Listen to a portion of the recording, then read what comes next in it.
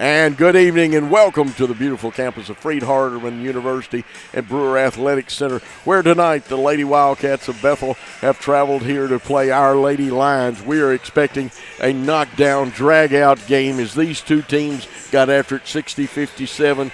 We didn't shoot well, but we rebounded and played some defense, but Bethel, a very physical team, Michael. That's right. And Lady Lions, they're going to be looking for revenge in this game. Like you said, 60-57, but they've won their last game against Martin Methodist, and hopefully they're going to push that winning streak as we get towards the end of the season here, Coach.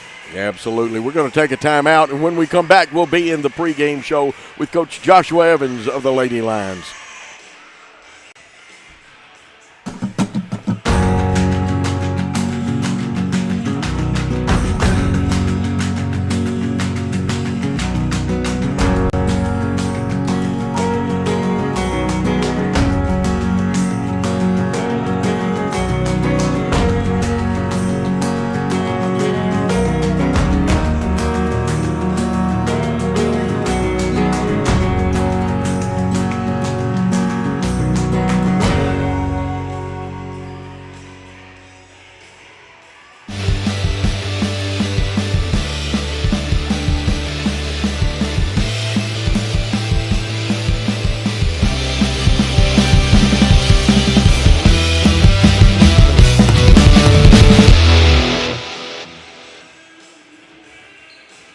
And we're here for the pregame show on the beautiful campus of Freed-Hardeman with Coach Joshua Epperson. A big win the other night.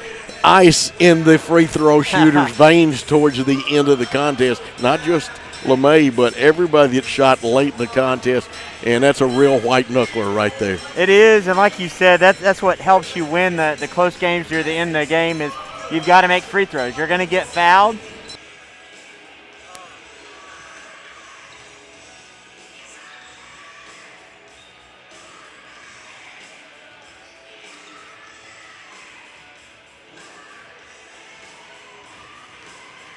And we're here for the pregame show on the beautiful campus of Freed-Hardeman with Coach Joshua Epperson. A big win the other night. Ice in the free throw shooters' veins towards the end of the contest. Not just LeMay, but everybody that shot late in the contest. And that's a real white knuckler right there. It is, and like you said, that's what helps you win the close games near the end of the game is you've got to make free throws. You're going to get fouled. There's going to be those situations, and the girls did a good job of being cool under pressure, making those free throws when it mattered. Oh, it really is. The kids that we had the one sagging point, but you and I both know, and I think the fans do, basketball is a game of ebb and flows anyway, and we just got to avoid the prolonged down period. Yeah, we've got to consistently play good defense when our offense is maybe not scoring. There are times when your offense, when it wanes, your defense can start waning as well, and that can't happen. The second thing that happens to us sometimes is when our offense is doing solid, our defense is like, oh, we're okay, we're still scoring. And so you get in that spot where you start trading baskets, and then all of a sudden your offense stops scoring, and it's like, oh, wait a second, we're in trouble. And that happened to us in this, actually the last two games, if you think about it. Shawnee State in the second half, and then in the second half of Martin Methodist, they went on a little bit of a run, and we weren't scoring during that part. Absolutely. Now, we got bigger fish to fry tonight. That was a great win. We won't deny that. But we got a rival that goes back years and years, and we want to beat them. We need to beat them because this is a contest that applies to conference standings. Yes. The Bethel Wildcats, and we've played them once. I'll let you talk about that game a little bit.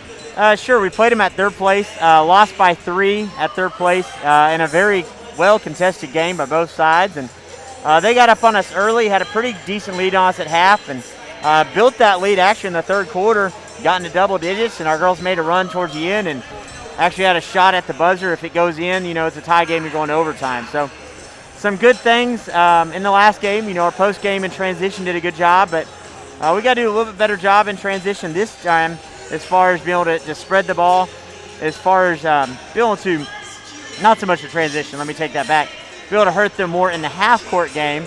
Last time we hurt a lot in transition, but did not do it as well as we could in the half court. We really got to make them work in their half court game, get them in foul trouble, and take advantage of. We've got some good shooters, Now, the funny thing is we only shot 32% up there. Yeah. And I've never seen us shoot only, 4 of 22 on three-point tries? Yeah, we didn't shoot very well. They did a good job on us on the perimeter, kind of locked down on our shooters. The thing that's tough when you play Bethel is they know us very well. They know these kids are from this area. The coach knows them. A lot of these kids may have even gotten recruited by Bethel. And so it's one of those things that he's going to be prepared for our kids and know their strengths and know their weaknesses. And, of course, we're going to be prepared up there. Sure. Caroline Chambers and Hannah Hughes had great ball games. I think Ever Walker had a great game for them. We got to keep an eye on Mickey Head. Not only can she score, she plays pretty good defense. She does. She, as we always talk about, she's the one everything goes through. You'll notice every set play, she probably will touch the ball at some point in it. And so we have to make sure we do a good job on her. You know, the game plan for us tonight is, and I always say, because I don't think it's going to get back to Coach Nelson before the game. Y'all will be busier than a cat covered up on a hot tin roof when this is played. We're going to try to dig at Mickey, get out of her hands. We're not going to go completely double because that leaves too many shooters open. But dig at her. And our other thing that's really big for us, for fans to watch tonight, is they are very good with their right hand. They're very limited as a team with their left hand. So it's one of those things that if we let them go right, it'll be a long night. If we can push them to that left side of the floor and keep them there, that's the big thing. You'll watch all their set plays, and they're a very set-oriented team, are going to be with them coming back to the right side. We got to make sure once they go left, we keep them there and we don't let them get back to the other side of the floor. And, you know, in modern basketball, back in the old days, now we might sit on a right hand or something, but we really keep them on one side. And so we'll probably play half man to the right so that they have to go left and stay there. Yeah, we'll do a lot more than normal, especially. And the Ever girl's very, very good with her right hand, but like a lot of players, she just does not like to go left and stay left. Now, she'll go left for a couple of dribbles, you know how it is, but then she'll go right back right. So we got to keep her there. And we've got to continue to win the battle of the boards. We've done well with that. I think we won it up there. Didn't win it with the shooting, but we did win the battle of the boards. Got to stay away from 20 turnovers, though, like we had up there. Yes. The turnover battle, we won against Shawnee State, and we also won against Thomas More. We lost it, though, against Martin Methodist. We got to get back to what we did those other two games as far as taking care of the basketball. Really good. How's the injury situation? Well, we're a little banged up. We'll see how it looks when we're out there. Allie's been cleared to play, so we'll get her out there to begin the game and kind of see how that looks. You really don't know until you get on the floor. She wasn't allowed to do any contact drills yesterday, but we'll just see how she's feeling as we get her on the floor. Then KJ's ankle was good, a little tender yesterday, but she is, we hope, 100% or close to it today. Yeah, and Allie really took a blow, and she's our best percentage-wise free throw shooter. If there's a technical or something, you really want to have her available to shoot those. I mean, we've got some other capable shooters, but let's both be honest. She's pretty good at that. She is really good at that. Got to ask you this question. How important is free throw shooting going to be tonight in the last 2 minutes of the game, do you think? Well, it's crucial in every game, but very crucial against Bethel. Bethel is a very physical team, very aggressive in the half court. And because of that, some of their players do foul a lot. I mean, it's just part of it. And because of that, we will be at the free throw line, I'm sure, a lot at the end of this game and probably throughout the game, too. If you notice, they have a lot of people on their roster. They typically play a decent amount of those people as well. And part of the reason they do that is because they foul so much that they get into that bench at times because of that. And because of the way Bethel plays, a drill that, you know, some of the girls, when they come up here after the game, have talked about, the shell drill is very important to your defense tonight. Oh, definitely. Yeah, being in the right spot's important. Be there and help the helper, all those things that are really important. Rotations, talking, and people really don't understand. These girls, they have fun playing. They come out here. Coach coaches hard, so does his assistants. But fans, there is a lot of work that the coaching staff gives, a lot of, and it's not just film work either.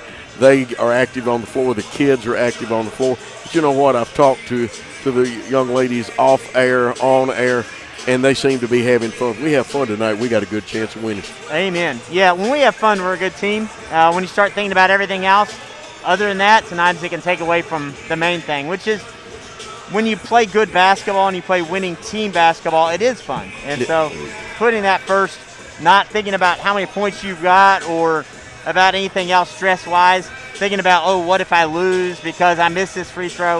You start thinking like that, then it's not much fun and you're going to lose. Coach, your turn to say anything to the wonderful fans that watch every week out here for Freed Hardeman Lady Lion basketball? Well, I'm just excited for them to get to watch this game tonight. Big game for us. You know, right now we're sitting, basically we are 2 games behind Bethel in the standings in our division. And so we win tonight, we get back to within 1 game, and we got the stretch here where we can really close that gap. Big thing for fans as they watch this race going forward is the top 2 in our division get a bye in the conference tournament. And so right now, like I said, we're only 2 games behind that second place. And so that's what we gotta chase for that. The first place person in our pool right now, Lindsey Wilson, has only lost 1 conference game. So they'll be tough to catch at this point. We hope we can do that, but just mathematically, you know how that is. You start looking at the numbers, that can be tough to do. But if we can get to at least that second place finish, that'd be big for the girls based on everything that's happened throughout the season with injuries and everything else. You're absolutely right about there. There he is, always a pleasure. The kids will play with the same enthusiasm he does. Stay tuned for Lady Lion basketball. Thank you, Coach.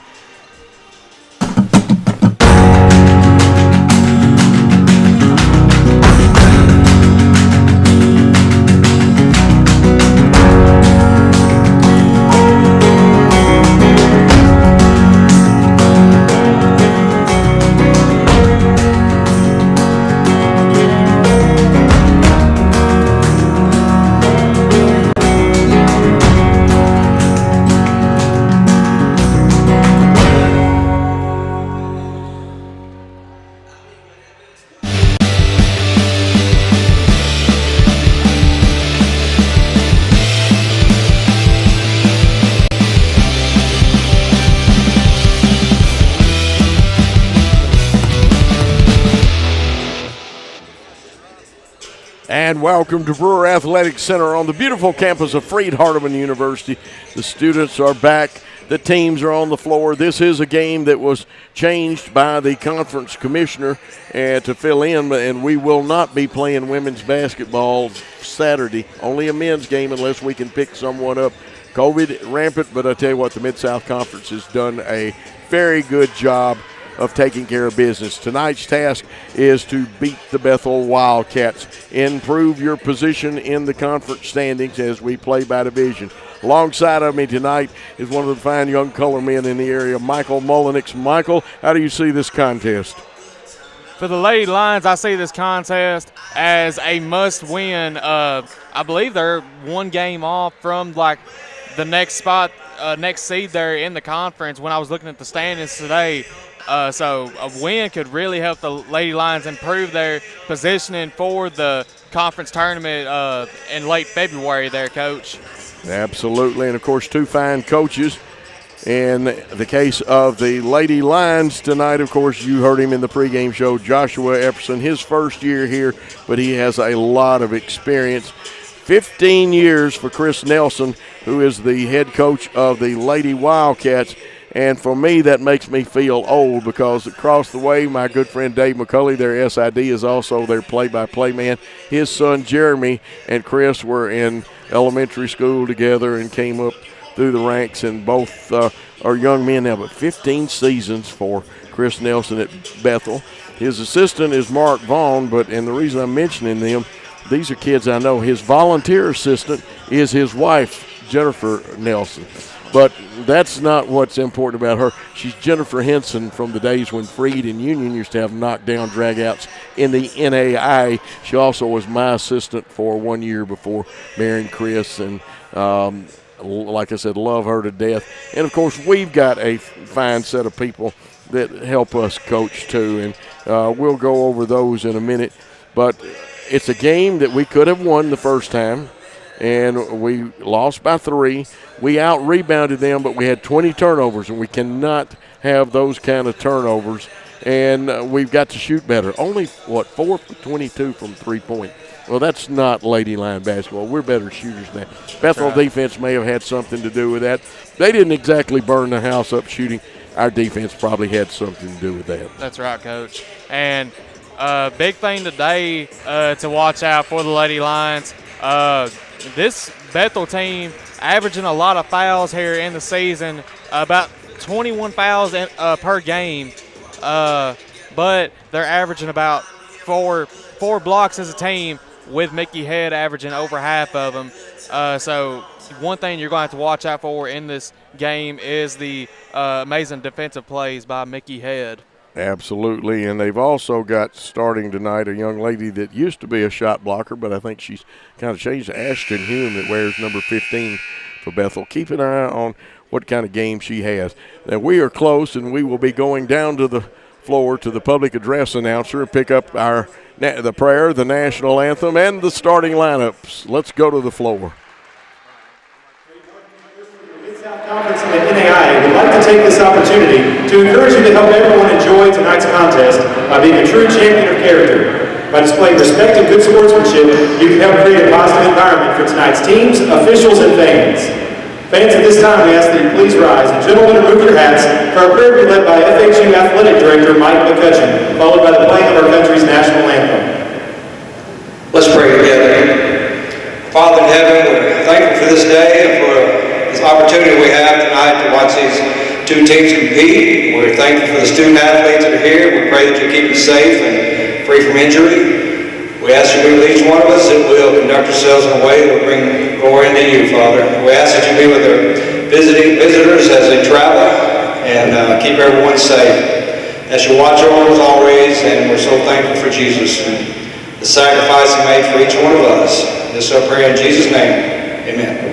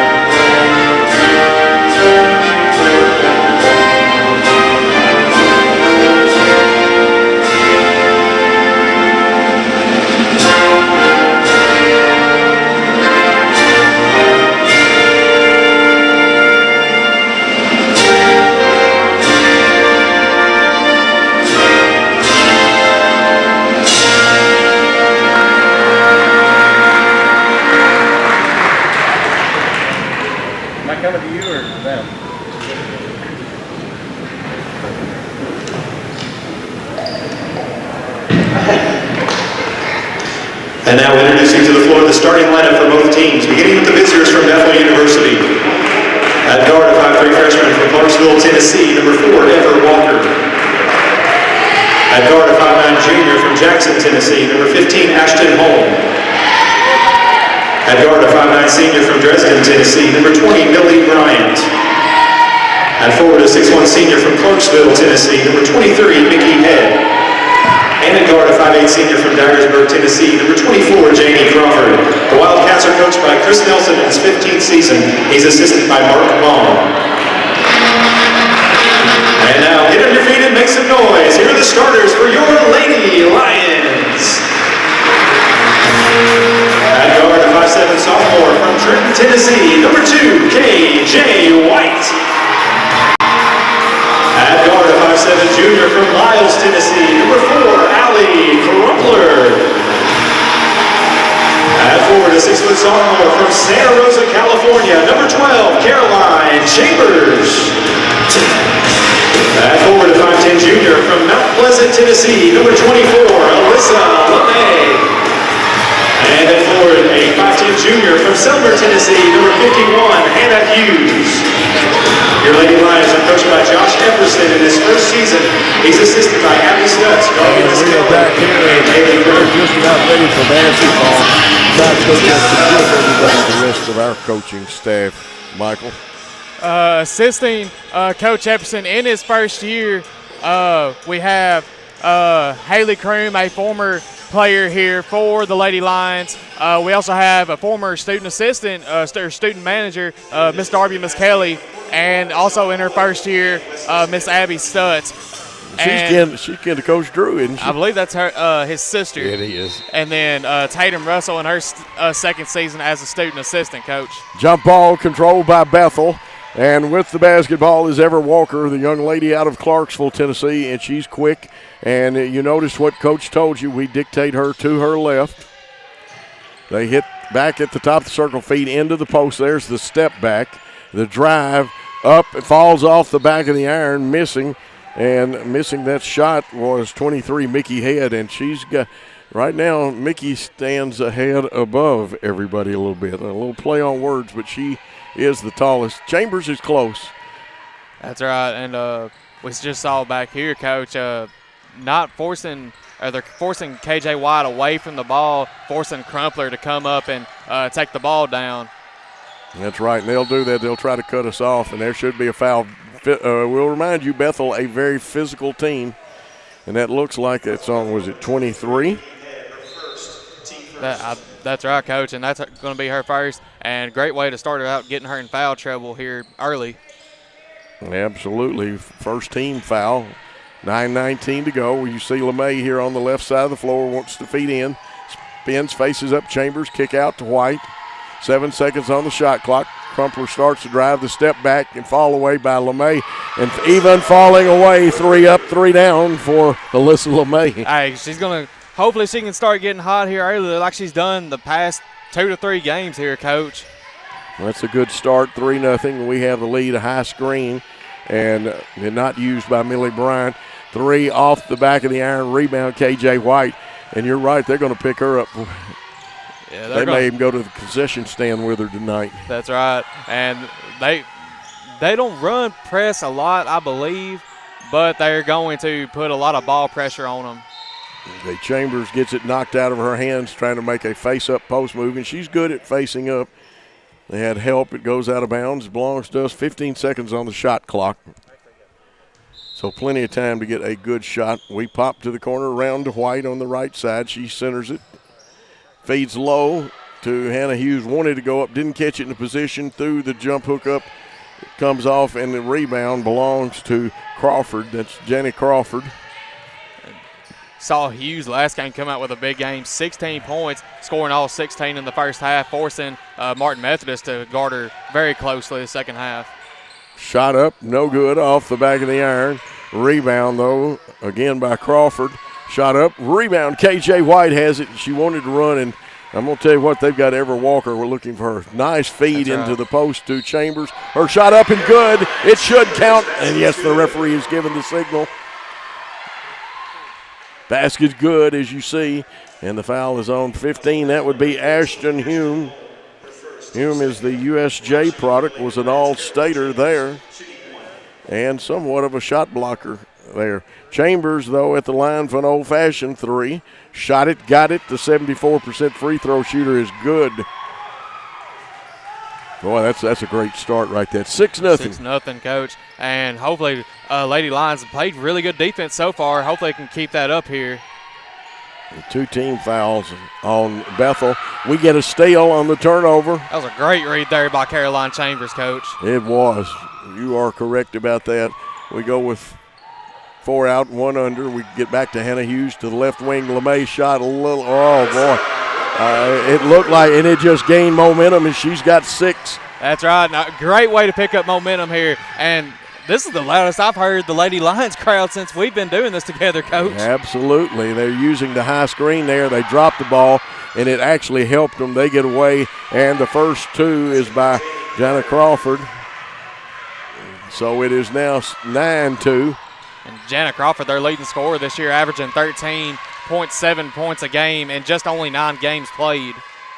Well, LeMay was where the three-point line for the NBA would be, right wing to Crumpler. Crumpler looking. We start the drive, kick out. White's 3 from the left side. Off the iron, rebound. LeMay's there. And let's see if there's a rebounding foul, and there is. And is that on? It's going to be on Bryant, Coach. Yeah, that's her Bryant's first. I wasn't sure which one they were going to call it on. That's third team foul also. And like we said, 21 fouls per game this season for Bethel. And that can get you in trouble. Chambers drives hard but kicks out. LeMay wanted it, but now they're up in her hip pocket. They're actually tagging her, if you'll watch that right hand. That's and right. in college, you don't see the tag called as much as it's supposed to be. Hughes, 3, just off the front of the iron, rebounds off, and heading down the floor with it is Millie Bryant. She'll get rid of it, and it's back to Bryant. She's going to direct traffic. And now Crawford is out on the point. Crawford gets that high screen, 16-footer, good, and she can hit that one. That's right. And if you're Freed Hardman, you have to get out there on Crawford. Like we just said, 13 points a game. But most of her shots this year have coming from inside the three-point line. So she will take some three-point shots, but not many, Coach. You're right, and you saw the little curl cut. White then went back to the baseline. It's out front. Kumpler's NBA 3 banks off the glass. Bethel will get the rebound. It looks like Bryant's got it on the run out down the right side. Wants to go to the hole. The kick out to the left wing. A little head fake, and they beat us, but they blew the bunny, as some people call the layup. And it's kicked ahead to Crumpler. Crumpler playing after getting just mollyhawked. That's an old football term, but here's Chambers' shot. Banking off the glass with a hand on her. Just cannot miss, Coach. Chambers with 5 points. And it's a 11-4 lead at Lady Lions. Looked like she shot that just right through Mickey Hedges' hand, because it looked like she had a good hand on the ball right there, Coach. We do. We switched back. We had a mismatch, but we've got that taken care of. Chambers got to stay down. Here's the screen. Now we switch, and there is a mismatch. They'll try to take their post player down low. 4-3. We almost had it stolen. They lose it. They say it touched them last. We'll take the basketball. And there's a timeout on the floor, Michael. I'm excited, too. I'm ready to play. Whew. Hey, you're listening to Lady Lion Basketball on the Freed Hardeman Basketball Network. We'll be back after this timeout.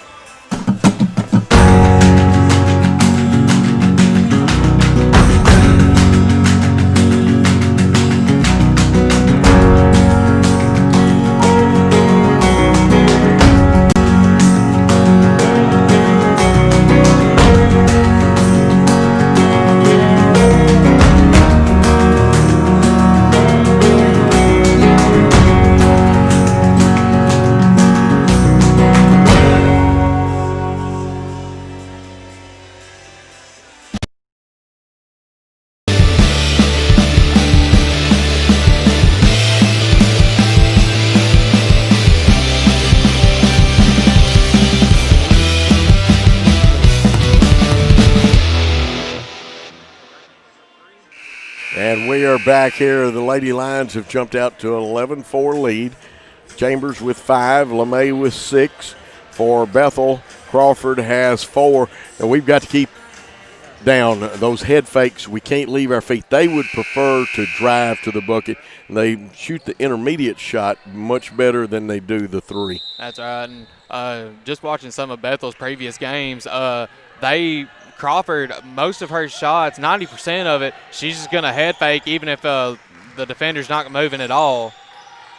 You saw the movement. We've overloaded the left side. Now Crumpler pulls it back out. Actually, it's the right side that we've overloaded to KJ White. She wants to go to the hole. They'll fake the help and then recover, and we go out front. Crumpler wants to feed in low, but threw a little behind, and they were able to come up with the basketball. Looked like Hume picking up that loose ball. They go around the horn. And Lady Lions defense had, other than just Crawford, they've been doing pretty good. It's been good. I could have called 3 light years in the lane possibly then, but you don't see that call much. And I know, folks, that's not the right term. It's the 3 seconds, but sometimes it turns into light years. There we go. Rebound. Chambers one-hands that one. One-hand. Well, she was having to hold a Bethel player off a little bit.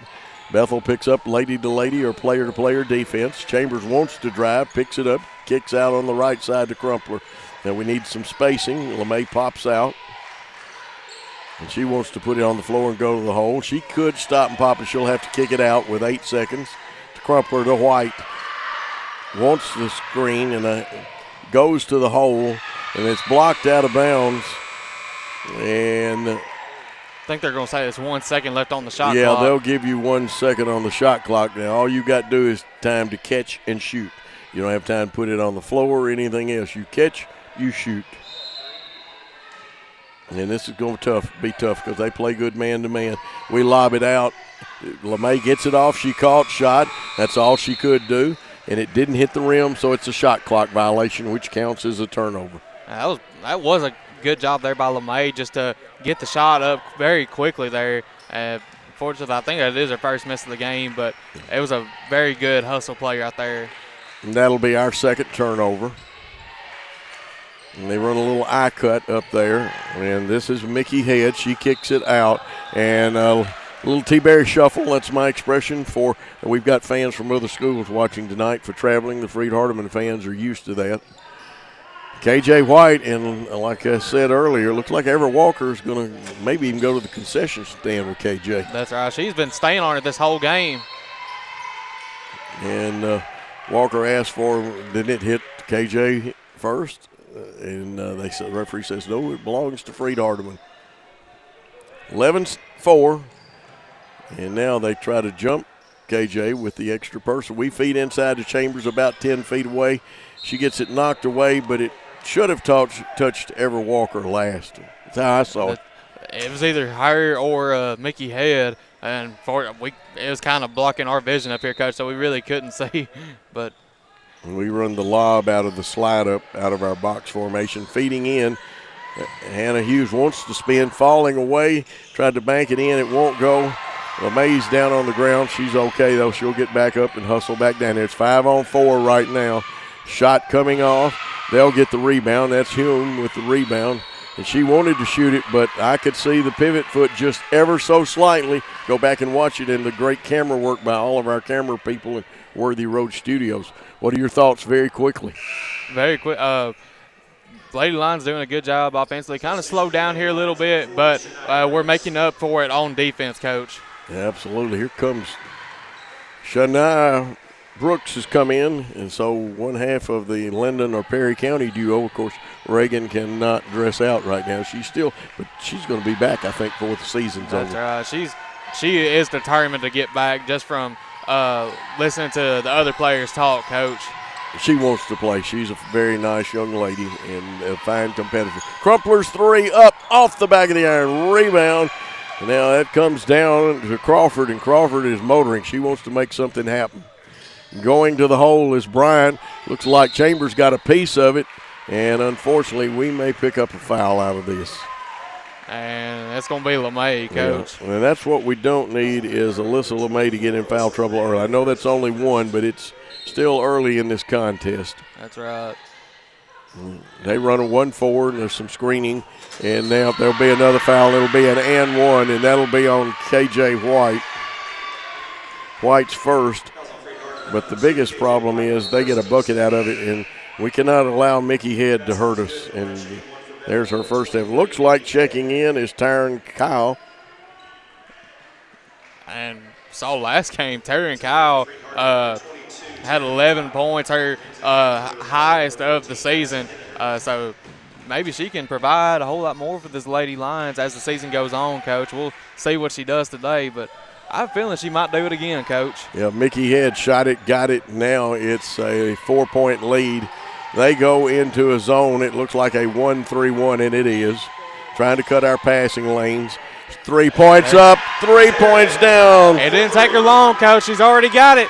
Tyron Kyle, what a fine young shooter. And I believe she is hitting, 50% of her threes. 12, well, now it's 13 for 25, so she's over that. Yeah. Now they got it down in the post. They'll bring it out, and they didn't get what they want. Try to feed it in, and LeMay with the good quick hands knocks it out of bounds. There'll be 11 on the shot clock. This is a great job by the Lady Lions defense, always keeping their hands up. That's what a lot of high school coaches will try to teach their kids as soon as they get into high school. Here's the three-pointer from the left side up by Bethel. Rebound comes down to Kyle, and she's been a busy young lady.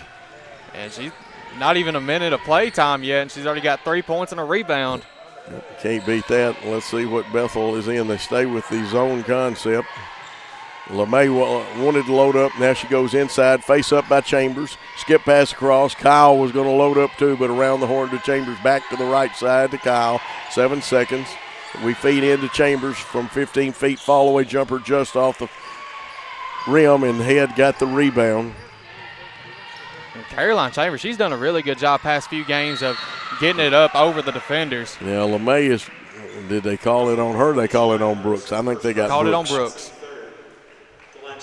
I was going to say, if it was on LeMay, it would have been an interesting foul. 2 shots awarded here. First one shot it, got it. That's Bryant's first points, Millie Bryant. And she's a 76% free throw shooter this season, Coach. Yep. His second one missed. I think you got her on that one. And, of course, Millie Bryant from Dresden, Tennessee. They play some tough basketball up there. That's right, Coach. On the right wing, Brooks. Boy, they're all after. Let's see if they stay zone. Yes, they do. It's gone 2-3. 3-point up just off the iron. Rebound will come down to Bethel's Bryant. And she's looking to run down the right side. Now centers the ball. The head coach, Chris Nelson, comes down the line, and he calls a lot of set plays now in half court if they don't get to run. That's right. Dribble handoff, high screen with a little extra leg action. They'll say there was a foul. I would be tempted, and that's KJ's second. Now, that is an item. And she'll come out, Crumple will come back in. I might be tempted to just nicely say, if I'm the team captain, Mr. Ref, could you watch them pushing off when they dribble? Yes, sir. And they've been really aggressive here in the beginning, Coach. And they missed the shot as Head tries the running one-hander with the left hand. 14-8 is your score at the end of one quarter of play. The Lady Lions with the lead. We'll be back on the Freed Hardeman Basketball Network after this.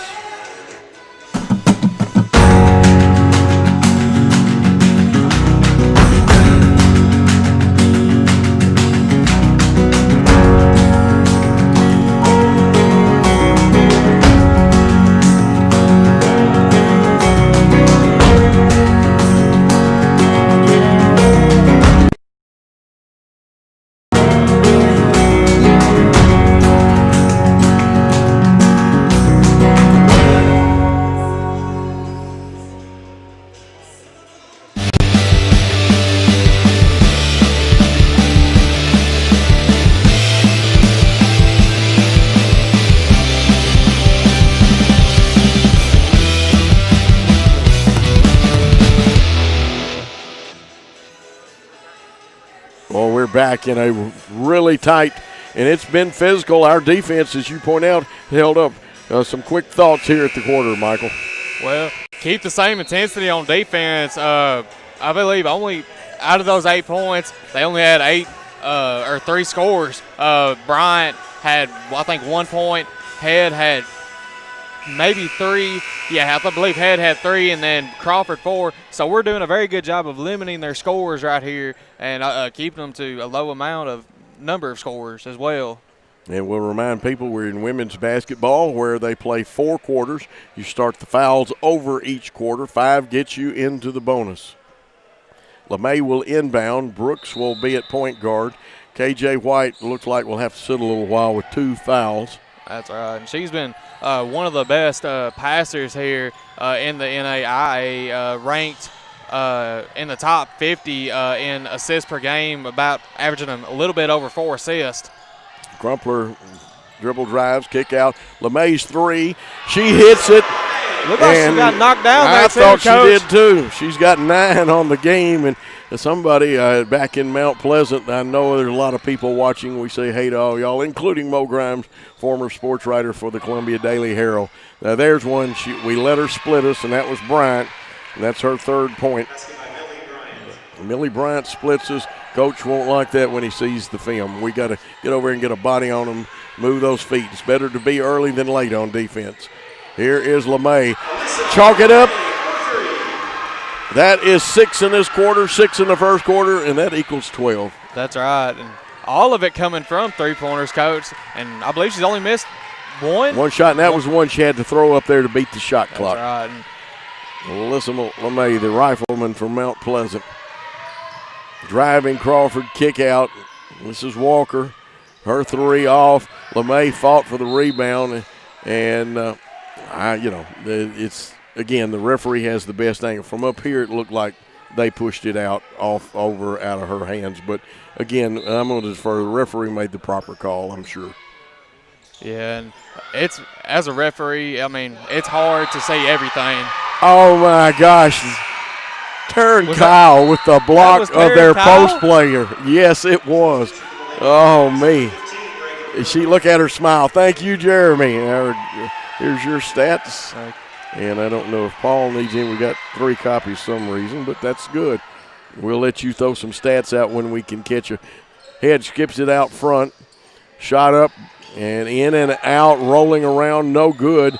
And wow. That time in the ball game for them was number 14, Madison Henniger. And I believe that's only their first sub today, Coach. I see number. Yeah, that is their first. You're right.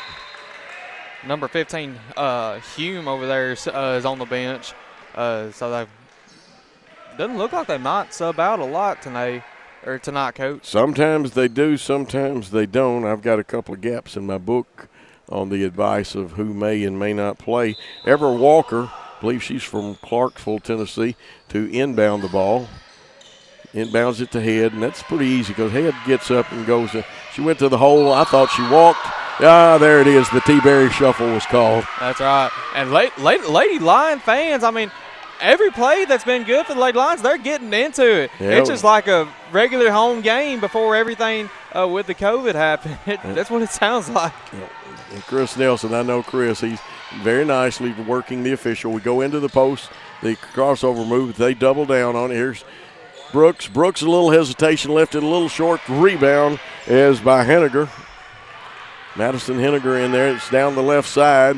Ever Walker wants to wheel and deal. She crosses over, goes to the hole. And good defense. LeMay wisely pulled those hands back. That's right. And I believe Walker out there was expecting a foul, forcing a little bit too much power on it there. Now they're letting Head get away with pushing. See that hand? She's gaining an advantage with it. But that doesn't matter. That was a great move there by Hughes. Chalk it up for Hannah Hughes. Woo. But do you see that hand? Folks at home, watch and see. You can gain an advantage. Some people call it tagging. And they go into the post again. Head wants to face up, but she's going to back us down. I thought she walked. Yes, good call by the official. Wait a minute, I'm not here to evaluate officials. They're going to give LeMay a break, and a well-deserved one, too. 12 points, 4 for 5 on three-pointers. And we've got, looks like, an official's timeout. We'll check. They haven't taken any off there. They take a timeout. We take a timeout. We'll be back after this.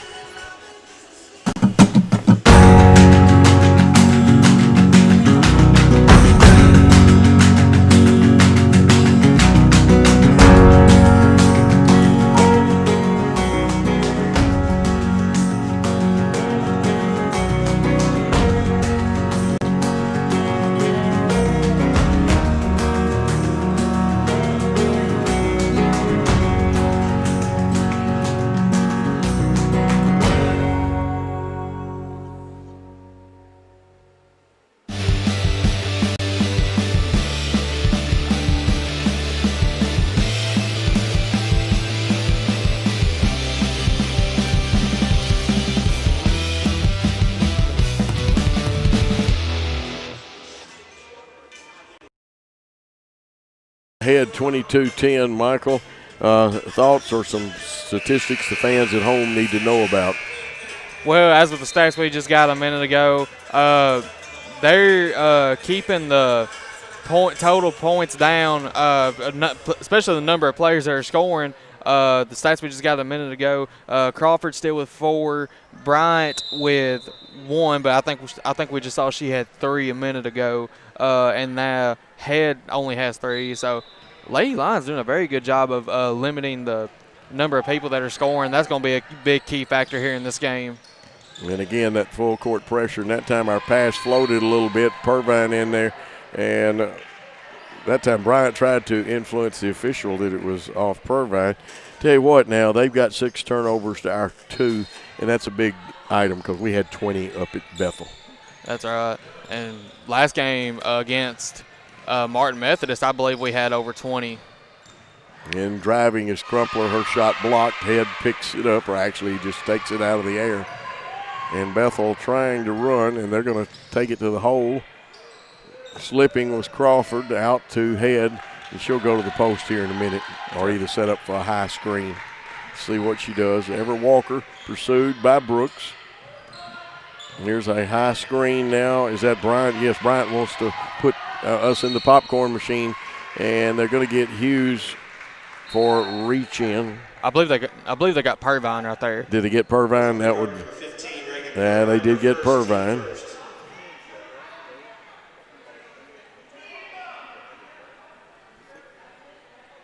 Purvine's first foul. Box out of bounds play. Let's see what they run off of. They set a screen and then roll to the basket. We defended that part well. Their three-pointer by Bryant off. Head got the rebound, though. She's a force under the goal line. She seems to be pretty strong. That's right. And Walker out there guarding Brooks. She's been guarding KJ White. Like you said, she'll follow her to the concession stand if she goes there tonight, Coach. That's right. 10-point lead. Ball on the right wing. We're looking. Chambers sets up. There's the push again. If that one got knocked away, but Hughes picked it up. She spins. Hook left a little short. Her hook is flat tonight. But look at Chambers. Now, that one wasn't flat. Chambers is just not giving up on the ball. I think she's gone over at least 95% of the loose balls tonight here, Coach. Yeah, she's got 7 points. Here's an NBA three. Banks comes off. We fight for the rebound. Get it. Hughes will pick up the loose ball. We did a pretty good job blocking out then. That's right. Reagan Purvine backed her man up all the way almost to the line logo out here. Yeah, from Dixon County, and they learned to block out well up there. Nice ball fake by Crumpler. And that one would have been intercepted. She let go. Here's the cutting. Brooks getting a pass. Her shot is up. No good, but she was fouled, or she would have played bank with that one. Looked like they were pointing at, yeah, they got Crawford with it. Okay. That's Crawford. Jenny Crawford. We need to get more fouls on Head, though. Yeah, Ashton Hume, I thought, checked back in for them. Yes, she's under the goal. They also rebound. subbed in another one, number 1, I believe. Shot it, got it on the first one, and this is something Coach and I talked about. As Brooks plays longer, her free throw shooting will get better. Second one, and she's looking good at the free throw line now. That's right.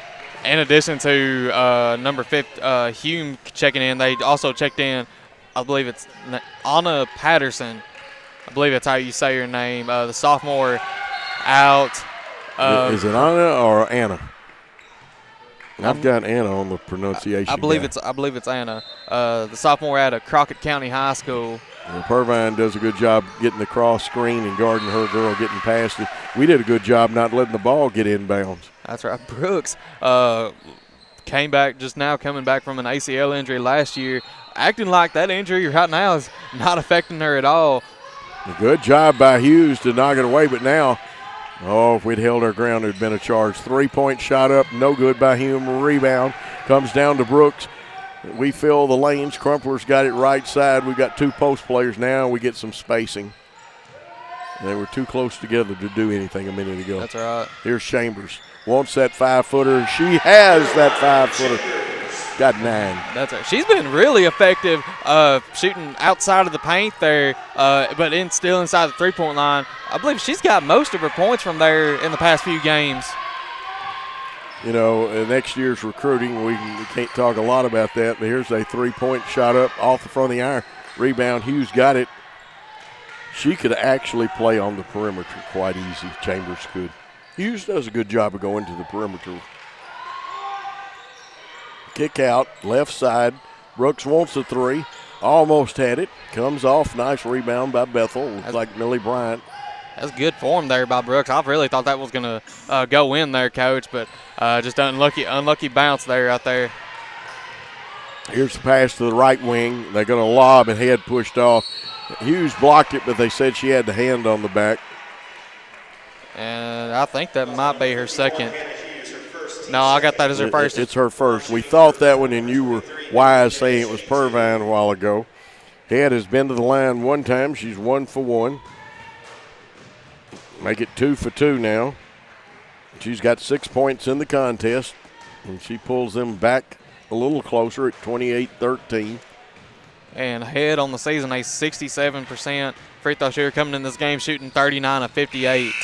And she's made 3 in a row, and so that she's better today than 66%. Hughes checks out, and LeMay back in. Here comes a press. I want to say it's a 2-2-1 press. I believe so. Yeah, they'll use some man principles on it, but it's 2. They'll try to keep it out of the middle. We lob it across. Purvine got it. Skip pass to Crumpler, left wing. Into the post. Chambers backed off the glass. It'll be good, and there is a foul. And it looks like it's going to be on Hume, and I have that as her second. And I do too. We are in agreement. Chambers. Now she has 6, going for an old-fashioned 3-point player in hand 1. She has 6 in this quarter. She has 11 on the game. Missed that one. Just rimmed out. But Lady Lions doing a very good job of keeping this offensive momentum up, and I can see them keeping it throughout this whole game, just with the amount of shots they're making, the way they're taking it to the basket. We're going to cut her to the top of the circle. That's Crawford, her 3. Hit down, but came off the back of the iron. Crumpler with the rebound. Quickly to Chambers. It's a one-on-one deal. Up, they'll get Chambers. They'll probably call charge because officials like to make that call, and it is the proper call. And that might be Chambers', I believe it's Chambers' first. Her first, but the team third. And we're still 3 minutes to go. We don't want to put – and I want to correct the timeout situation. We have 4 left. They have 3. So one of those timeouts was charged to Bethel. And I believe that was the last timeout we took. Here's Hume stepping out to handle it. Gives it on the left wing. Crawford wants to wheel and deal. And that's going to be on head right there. And you're right. Her second. Now that's a little bit of an item, although I think. And now the official steps in, does a little preventive officiating. We've got a timeout here. And with the score 30-14 in favor of our Lady Lions, let's take a timeout.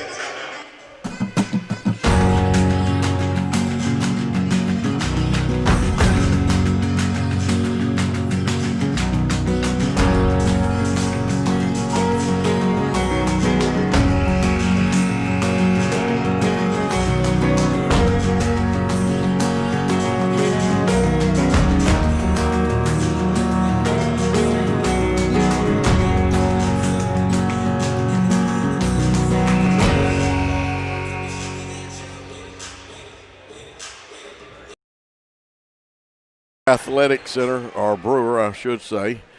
I did a game a couple weeks ago at Beaver Athletic Center, but that's over in Henderson County.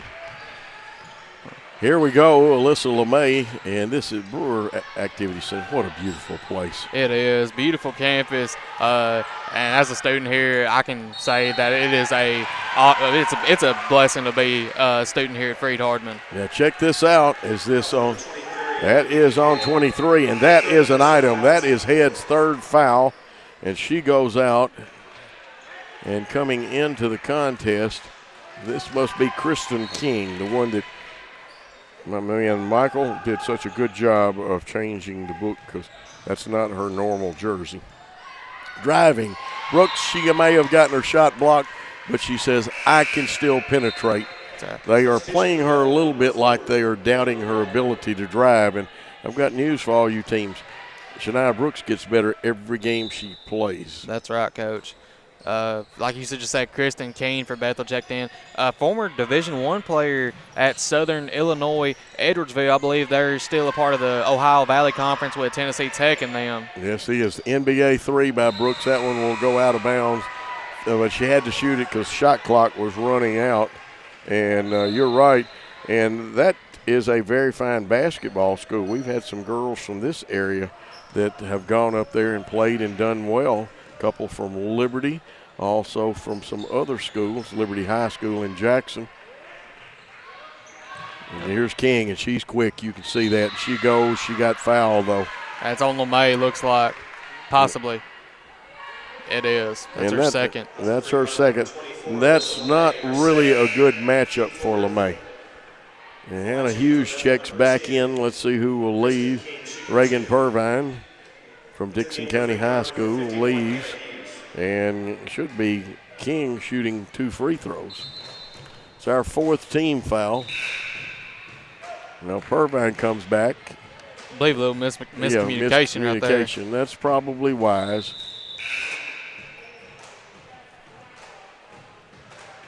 You got to go proper. This is mechanics, and you say, well, what did it hurt? No, you got to do that. So you can't make the change, and besides that, you don't bring them in until the second free throw. That's all right. Misses the first one, and I don't have any stats on her. This is only Keen's second game, 2 of 3 at the free throw line of the season, now 2 of 4, now 50%. Must have just got eligible. That's right. Second one shot it off the back of the iron, rebound tipped around, and LeMay's got it. And obviously they want to get Purvine in to keep LeMay from getting the 3rd foul, and Purvine has played well on defense, and as far as her floor game, she hasn't taken a shot yet. We screen across, pop the post out. Chambers has got it. And they're watch the physicalness. That was great. We didn't protect it enough with the body, and they blocked it out of bounds. And King is very athletic. That's right. And like we just said, former D1 player at Edwardsville, really great basketball school, as you said. Nice backdoor, Reagan Purvine. She'll be fouled, and that will be an and 1. They are really taking it to the basket here today, and the fans are really cheering them on here, Coach. Oh, they should. I've got Ever Walker with her first foul, but Reagan Purvine not only gets the basket, but she will get a free throw. Bounces around but falls through. Shooter's touch. She can be a really good shooter, too. She had a couple of breakout games last season when Freed Hardeman was still a part of the American Midwest Conference. We double down on King, but she flips it out. 3-pointer missed, but Bethel was hustling to get the rebound. Pass under the bucket to Hume. She had inside position. Hume will get her first 2 of the night. Looked like Purvine was still trying to get back after she had hustled over for the rebound. And say we didn't help the helper then. That's it's right. important. You not only help, and you can never help too early, but you must, in coordination, help the helper. Crumpler gets bumped and goes to the right wing with it. We feed down low. Hughes leaving her jump hook just a little short, which is unusual for her. That's right. Usually, most of the time, she either shoots it long or shoots it just right. We got to check our matchups because we've got some mismatches. 3 missed, and we're not looking, and King outquicked us to the basketball then. And she is quicker than the proverbial hiccup as people talk about. And probably that time at Southern Illinois, Edwardsville, probably got her a little stronger, a little quicker, and really helping Bethel right now. Well, in baseball they used to say the great African-American athlete Cool Papa Bell was so quick he could turn the lights out and be in bed with the cover pulled up before the lights went out. That's quick. That's pretty quick there. I don't know if I could ever be that quick, Coach. Yeah, I don't know if I could either. As a matter of fact, I have met some quick people in my life, like Maury Wills, the great base stealer. Lou Brock was pretty quick. Ricky Henderson was pretty quick, but not like Cool Papa Bell. There's the drive. Rebound, Chambers goes back with it. It's a little flat and comes off the iron. You can drive. There's a walk. We'll get the basketball back. Do you know you can drop 2 basketballs at the same time through the goal if you drop them straight down? It's the reason they tell you put arc on the ball when you shoot. Flat ball cuts down on the amount of space, increases error. That's a good job by Ever Walker. She strips us. Her shot almost good. The score at halftime, Freed Hardeman 33 and Bethel University 16. We're going to take a timeout, and when we come back, we'll have stats, comments, and hopefully Coach Drew Stutz of the men's team as they have to play Campbellsville tonight. Worthy Road Studios. Worthy Road Studios is a full-service television and live streaming service that can provide live broadcast coverage outside of normal studios. We own all the equipment needed to produce live events. We are a road studio, meaning all equipment is portable. We can work out of small, unusual spaces not designed for broadcasting while still delivering a TV quality product. We use wireless communication systems and have invested in high-definition wireless video transmission. Worthy Road Studios has been producing local television for over 10 years. We work with different media organizations producing live high school sports, as well as Union University basketball and volleyball. We use multiple cameras, on-screen graphics, live scoreboards, and live picture-in-picture. We can do slow-motion instant replay with a telestrator. We can have referees mic'd and use sideline reporters with wireless microphones and cameras. New for 2020 is our new video production trailer. This small trailer is designed for getting into tight spaces and is like a portable press box. It has a powerful wireless internet system for broadcasting and also has a battery backup system that can handle an entire broadcast. It can accommodate 2 announcers and 2 technical people with all audio and video equipment. Above the trailer is an observation deck with safety handrails for as many as 3 production cameras. This trailer is perfect for all outdoor events like football games, baseball, softball, soccer, tennis, graduations, and political events. Contact Worthy Road Studios by Facebook, YouTube, or call us at 731-499-1730. We would like to help you with your live event by streaming it to your Facebook page or to YouTube, all live.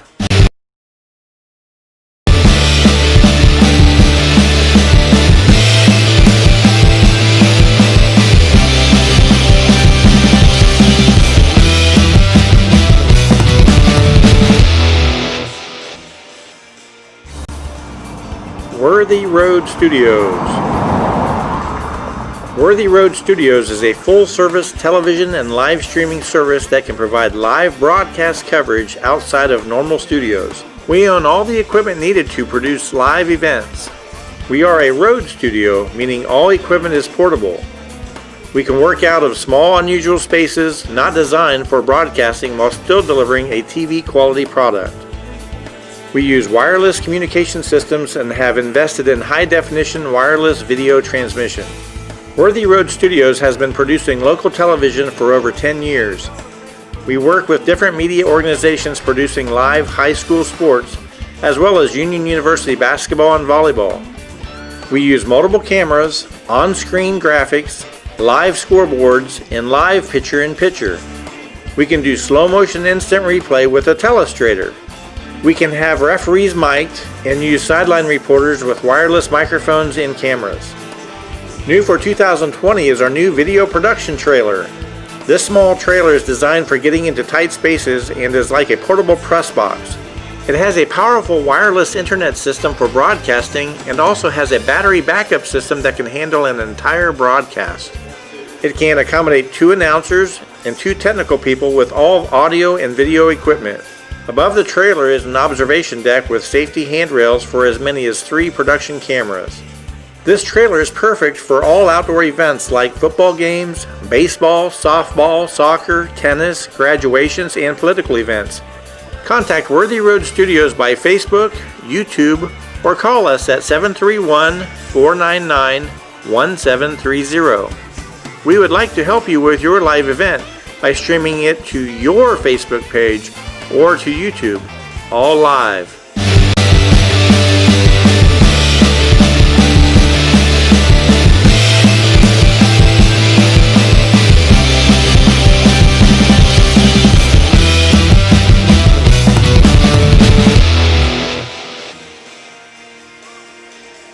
And here for the pregame show for the men, even though we're at halftime of the women's game, is one of the fine young coaches around, Coach Drew Stutch. Coach, we had one of those games last week that I call the moon, the stars, and the planets did not line up right. And then I thought you was going to have to call the Forest Rangers to put Bethel out, even though our young men played hard. They did at times. You know, Bethel, all the credit goes to them. They played extremely well. We came out a little flat, and they came out and just outplayed us. Shot the ball extremely well. I think they wound up going 15 of 28 from 3. So anytime a team is shooting the ball that well, it's going to be tough. But we've got to do a better job on the defensive end, making things more difficult for them. So it was our sixth game in 12 days, but, no excuse for us not to be given better effort than we did. But they played well, and the credit goes to them. And you're right. It's not an excuse, but combination of that many games. And sometimes, whether you and I as coaches want it, we have those the stars and the planets don't line up right games. Sure. And the kids can actually be doing what we want. And sometimes, obviously, you have a little sag when it doesn't fall like it. But that game's over. It is. That's okay. Now we've got to focus on Campbellsville, who we've already played this year. They can be very tough. I know they've had some COVID problems and things like that. They've had some winning streaks, but they've also had a couple of losing streaks. But they are a very dangerous ball club. But we did well up there. We did. We got off to a slow start last time we played them at Campbellsville. Got down early in the game, but battled back and came back and won the game late. But, yeah, they're really talented, do a great job over there. And, typically they're a team in the Mid-South that's a 20-win team, national tournament kind of team. So they're experienced. Got 3 or 4 guys that are really talented, and coaching staff does a great job as well. Over the last 5 games, I know they're shooting 41% from the field and about almost, not quite 36% from the 3, so they can score. We're going to have to be on our toes defensively. They can, yeah. That's the key for us right now is becoming a better defensive team. Rarely, if once this year, have we not scored enough points to win the game, but defensively we got to do a better job getting stops just in general. Guys doing a better job on the ball, us doing a better job as a team guarding. But they're very capable offensively and, got multiple weapons that can really score the ball. Oh, yeah. Mason Tavion, 20.7 points. Looks like a pretty fair shooter, 43.8% from field goal range. Only 28.1 on the 3-point, but that doesn't make much difference because Sebastian can hit at 45.9% clip. And they've got capable shooters. They've got fair size, so it's a game that we can't go to sleep in. We don't want to have too many of those ebbs and flows. We just want to keep it all Freed-Hardeman basketball. Injury situation.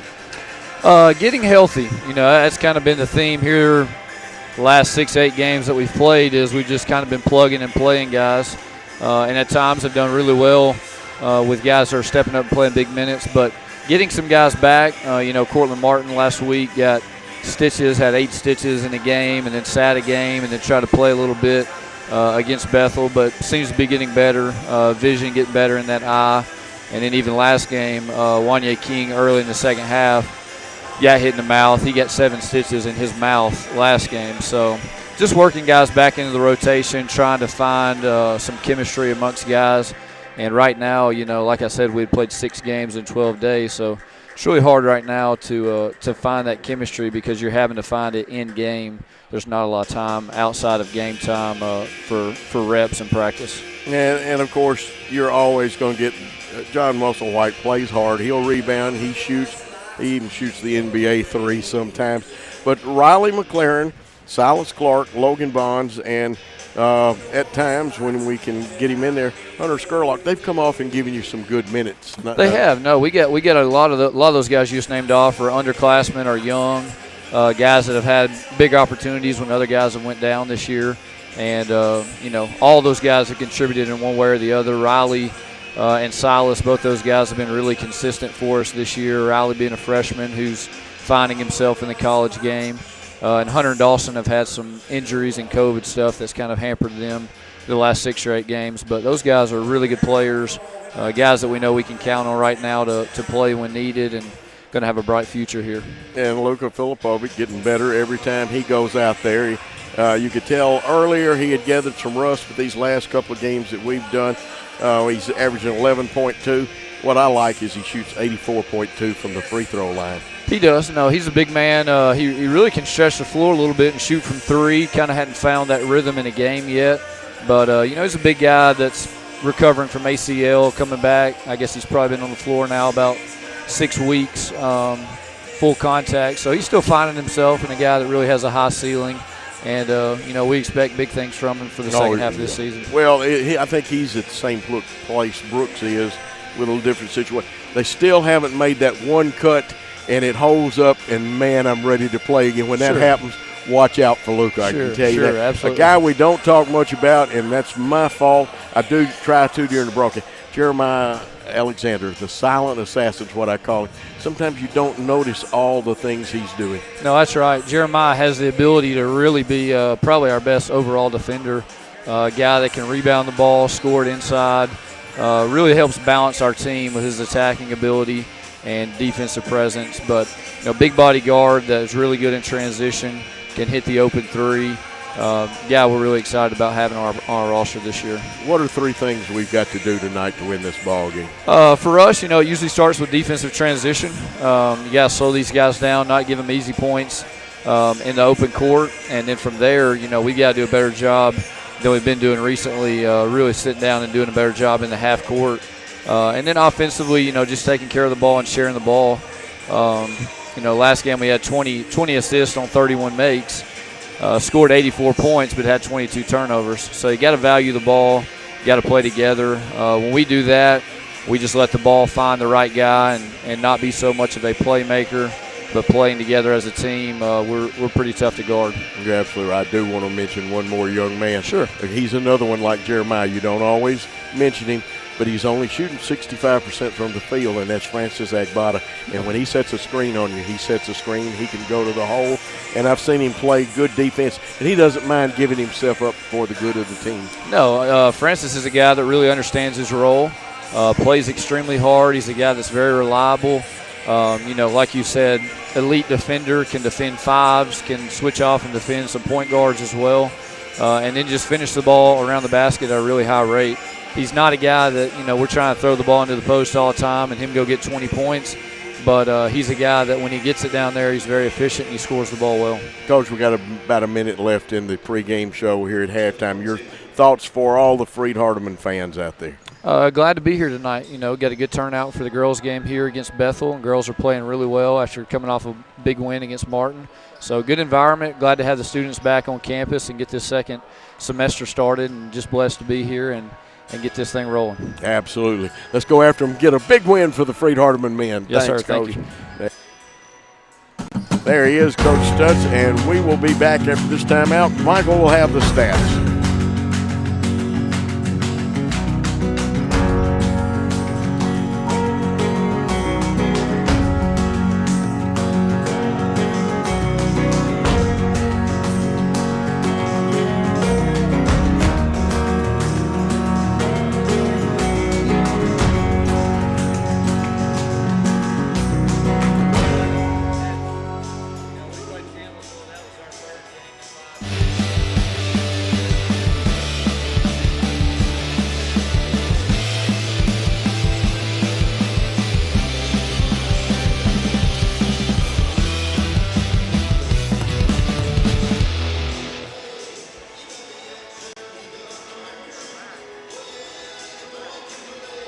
We are back here with the ladies, 33-16, a big lead. Now, we don't need to come out cold.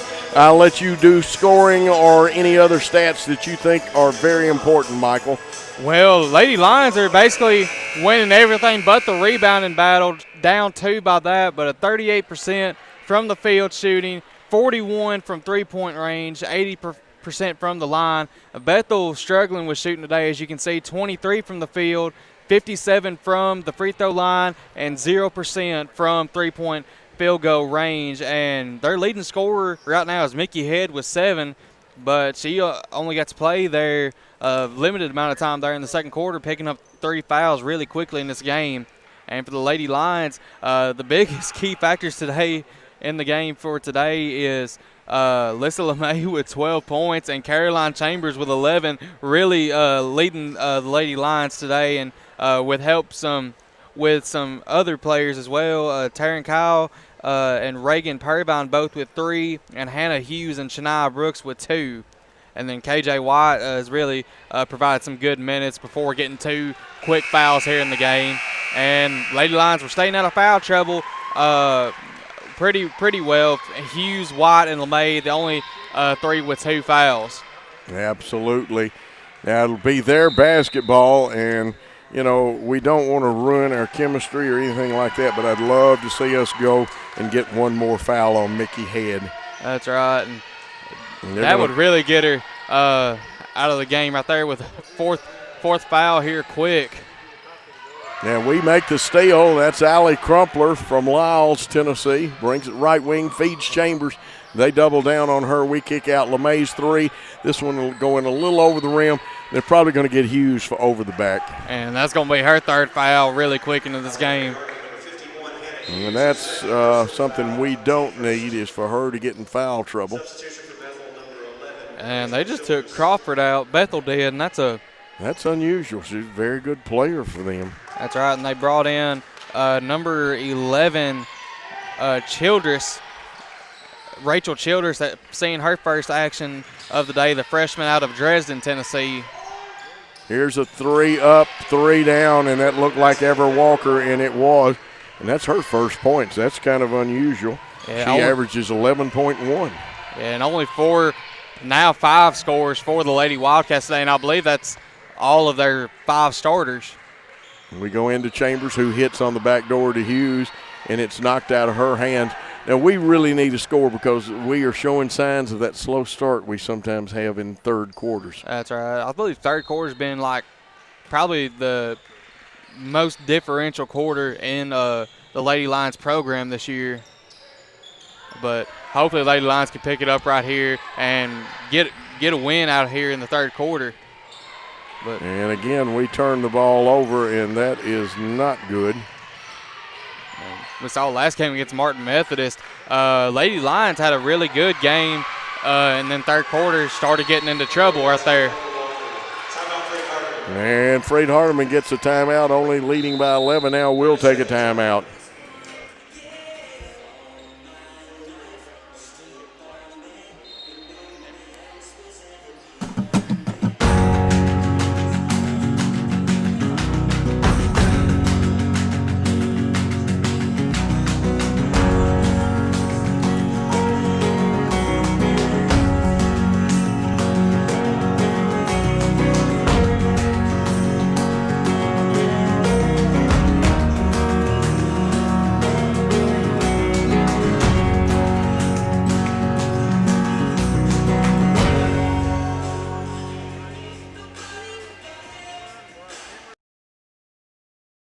By the Bethel Lady Wildcats has cut this lead to 33-22 at the 8:41 mark.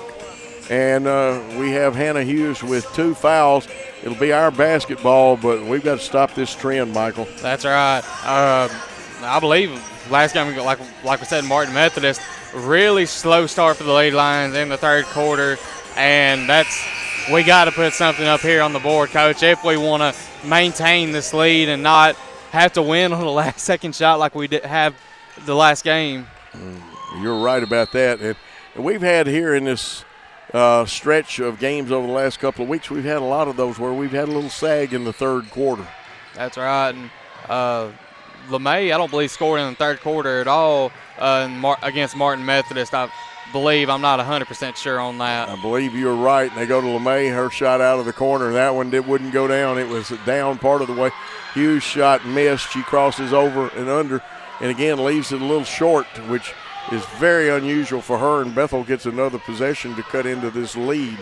That's right. And Hannah Hughes had a good shot there to get a foul there on Mickey Head, but unfortunately no contact there caused by Mickey Head. Ever Walker drives, kicks out, and they give it back to Walker as she comes out on the left baseline. She's had 6, and they just lob it up in the air, and Hume gets her shot partially blocked. But she'll get in. She had inside position. Her 4th point. Now it's just a 9-point lead. And Lady Lions I believe, yet to score here in the third quarter. Very slow start here in the second half. And we kick it to LeMay. Kicks it back into the high post kick out. White's 3 up, 3 down. And that might be what we need right here, Coach. Get KJ White a little hot start, and that's her. That's her first points. Yeah, that's her first points. And we'll need to check the defense out for Bethel. The last time down, looked like they had an odd defense, part zone, part man. Nice block. No. They called that a foul. Yeah, I thought she had all ball, but it doesn't count what I think. It's what the official thinks. Now, that it does become an item. Now Hughes does have third foul. And this sends Head to the free throw line where she's perfect tonight. She's 3 for 3. Make it 4 for 4. And they're slowly cutting into this lead. Of course, we pushed it back out with that last 3. And they can cut it back to a 10-point game. And they do, and that is 5 for 5 for the 65% free throw shooter. I believe so. I got 67 on here, Coach. 67. That's, you're right. You've got the exacts on that one. Now Walker keeps bumping KJ. That's right. Trying to get a little expression out of her, but yeah, ice man on that. They try to drop down when we try to feed the post. They're going to try to take our post away, and they are in a zone. Shot up and no good. And we fouled again? No, they just said we knocked it out of bounds. Looked like a little yeah, they just called a foul on Caroline Chambers. Oh, they did. Okay. And luckily that's just her second, though. Yep, but team third. And right now Bethel has the momentum. We stay with our player-to-player defense. Childers came out on a curl cut, but they go to Head on the other side with it. Here's the drive. We're taking the head fake a little bit. We got to watch our closeouts. So they go dribble, weave to the outside, try to feed Hume inside, and her shot misses. Now, that's where she was most effective when she played in high school. That's right. Trying to figure out where she played in high school. At USJ. USJ. Yeah, in Jackson, Tennessee. Kyle had it on the perimeter, and White goes inside. Chambers, we skip it across, down on the baseline. Shot bounces around and falls in. Taryn Kyle, and all you say is shooter's touch. That's right. And Kyle most effective on her three-point shots when she gets the catch and shoot. I believe all of her misses today have had to have that little dribble and then the shot, causing all of her misses. Yeah, we got to break then. Head lost the ball going up. We had pretty good defensive position, but she's awfully good down in that low post area. That's right. I believe she might have lost control of it right there. Now that one, I see what you're talking about. She takes the dribble, not quite as effective as when she catches and shoots. Walker wanted another 3. Head's going to try one off the iron. They beat us on the boards, and they'll call a foul. It's 2 shots, and it's important who the foul is on. 22. That's on Kyle, her first. She has some fouls to give, but and we put Brian on the line where she's 1 for 2. She shoots 58%. Just made that one there. So she's 2 for 3 now.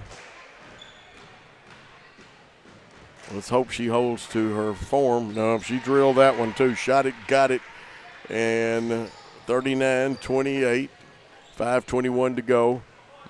Now LeBay's going to have to bring it down because they're going to make sure that KJ White doesn't handle the basketball. It's kind of like trying to cut the head off of a snake, as some people say. Head off of a chicken, but whatever you want to call it. Yes, and that's a nice move, even though she missed it. Ever Walker is quick. LeMay will bring it back across.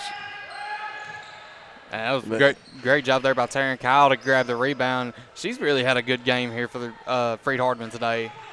They've got us out of rhythm just a hair on our offense. Hopefully we can pick it back up here. KJ goes to the hole. It should be. It should be the basket and. Little slow to get up there, it looks like. She may need checking out. That foul's on Millie Bryant.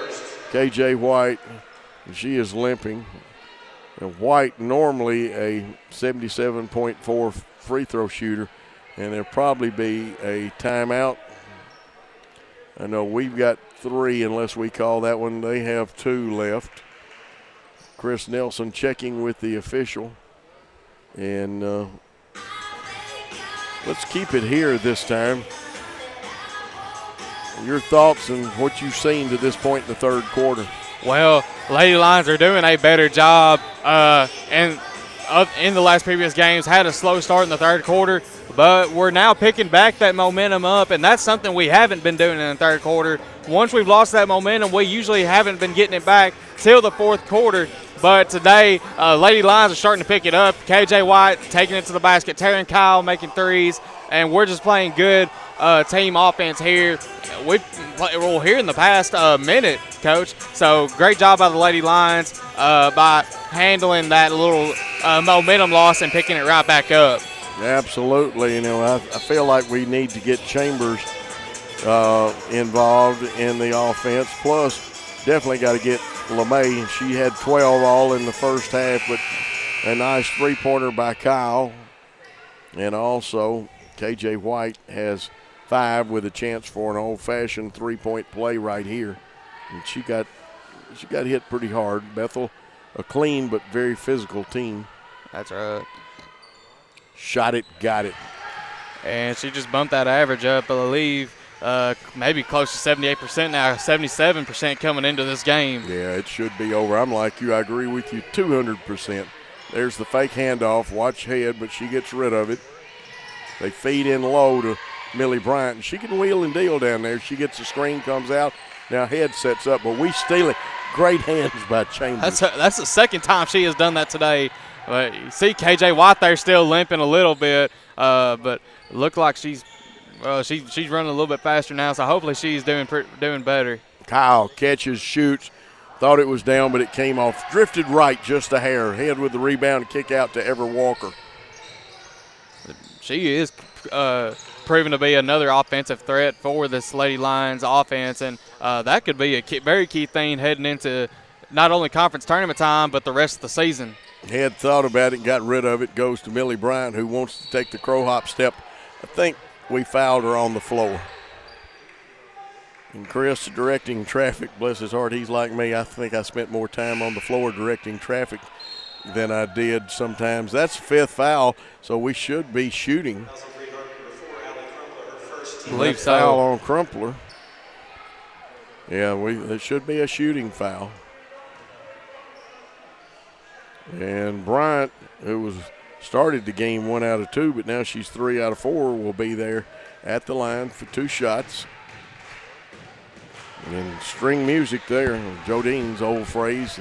Used to do basketball for the different networks. He also coached at LSU. Second one, shot it, got it.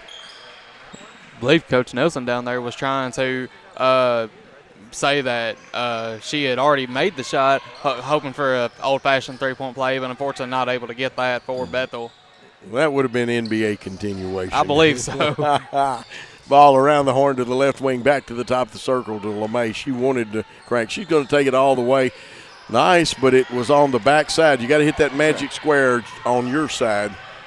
She shot it a little bit. If she would have shot it a little bit early, might have got in there perfectly off the ring, off the backboard. But just unlucky bounce out there. I would have loved if she could have seen her come to a jump stop. A lot of dribble, weave, handoffs. Here's Ever Walker. She was capable. She'd had 2 in this quarter, but missed that one. We still maintained the 12-point lead as Brooks has it on the left wing. Looking, she's trying to find Chambers. There's a good battle between Chambers and Hume. And there was a reach in. They must have got the ball cleanly, according to the officials. And now Bethel back on the attack, right wing. Ever Walker kicks out. Hume wants a 3. It's no good, but we didn't block out. Nice. That was a nice block by LeMay. Yeah, LeMay with the quick hands in. Saved us a basket.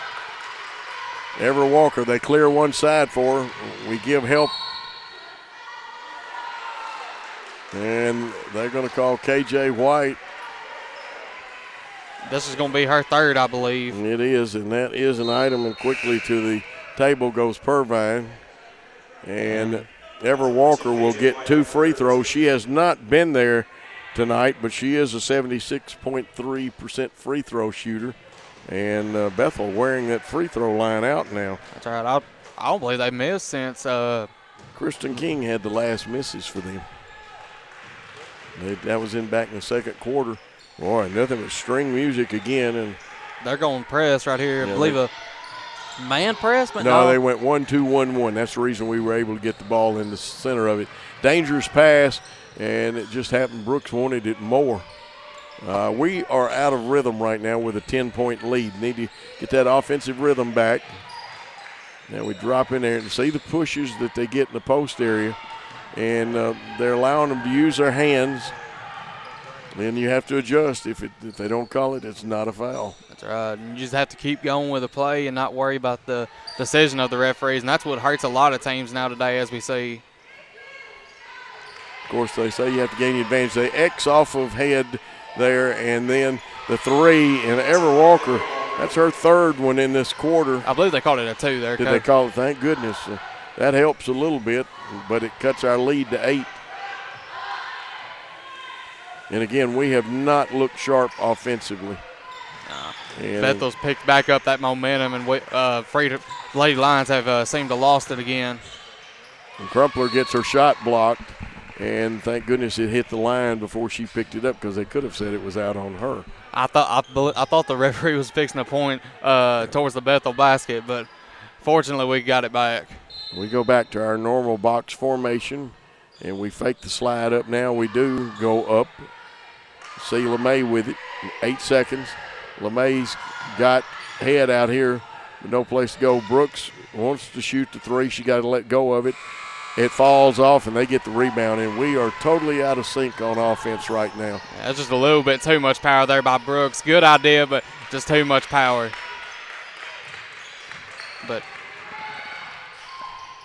that was shot and miss. Great defense there by Chambers. Yeah, we were playing good defense. LeMay with 46 seconds. This has not been a good quarter for us.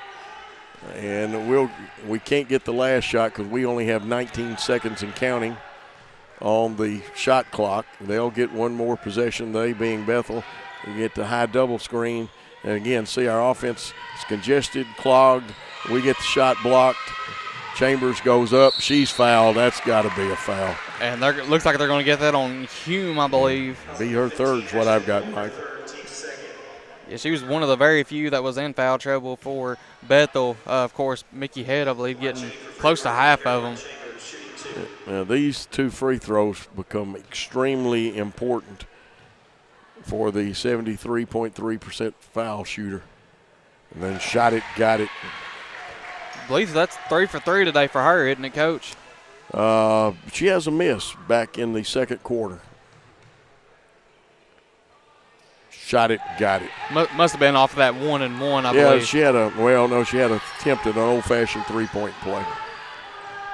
That's the one advantage of keeping the stat book here, unless you look at the play-by-play of the DAC stats, is I can make that the circle hit the 2, and that indicates that it was an attempt for a three-point play.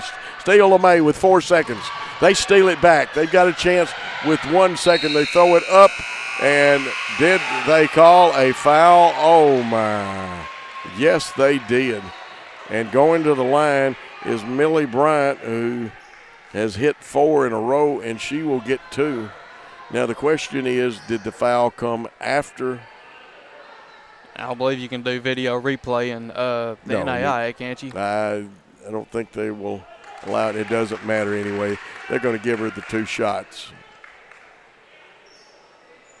Or, well, she should be out there shooting, and I will disagree with the administration of it. That's on LeMay, which is her third. Now they come back out, and this is not the proper way to administer it.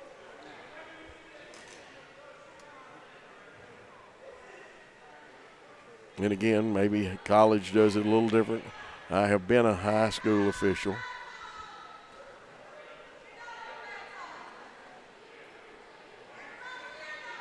Bottom line is it's a situation you can do it just about any way you want to, correctable. She gets the first one, and she's now hit 5 in a row after hitting her first and missing her second. She can bring them to within 8, and she does that. Wow. And seems to be a little miscommunication there. There is, I think, a lot of miscommunication.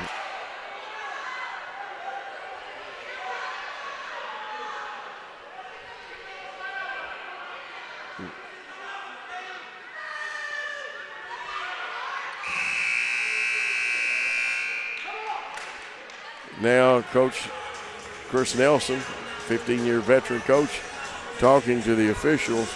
trust me, not only is he trying to win the point there, I know Chris well enough, he's working for the next one too. That's right. And it's going to be 44-36. Lady Lions have got to pick up the pace here heading into the fourth quarter, Coach. Yes, they got to get their offense back in sync. It is not in sync at all. And we've got to do a much better job on the offense. And now they've learned they can take it to us. They've got us in a little bit of foul trouble. White was on the bench with 6 when she comes back in. Chambers has 13. LeMay did not score in that quarter. And this is shades of the game you talked about a while ago. Kyle's got 6. Pervine's got 3. Hannah Hughes has got 2. We've got to get her involved in the offense. She's left some shots short. With first possession, you're going to run a set play here and try to get either LeMay or Hughes involved in the offense. See, with the offense you have out there right now, you see you got 2 good point guards. I don't know if I try to get to LeMay for a 3. Yeah. Well, Crumpler has not scored, and she's capable of hitting that 3. Here's Crumpler on the right wing with it. Looking, there's Cutters back outside. Now, I told you Chris was working for the calls, and that's Hughes' 4th foul. And she has got to be careful here. If they're going to take her out, put Chambers in. Okay, we've got a little smaller lineup. And let's see the matchups. They'll go with a horns formation that's 2 high post and 2 on the baseline. They run a little screen and the curl cut, dribble handoff. They're still going to stay stay man. Back door. Good job by Chambers. They have to reset their offense at the 12-second mark with Walker coming out front. Everett Walker, and she is quick, shoots the 3 on the bounce back jumper. And I'm going to tell you what, she has hit them now. She's got 13, and they have cut this to a 5-point game. I believe the only way Allie Chambers could have stopped that is if she somehow would have tipped it or blocked it, because that was a good shot there by Walker. Well, you saw the slight step back, which makes it kind of tough to block. That's right. LeMay was looking, goes into Chambers. They fake the double down. Here's Chambers trying to force her way in, kick out, round the horn. Brooks takes the 3. It's short, and they get the rebound. They're forcing us, and our offense just does not look smooth right now. No, it does not. And looked like she might have moved her pivot foot right there, but no call on the play. 5-point game, and we're getting into White Knuckler area. Hume with it. They post up head, and now all we can do is play behind her. We force her to kick out. Walker wanted another 3. They go repost, double down. We should have kept the double down there. And, a little traveling music, Maestro. And that was a good play, defensive play there by Caroline Chambers. Not just giving her the easy layup right there.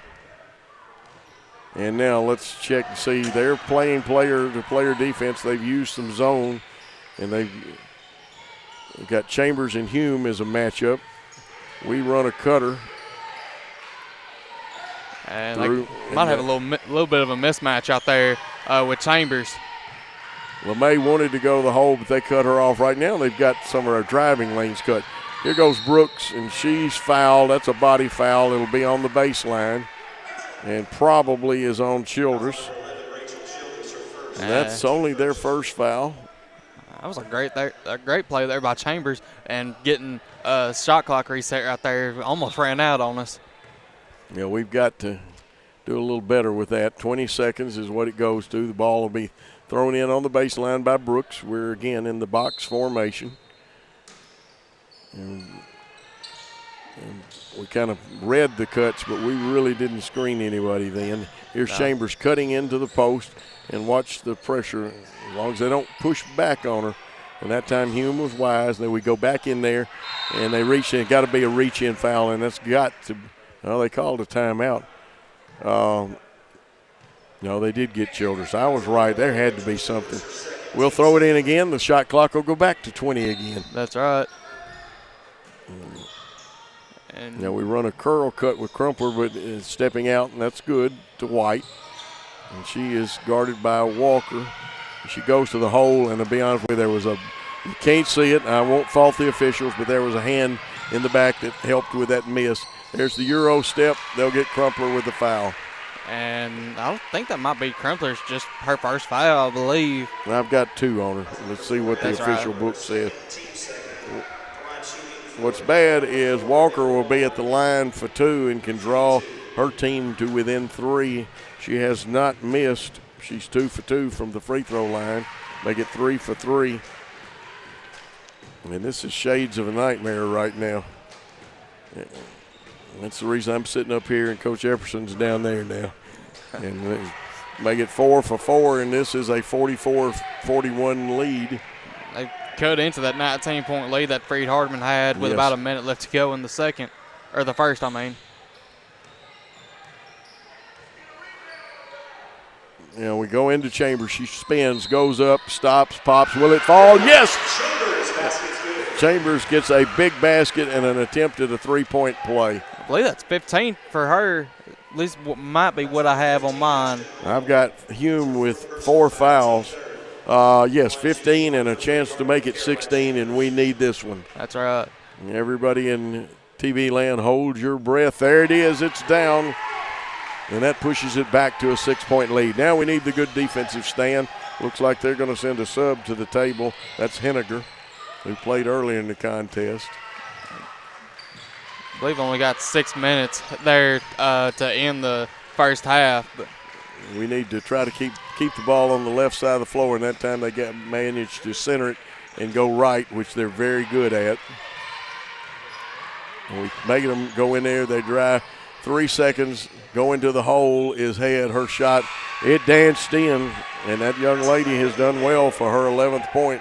Just got the lucky bounce right there is the only thing. For Shania Brooks there kind of forced her to take that floater. I believe if she didn't, she would have had the charge out there. But to Crumpler, you're right, and back into Chambers straight up. Will it fall? It does. Shooter's touch. Chambers has 5 in the quarter, 18 in the game. Another great showing here by Chambers. Really has had a hot streak the past few games that we've called, Coach. Absolutely. Now we got to play defense. We got them on the left side. Let's keep them from using their right hand. But Bryant's 3 comes off. There's got to be a rebounding foul in there somewhere. No. Oh. I'll let you be the judge. Interesting call. I'm not exactly sure what they were calling right there on Crumpler. They said Crumpler used her elbow. 3rd team foul. Both teams have 3 team fouls in this 4th quarter. 5 gets you shooting. And now checking back in after an extended length of time on the bench is Crawford, who has 4 on the game, or she will be checking in. And Henniger will be checking back in with her. Very interesting call. And they might be. Maybe they're going to reverse it or something. No, I know what's fixing to happen. They have called an intentional foul. That's a very rare play in today's game. Not only will she get 2 throws, but they will also get the basketball.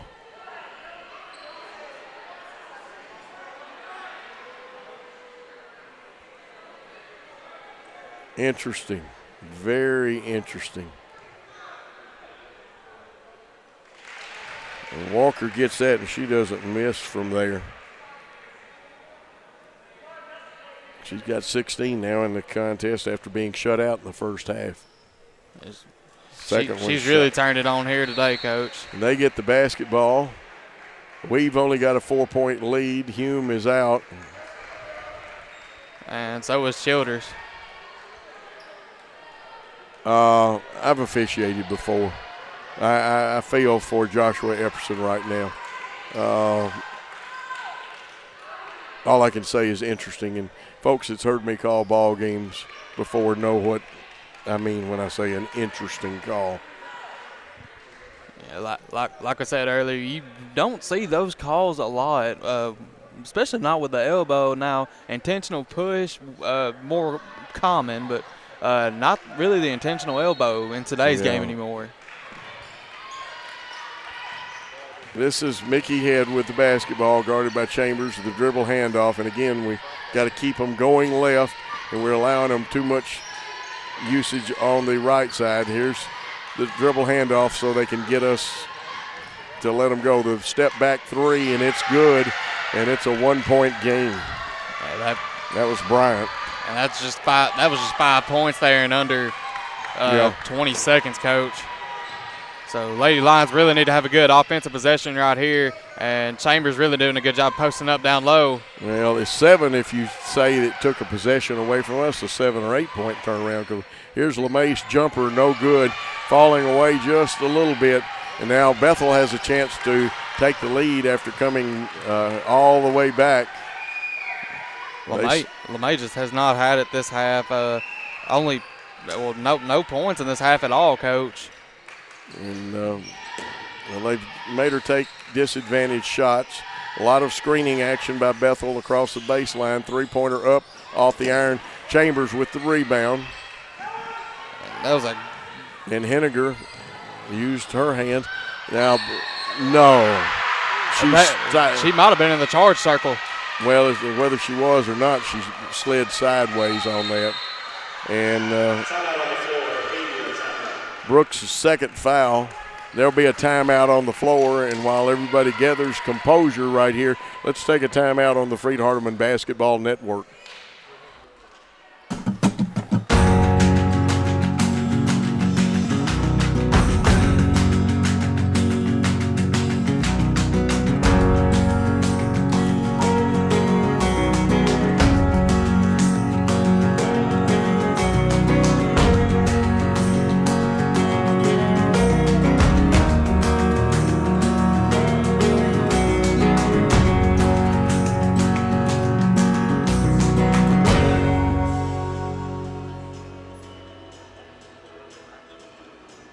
We are back here with a precarious 1-point lead after having that great halftime lead. Michael, our offense totally out of sync, and, we don't need to be begging or anything. We can't get a call either. That's right. Referees were discussing down there. I don't know if they will change that call of a charge by Chania Brooks, but they won't change anything on that. And right now, all our young ladies can do is try to gather themselves. Coach Epperson did a good job of trying to say, hey, ladies, let's refocus, get down, play good, hard defense. And one of the goals was to drive them to their left as much as possible. But with the dribble handoffs and some other things, we've allowed them to take their game and get it back where they want it. Mickey Head has it, goes to the right wing. They pop out Henniger.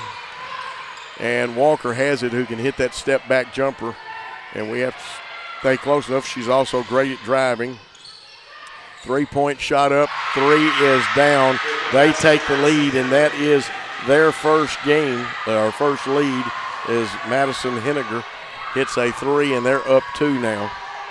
And Bethel, just this quarter alone, has scored 15 points. They get the steal, and will take it coast to coast, and that is Millie Bryant. She's got 5 in this quarter and 14, and we need another timeout right here. That's right. We had 3 left, so that's a good timeout by Coach Epperson. With 4:06, we're down 53-49, and it'll be a full timeout. We'll take a short timeout and come back on the Freed Hardeman Basketball Network.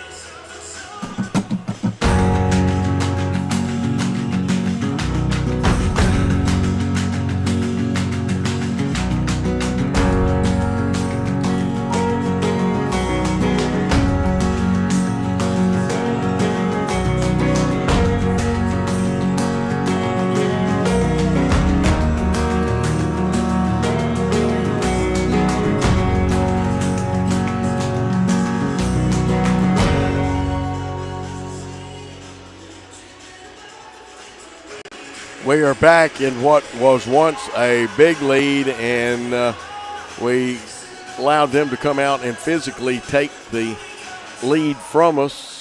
They fought back, and Bethel has played hard, and we've lost a little focus. Coach trying to get it back, but we didn't even look good. That last pass that got stolen for the layup kind of floated over there, and we didn't step up and meet our pass. LeMay will inbound, Michael. We got 4:06, and then we're now down 4 after having been up 19? I believe, 19 with 1:48 left to go in the second quarter. So Lady Lions, I believe if they just have really good ball movement right here, pass around, find the open shot, I believe that they can come back in and win this game. Now again, I know high school I'm used to tagging not being allowed, but now that's a foul. And might be on Crawford right there, I believe. Let's see who it's on. It's on 20. That's Bryant. That's only her third foul. Team fourth. Both teams on the next foul will be shooting the bonus. Crumpler, the 91% foul shooter, drops that one, and we needed that. That breaks a long scoring drought. I lost count of what the run was there, Coach, but it was a lot. Second one, shot it, got it. Gets us back to within 2. But now we are forced to play not good defense, but great defense. That's right, Coach. And any stop right here will be great for the Lady Lions. No matter how you get it, we just need a stop. Good help, but we didn't help and didn't rebound on the backside, and that looked like Henniger sneaking in there and getting that rebound. So we did a great job helping, but nobody dropped down to help on the rebound. That's right. And Chambers, great way to drop over, but just couldn't get anybody on low with her. There's Chambers going up, and that one just wouldn't stay down. And did it hit the line? They say no. And I believe they were wanting both a walk and that. That's right on the edge there of screens. 15 seconds on the shot clock, 2:53 in the contest. We're trailing by 4. Here's the 3 up, and it's a little short. We rebound. Brooks wanted to run out of there, but she's cut off by the quick Walker to White. That was a great play call there by Brooks right there to slow it down, get a little bit of rest, and get a good offensive possession right here. There's Chambers going in. Just like that. Just like that, Coach. If you can't hit your 3 the other way, you know what you do, don't you, Michael? That's you get right. the old-fashioned 3. This gets it down to a 1-point game, but it is very physical, and I guess I've got to adjust to watching the hands and stuff being used to gain an advantage defensively. That's right, Coach. Chambers has had a really good game today. I will give her that. And right there gives the Lady Lions back in this game right here. Now, again, we don't have any non-important defensive possessions. That's right. And a little bit of a screen that if we had bumped it could have been illegal. There's Crawford. We got to stop her. She gets inside of us, tries to kick it across the baseline. Probably say KJ White touched it last, but at least we stopped the effort to the goal. That's right. And only 10 seconds left on the shot clock right here. So, and they're bringing Crawford back out. This is really unusual for her to be coming out, Coach. Because Crawford is a 13.7 per game scorer. She's logged long minutes on the scoreboard. Now, again, we want to keep them off of the right side of the floor as much as possible. Here's Walker. Head wants the 3. It misses. We've got to pull it in. We do. Crumpler's got it. We can take the lead back with 1:53. LeMay, NBA 3. It is down. And this crowd has gone crazy, Coach. Everyone out of their seat. 2-point lead by the Lady Lions, and that was pure NBA. Take that, Seth Curry, or Steph, either one of them. Both of them. Hey, Alyssa LeMay saying they ain't the only ones that can do that.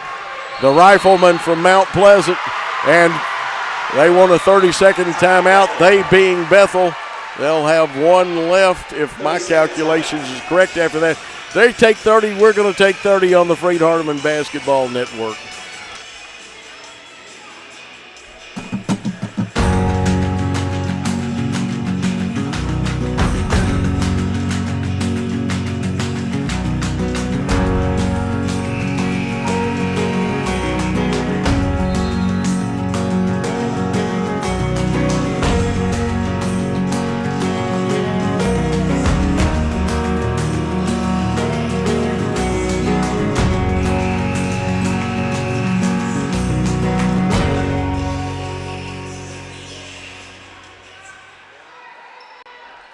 I was just informed that last shot came from the McDonald's in downtown Mount Pleasant.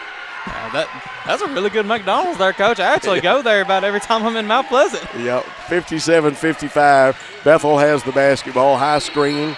Now they say there was an offensive foul. That is on Head. That is her 4th foul.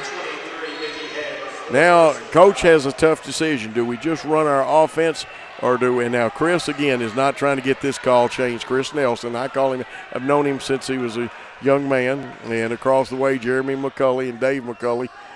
Jeremy was in school with. He's trying to get the next call. That's right. Always Coach. working for the. He's a smart young coach. He really is, just like we have a very fine young coach too. Just in his first year, he's really showing signs of how far he is going to take this Lady Lions program. Oh yeah, Brooks has got it on the right wing. She wanted to go to the hole. Brings it out with 16 seconds. LeMay has it down in the corner. There's a dogfight in the post area. And we're looking. They go to Chambers. She kicks it out to Brooks. Brooks, shot good. One of the biggest baskets of Shania Brooks' career here. And just 45 seconds left here, Coach. Lady Lions really need a good stop right here. Yeah, come on defense. That's what the crowd is hollering. You can see the feet stomping. 3-pointer up. Boy, that'll drain you right there, though. That's Bryant for her 8th point in the quarter. She's got 9 and 8, 17. So 1-point game. Shot clock, there is a shot differential. We need a basket. That's right. Doesn't matter what kind, just need one. They're going to reset. They double down. We lose it. Now they can take the lead. The shot clock is off. Let's see if they hold it and try to go for one. Looks like they will here, Coach. 15 seconds, no shot clock, down to 10. Walker is going to do it herself, it looks like. Play her for the step-back jumper or the drive. She throws one up. It's short. Rebound pulled off and Lady Lions win! Lady Lions win! Absolutely. Allie Crumpler with the big rebound. And I'm bad about calling games when the ball is going to fall short, but you don't hang around this long without another white knuckler, nail biter, slobber knocker. What else can we call it? I don't know what else you could call it. That's right. We win. That's right, Coach. That's what's important. Lady Lions 59-58. And we're going to take a timeout and get our breath and catch our breath and do all kinds of stuff. We're loving Lady Lion basketball here on the Freed Hardeman Network.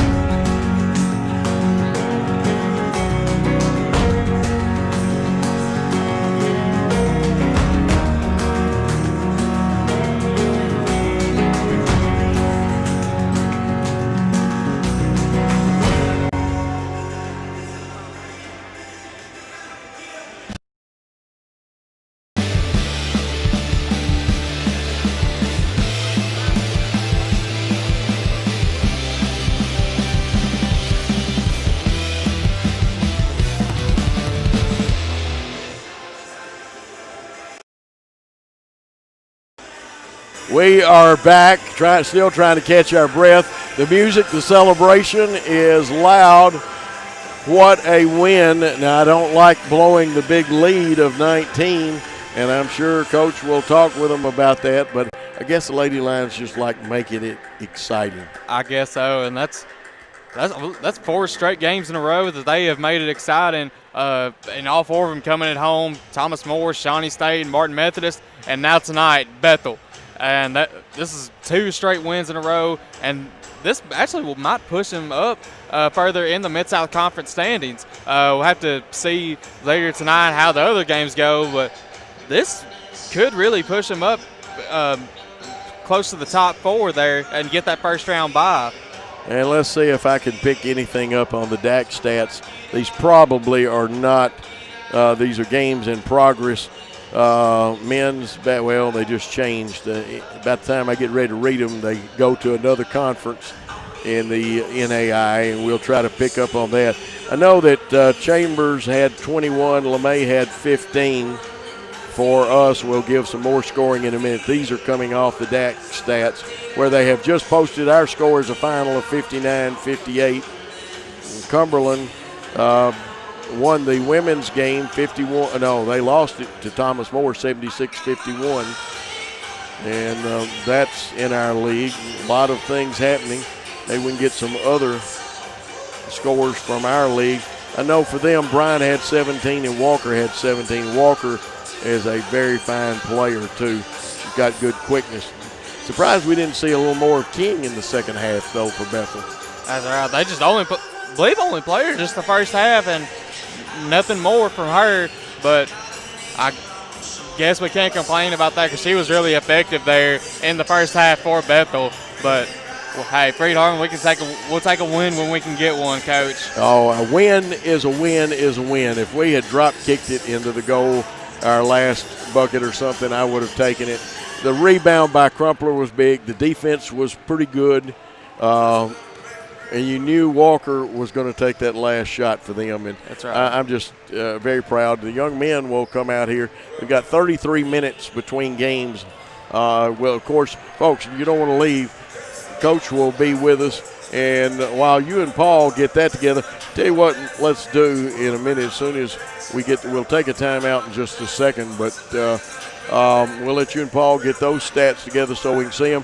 Please stay around, folks, because Coach Joshua Epperson will come. He usually brings a player with him. And then hopefully at halftime of the boys contest, we can get Ray Pack up here. And here comes Joshua up here. And looks like KJ White will be with him. KJ will be with him. And we're trying to get everything sorted out because Ray Pack is supposed to be our boys' halftime guest. And we will have to check with him. Taylor Hodges doing a great job getting the stats out there. And we need to check with Ray here in a moment. And I was looking to see if Paul could give us a timeout. We need to take a timeout so we can get organized. Coach is on his way, and I need to talk to Ray. Let's take a timeout on the Freed Hardeman Network.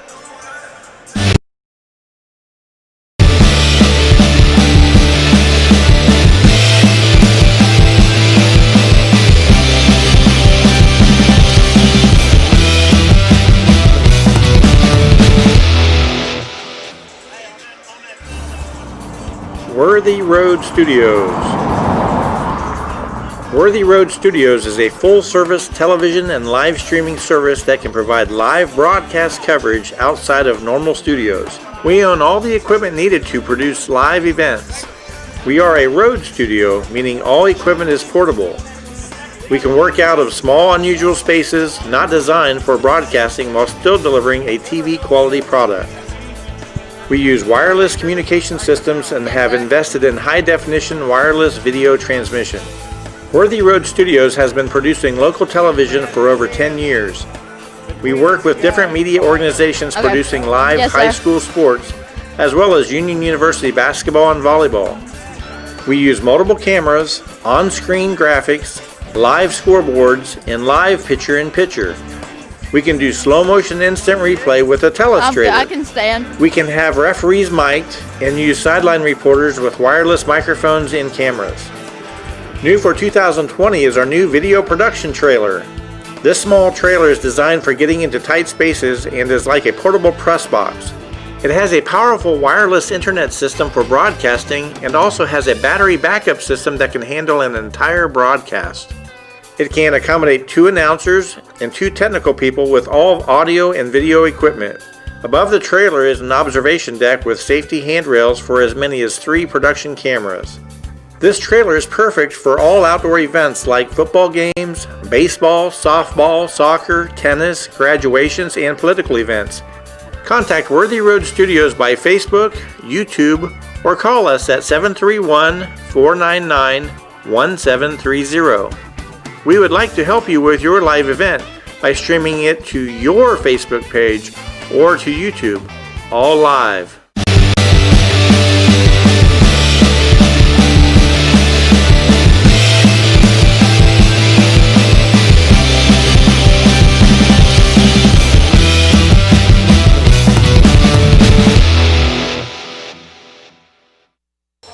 back at Freed Hardeman, where white knucklers, nail biters, and slobber knockers have become the way of life in the ladies' game.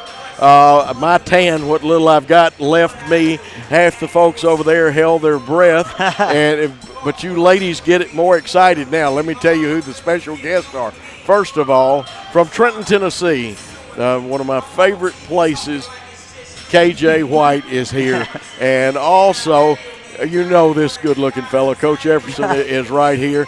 It's a wonder he didn't pass out. You did get your papers back though from folks. The reason if you just tuned in for the boys' game, shame on you. 40 lashes with a wet noodle or something like that. You just missed. We've had 2 nail biters in a row. 59-58, the happy final, and that is happy is the key word over a really good team that beat us at their place. But we're going to talk to KJ first. KJ, have you recovered yet from the game?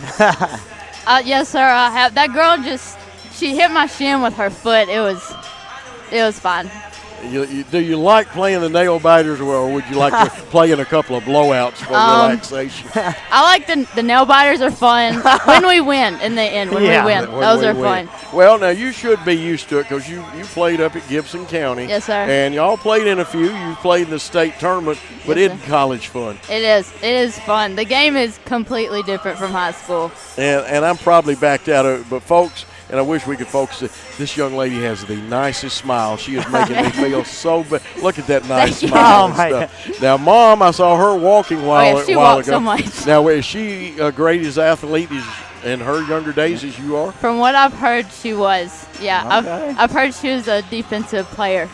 Well, this is a fun team to play with sir. With a lot of nice young ladies, aren't they? Y'all are all friends, aren't you? We are, yes, sir. We're super close, more than any other team I've seen. And you know, it's just so much. The change, you know, you were playing so good at 2 guard, and unfortunately Reagan went down. You had to move over. I think personally you've gotten better and better every game. How do you feel about your change to point guard? I feel like it was definitely an adjustment. I've never played point guard in high school. It was on and off, but I've always been a 2 guard, and so my role changing from being a 2 to being a 1, it was hard, but I had the whole team behind me. They all believed that I could do it, and that really helped a lot. It did, and I know this young lady from her days at Gibson County because she was their go-to girl. That's the reason they had somebody else playing point guard. That's right. Because you had to play against the Lees from over at TCA so much. Yes, and those were knockdown, drag-out battles. Yeah. And, of course, they have the utmost respect for her as a lot of people. And this is a team that I know that one time Chris Nelson recruited you. And how do you feel to beat somebody that recruited you? It feels nice. Real nice, especially to beat them here on our home floor. To have such a close game, it's nice. Well, let's talk about KJ White up close and personal. First of all, how many brothers, sisters, etc. like that do you have? I'm an only child. You're an only child? Yes, sir. Wow. I like that. I was for 9 years, and then my brother came along. But that's good. And your mom is so supportive of you. Yeah, my whole family, they're all – I usually have like almost 10 people here every game, my family. They've always been so supportive. Now, what are we majoring and minoring in here at Freed Hardeman? I majored in education, teach middle school science, and coach basketball. Okay, I thought she wasn't going to say the magic word. No. If you didn't coach, that would be a tragedy. That's right. Now, do you ever have any aspirations of coaching on the college level someday? There you go. If it happens, it happens. I mean, I'm not opposed to it. Now, what subjects do you like best? I know obviously you got to take the education subjects, but in my case, I liked taking economics, which is kind of because that's called the dismal science. What's your favorite subject here at Freed Hardeman? My favorite subject, probably science. The science professors here are really good. I like them. They are. I Yes, agree, sir. 100. Now, let's find out a couple of other things about you. Favorite color? My favorite color is blue. Blue. Yes, sir. Interesting, since you wear Gibson maroon County, and gray. right? Well, yeah. And what about food? What's your favorite food? That's a hard one. I love food. I eat a lot. Probably either Mexican or chicken Alfredo. Well, you may eat a lot, but you're not as big as a minute child. Good wind would blow you away. We'd have to put weights in your shoes with some of these tornadoes that come through West Tennessee. Now, as far as that, what kind of movies do you like, and what's your favorite sports movie? Oh, what kind of movies do I like?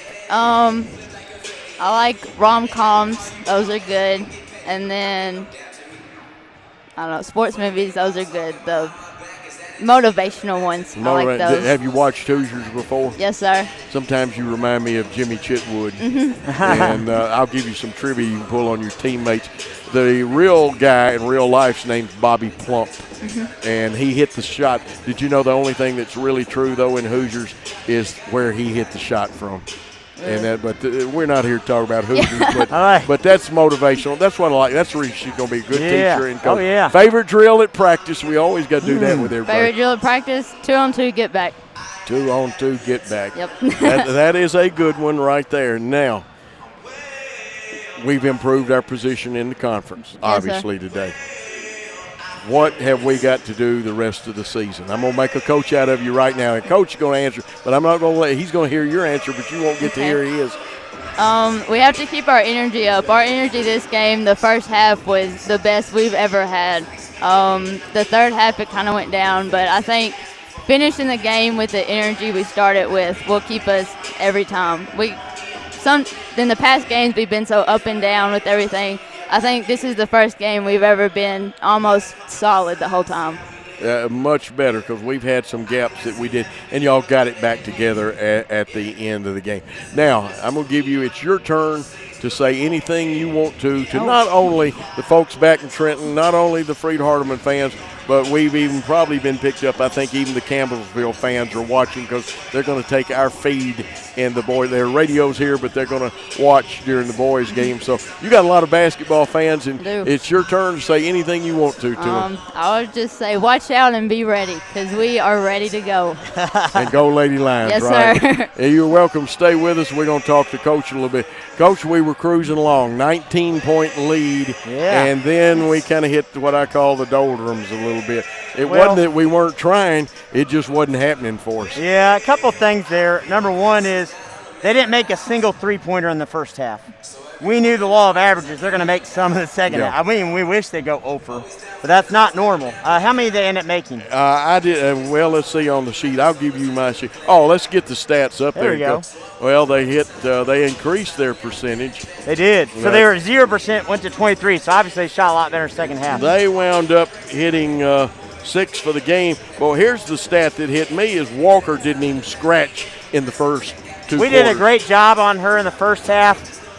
Her big thing, like we talked about, is pushing her left. She really still never got anything off the drive. Most of her stuff came from three-point range. How many threes did she end up with? She wound up with 2, and one I thought was a 3 for a minute, and thank goodness I watched it, and her foot was barely on the line, and that was a big item. And the right second there. thing is we started watching a little bit when the shots went up instead of blocking out. If you look at the stats, they beat us on the boards, and that's one of the things we preached at halftime that we're going to have to keep getting better at is we have to do better on the boards. Yeah, and that concerns me because we were only 2 rebounds at the end of the first half down to them. Yeah. And now they increased it and pushed that out. But I want you to look at something, and I know you're proud. 11 turnovers. 11 turnovers. Remember at Bethel, 20 turnovers. 20 turnovers. And I'm sure you remember that. It's huge. It's huge for us. And that's the biggest, like KJ's progression as a point guard and our team. You know, obviously she's a big part of it, but also team taking care of the basketball better, valuing it. They've done a much better job. I mean, almost every game except maybe Martin Methodist, the last 4 or 5, we've really done better taking care of the basketball. And it's why we're in the ball games now. We have done a lot better. And the thing is we got, even though we got out rebound, we got some key rebounds. Yes. And we forced them early, especially that first half. We forced them into a lot of turnovers. We did. We did a great job of implementing and doing our game plan in the first half. And the girls sold out to it. And when you do that, it's huge. It's huge. I really feel like for Bethel, we controlled what they were doing early, especially on the offensive side. We got to do what we wanted to do. The next step for us on the offensive side is be able to adjust once they adjust. Yep. Every team adjusts at halftime, and we don't always adjust as well to keep scoring. So we gotta work on that. Good news is we got 3 days of practice before our first game. We haven't had 3 days of practice in a while. Well, we needed So, that. We've do. got to have some tired legs. We do. 'Cause They're getting a couple days off. Matter of that'll fact, be a good. couple of you girls probably need some new shoes because you can New hear shoes, that. yeah, I probably need so. new shoes. You could hear There you them go. snore. You could hear it squeaking and stuff, and that means that shoe leather and stuff wearing off Yeah. those shoes and stuff. Coach, it's a big win. Yeah. We're off Saturday, right? We haven't Yes. found a replacement. No game. The conference commissioner. If so, couldn't I'm going to be totally surprised because they haven't told me. So. Yeah, well, that's what I thought. We wanted to keep the fans appraised So for we that. play And- next Thursday is our next time to play against Yeah. Cumberland here at home. Big game. They beat us by about 8 or 9 at third place. Absolutely. But we've improved a lot since then. So should be a great game. And you should be familiar from high school with one of their players because I believe Alyssa Gehring is playing post Yeah. for them. Yes, sir. and so you get to knock heads with enough. TCA and Gibson County used to have some real battles. Yeah. Those were fun games. They were knocked down, They're a good dragged team. out. Good program. Now, Coach, we got to heal all our injuries. Allie did not look like she was hurting at all out there. No, she did fine. I mean, I was which I'm sure adrenaline plays a role. Start playing, you forget about being injured. And just like her, she got clobbered down there, got up and hit the free throws. Yeah. Did you know I never hit a free throw after I got hit like a? She's much What? tougher than I am. She always I'd does. get up and miss mine. Well, when you were talking about free throws, that's the thing that's nice about this team. We've got a lot of people I put at the line to make both free throws. Like the other day we put Allie because she's a good free throw shooter. But KJ could have done it. Obviously, Taryn could do it. Oh, yeah. Alyssa LeMay could. I mean, we got so many people that can shoot free throws well. It's a nice thing. That's the good thing is we get fouled at the end of a game, I feel pretty confident we'll be in a good shape. Yeah, and while I got both of y'all here because I know this young lady well enough and she'll have a nice comment. What can you say about Caroline Chambers? But I mean, yeah. it's a stellar performance. Another 21 great- big ones. Yeah, she does. She does great. Go ahead. She's just a solid player. When we need her, when we're down, when we're up. Anyway, she's always working so hard in the post. And, of course, LeMay kind of got shut down for a while, but when you needed it, she hit a three from the McDonald's in Mount Pleasant, Tennessee. Yeah. You know, it's funny. Not many players on our team would I be like, okay, that's a good shot. But for her, hey, if she's in stride and she's feeling it, I trust it completely. Well, I'm Me going too. to talk about this. I did get to see her play in high school. I've seen her take 2 steps across the half line. No, she didn't miss it. She drilled it. Yeah. Of course, she was used to playing with she didn't have much 3. around her. So. They were nice young ladies. Yes, That's the yes. best thing I can say Yeah. about. She would be guarded by 3 people sometimes. Mm-hmm. But I've seen this young lady go through things, and you're going to make a great coach. Thank you. And, Coach, let's go back to a couple of things about our team. Rebounding, we've already talked about, which is normal. You have good games. Sometimes you have those moon, stars, and planets game. We had a moon, stars, and planets didn't line up right in the third quarter. They took us out of our rhythm a little bit. They are physical, just like you said. Yeah. And I hope the conference commissioner doesn't shoot me and you don't have to respond. I'm having just a hair trouble as an old official. I have officiated some. When did they start letting you guide post players and stuff with the hand in the back? No, we kept trying to get that call. Now, we got it at the very end of the game. Yeah. We didn't get much before then. So, And you and I both know from coaching, you can really play defense if you can guide somebody. It was a frustrating night. I'm not saying anything bad. Like, I'm not saying that officials did a bad job. But I will say this. One of them came up and apologized to me. That's all I'll say. Yeah, and it was, and I have a phrase, interesting calls, and I don't know if you girls ever listen to the broadcast or watch them. You hear me say it's an interesting call, and Yeah, right. y'all probably figured out what it's meant. But forget that. Yeah. We won. We won. A win is a win is a win. That's right. And if you, and I'm sure you have that philosophy, but I had a text a while ago, I need to show it to this guy, a friend of mine said, get Coach to explain that a win is a win. He said, I think we should have beat them by 50 points. And I told him, I said, that's unrealistic. I said, this is college basketball. Yeah. You take a 1-point win when you can get it. You can. You know, that doesn't mean I'm not going to go back and look at the film and break down how could we done it better. So maybe it would be a bigger win. But you're right. At the end of the day, the points don't matter as far as the W goes down as a W. And I want to get you to comment Especially on this. against a rival. The regular season, to me, is nothing but a setup for the tournament. We're playing for position. Exactly. And that's the big thing for us, especially with injuries, everything else. we just got to keep putting ourselves in good position to get the bye in the first round of the conference tournament, and then as good a record as you can, so that you don't play as tough of teams as possible in the next couple rounds. Now, before I give Coach his last statement, I'm going to say this. Any young lady that's within recruiting age here, et cetera, like that, right here, and the other young ladies we've already had, and we're going to have some more, I would want to have this young lady as my teammate. Yes. I would want to come to Freed Hardeman and play Lady Line basketball, because she doesn't care whether she plays defense, whether she shoots, whatever.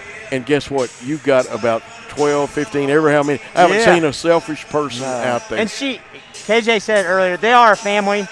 They get along. And when we do recruiting, it's not about me recruiting them. These girls do the recruiting. And what I mean by that is, as soon as they meet them, it's usually a done deal. Like, they're like, especially if you go to other schools. I like the culture. You do too, don't you? Yes, sir, I do. Tell. Look at that smile. Man, that just lights me up. Coach, as usual, it's about 13 minutes. Anything that you want to talk about right now, talk to the fans about. I enjoy this young man so much. It's good to talk sports and ask questions to him. But, folks, you need to listen to him. It's his time now. Well, a big thing for fans is we promised the progress is being made. These girls are doing the work, and it's showing on the court. Just keep bearing with them as we keep building and building. And, when you do that, obviously good things are happening for them. Good things are happening. It's exciting, and I tell you what, this is as exciting as we lost on a 35-foot bank shot in the sub-state to David Lipscomb one year, and it was still an exciting game. Yeah. But a win makes it a whole lot better. It sure does. Coach, I am looking forward to next week. Yes, Gonna miss you. What, are you going to be here Saturday? I'm sure I'll be around. Come if on basketball's by coming on. And talk a little bit. Or I might go watch basketball. Bethel play Saturday. I might go watch them play Campbellsville. They play, is it Campbellsville Yeah. they play? Yeah, because it's Georgetown that's got the 2 COVID sit-outs. Yes. And Campbellsville men's here. They're men. They'll be if you go up there, that's all right. And KJ, any of you or the young ladies that, if it's a situation like that and y'all are here and want to come by, we'll talk to you. We love talking because y'all have been fantastic. Yes, thank you. Folks, 2 winners right here, along with a bunch of other young ladies. But today's interview, KJ White, the fine point guard, formerly known as a 2 guard, the artist formerly known as a 2 guard, and from Trenton, Tennessee, in Gibson County High School. And, of course, a young man I consider, and I don't have to say this stuff, one of the finest young coaches, and I know he's a very good recruiter because I know his background. I get the privilege of meeting all these people and talking with you and bringing you Freed Hardeman Lady Line basketball. We're going to take a timeout, and when we come back, we'll set up the men's game on the Freed Hardeman Basketball Network.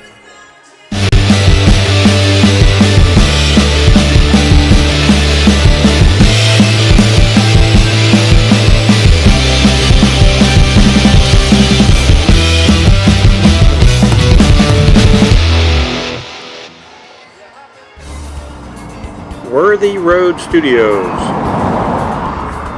Worthy Road Studios is a full-service television and live streaming service that can provide live broadcast coverage outside of normal studios. We own all the equipment needed to produce live events. We are a road studio, meaning all equipment is portable.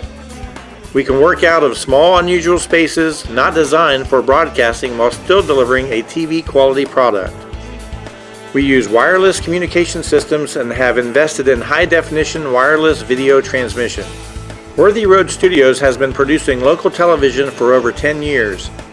We work with different media organizations producing live high school sports, as well as Union University basketball and volleyball. We use multiple cameras, on-screen graphics, live scoreboards, and live picture-in-picture. We can do slow-motion instant replay with a telestrator. We can have referees mic'd and use sideline reporters with wireless microphones and cameras. New for 2020 is our new video production trailer. This small trailer is designed for getting into tight spaces and is like a portable press box. It has a powerful wireless internet system for broadcasting and also has a battery backup system that can handle an entire broadcast. It can accommodate 2 announcers and 2 technical people with all audio and video equipment. Above the trailer is an observation deck with safety handrails for as many as 3 production cameras. This trailer is perfect for all outdoor events like football games, baseball, softball, soccer, tennis, graduations, and political events. Contact Worthy Road Studios by Facebook, YouTube, or call us at 731-499-1730. We would like to help you with your live event by streaming it to your Facebook page or to YouTube, all live.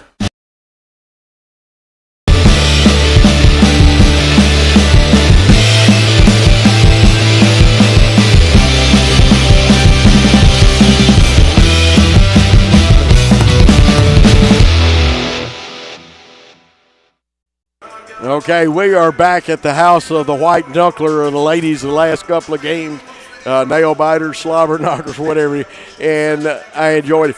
What fantastic people we just had. Now we make it even better. One of the finest sportsmen, bookkeepers, broadcasters, you name it, he can do it. He also does a pretty good job at church, too.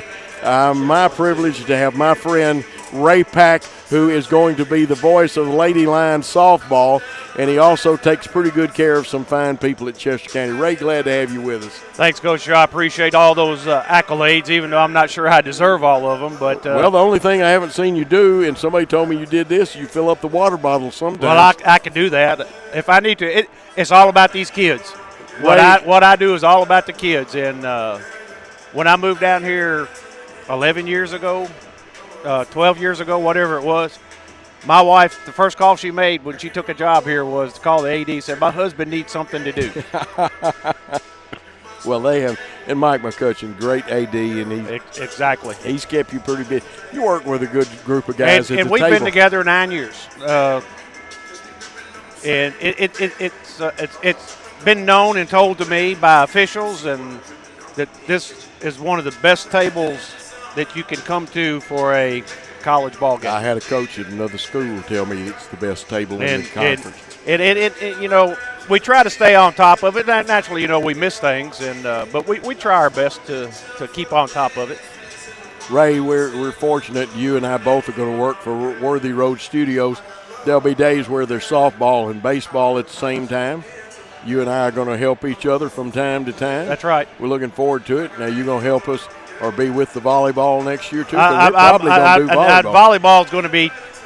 Volleyball will be a little challenging. Now you talk about in the fall, in the spring. There's no way that you and I can do volleyball, baseball, softball. I think this year it's just going to be softball and baseball. But yes, if I do the Chester County sports and I do volleyball there, but yeah. There's a lot of times there's not. If there's no conflicts, yes, I will. Between the two of us, we're gonna make it happen. And I'm appreciative, and I don't know if Paul gets enough credit sometimes, but I appreciate him having confidence in me to come in and to work with you and to work with Worthy Roads. Oh, Paul, that's one of the first things when he came to me is he said, Ray Pack has got to work with us. Well, he will get me to twist your arm. Well, it's all about working together to make it successful. I think you know how it is. We just watched the basketball game, the girls. They have been so close, Coach Joe, in the last 4 games to getting that victory they needed. Now, they beat Martin the other night by 2.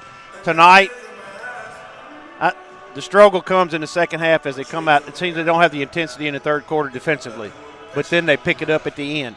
But they've had Shawnee State and Thomas More both ranked in the top 10 in the country, and we had them both beat. And let them off the hook. And let them off the hook. Yeah, and it's frustrating for us that you know what we're used to do. And it's younger kids that are learning a new system and changing the culture. But you can see, and I think you can vouch for this, from where we were when the season started to where they are now is a night and day difference. They're playing much harder, I think, with more intensity.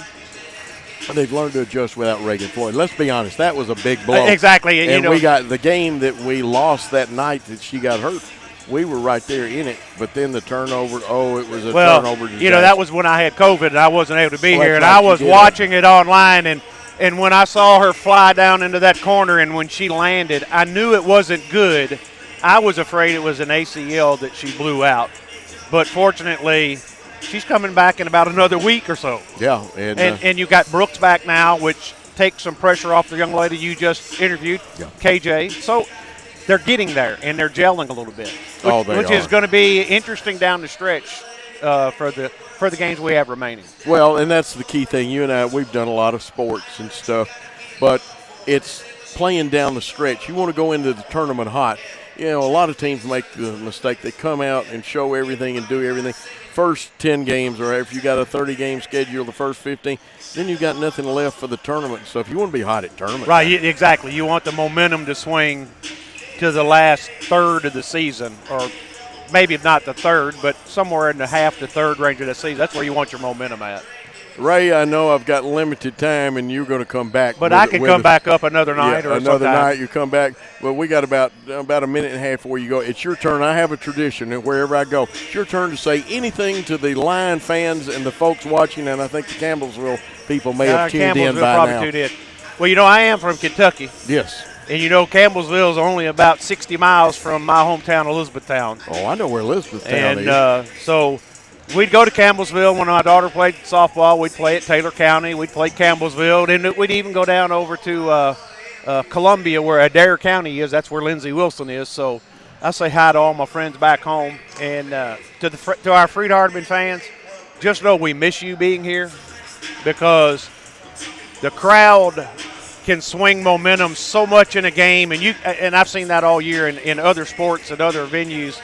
But we're just thankful that these kids are even able to get out there with the precautions that are in place. And I want everybody to know I love what I do. And yes, it's tiring at times, but you just persevere. Oh, you do. I gained energy coming here today, and I was tired when I came. Right. Because we've had a bunch of games this week ourselves. Well, I'm on day number 13 of something going on every day. Oh, and I've got about 4 more to go. But I'll make it. It won't be bad. But anyway, thanks to all of our Lion fans for tuning in. And we hope to see you all back in the venues, whether it's basketball, whether it's baseball, softball. I haven't heard precautions as far as what they're going to do at softball and baseball. I think they're going to allow some fans in since it's outdoors. I think so too, Ray. Ray, we've got to take a quick time out. All right. And you better take the elevator and get down there. All right, I'll take that elevator. I appreciate y'all having me on, and I'll be back up in a week or so whenever we have more time. Sound like a winner. Ray Pack of the table, we'll call it today. He does many other things. We're going to take that quick time out. It's just about time for Lions men's basketball.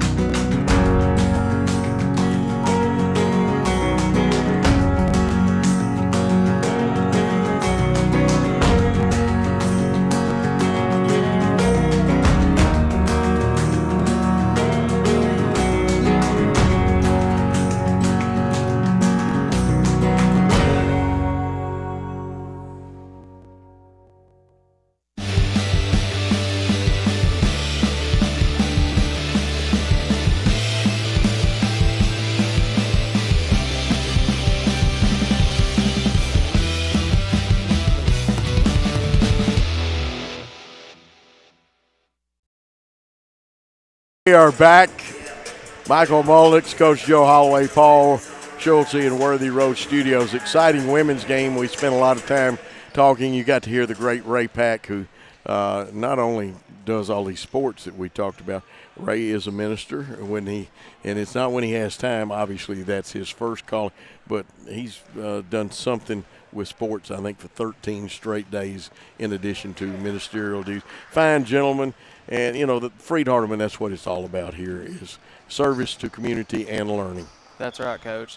And they've dedicated that since, I believe, when the college university here opened in 1876. So it's been a great, as a student here, it has been a great privilege to be a student here at Freed-Hardeman University. Oh, it has been. Now, I'm in the process, fans can see, no, I'm not ignoring anybody, and we're going to go down to the floor and pick up the national anthem and the starting lineups. We're trying to get the DAC stats together for you that we'll have for the men's game, and Michael and I will talk about that fine women's game and a couple of other things, but we got a great men's game going. Usually Campbellsville's at the state tournament. Let's go to the floor and pick up the prayer and the national anthem.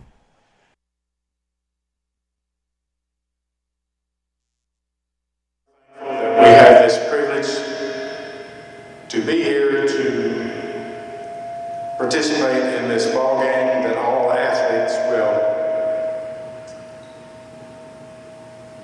portray in their actions a Christ-like attitude. Pray, Father, that all will be safe and no one will be injured. We're thankful for this school for providing such an atmosphere and a facility that we can have these kinds of activities. Bless us and guide us. In Christ's name we pray. Amen.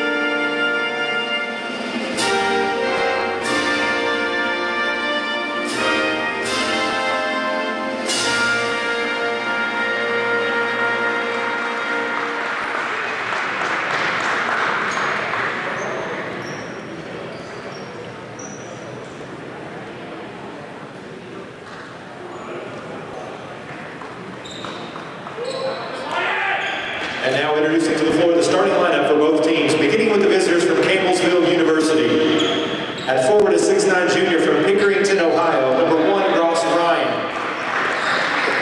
At forward, a 6'6" senior from Concord, North Carolina, number 4, Alston Davis.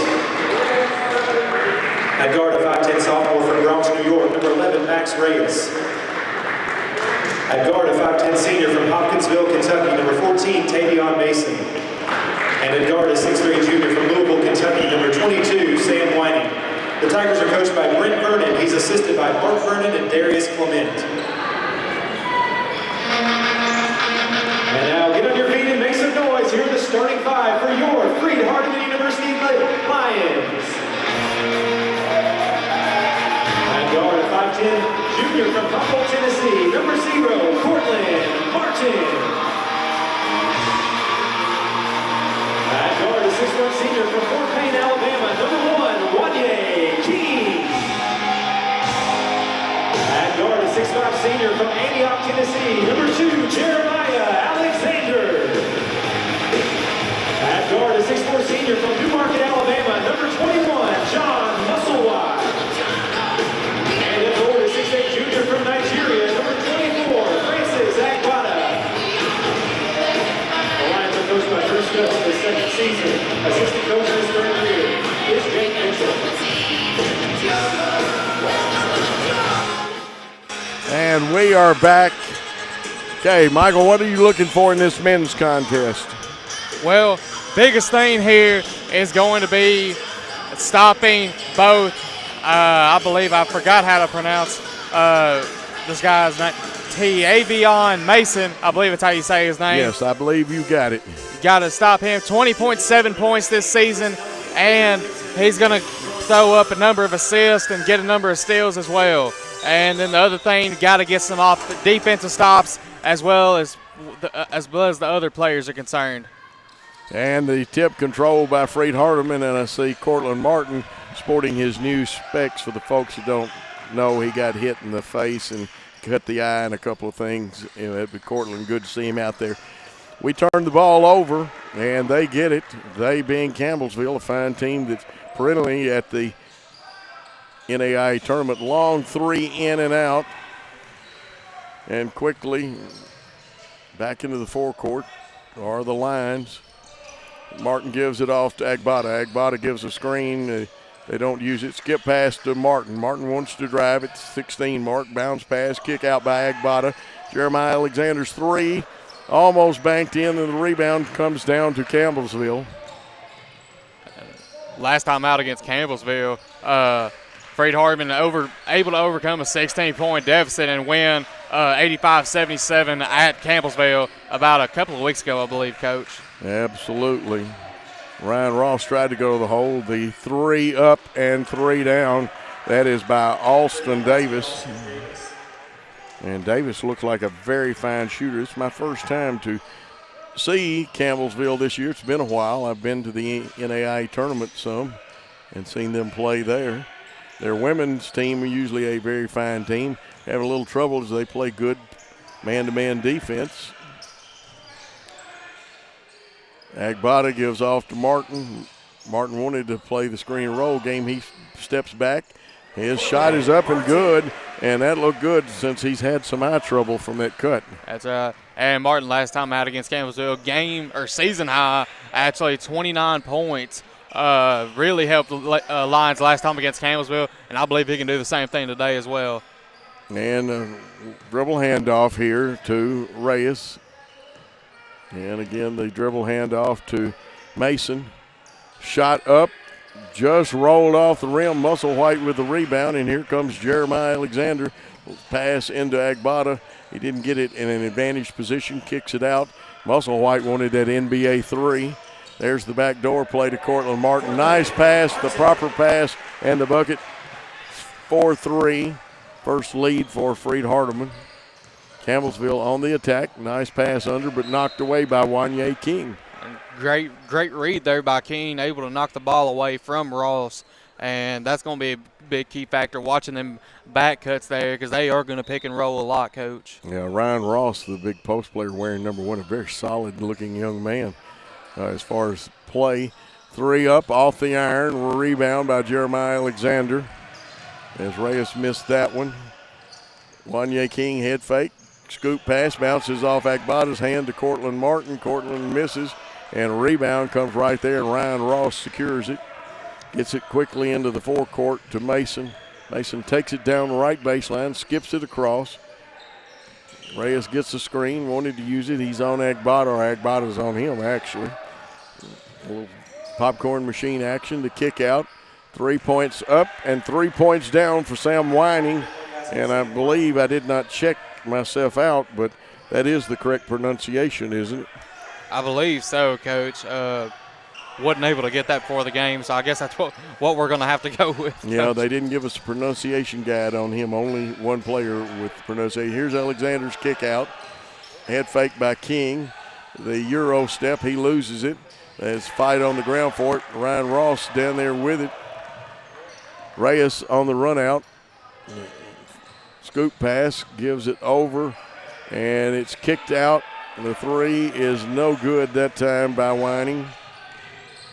Jeremiah Alexander has it going to the hole, off the glass, and they blocked out Agbata just enough to secure the rebound. 3-point shot up and good, and that's Alston Davis's second three-pointer. It's a 9-4 Campbellsville lead. And got some lines down there at the scores table getting ready to sub, as well as Campbellsville. That guy coming down there just a second for Campbellsville.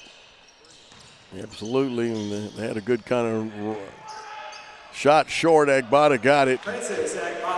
And let's see, I think they've got a hurt player. And he's a pretty tough kid, though. That's Ryan Ross. Yeah, I coached a young man named Ryan Ross some, and I hesitate because the Ryan Ross I coached was a lot smaller. Screen was set. Reyes with the 3 off the iron. Jeremiah Alexander. And a long pass to Agbada. He got down the floor a little quicker, but he has to kick it out. Cortland Martin's 3 left side. 3 up, 3 down. Martin's got, I believe, 7. 7. Yeah, he's got 7 in the contest. Again, both teams employing man-to-man defense. Nice crowd. This is actually a capacity crowd with the COVID rules. Shot up and falling in, and that's by Reyes. Max Reyes with the basket. Max averaging 14.8 a game. As well as a 53% shooting percentage on the year. Yeah, good shooter. Kick out in the corner to Jeremiah. Jeremiah's shot missed. Agbada tried to tip it up, couldn't get it. And it looks like Mason will have the ball and bring it down. Mason with right at the NBA line. And I'll tell you what, Mason just dropped that one on Freed Hardeman. This is going to be an interesting contest. Yeah, that's right, Coach. And for Freed Hardeman, McLaren, Filipovich, and I believe Logan Bonds just subbed in. Not exactly sure who all came out. But, and then for Campbellsville, I wasn't able to get the numbers for them. I think Jacob King looks like one of them that's subbed in, and see, number 22 is already. Yeah, the Tigers' uniforms are beautiful, but the red against the black background is tough to read. We did that at Liberty for about 2 years. Dexter Williams and I did at Liberty Tech High School, and even though you have the white outline, they're still tough to read. That's right. And the second player we were trying to figure out who subbed in was number 5, Lenoris Mincy. Mincy, a very good player in his own right, averaging 5.1 points per game. Here's Riley McLaren, the left-hander, looking, gets it off. Logan Bonds has it, wants to drive. Flipped it into Filipovich. He assists. And I'm going to tell you what, Riley McLaren cutting, but Filipovich was a nice assist. And McLaren, he can get really sneaky, make them good back cuts, and he doesn't miss many of them when he does, only if it really gets blocked. High screen, but weren't able to use it. Campbellsville wasn't. And a little dribble weave outside. 5 out on the perimeter right now with cutters going through the post area. Here's the drive. Kick out, turnover, and Filipovich picks it up, but he gets it off to Cortland Martin quickly to Musselwhite, his first attempt. And John Musselwhite, the three-point man, hits one from the right side. And Lions off to a pretty good start here offensively. Don't believe they've had many missed possessions. And here's a shot off the iron, rebound. Riley McLaren, I think that tie at 14 is the first one in the contest because Campbellsville jumped out 3-0, then 3-2, then we took the lead. Cortland Martin heating up. And it doesn't look like them classes are having too much effect on him right now, Coach. I think it gives him a little confidence that he doesn't get eye scratched. Remember the game he came back after the stitches and stuff. Really had a little trouble shooting. And, again, good ball movement by Campbellsville. Jacob King gives it off. Reyes wanted to go to the hole. And they'll say touch last by Freed Hardeman. More substitutions. Tavion Mason coming back in, and Braden Sebastian. Sebastian, just a freshman this year out of Lancaster, Kentucky, Girard County High School. Yeah, Tavion Mason averaging 20.7 points a game, and he is a very good scorer. Long pass out.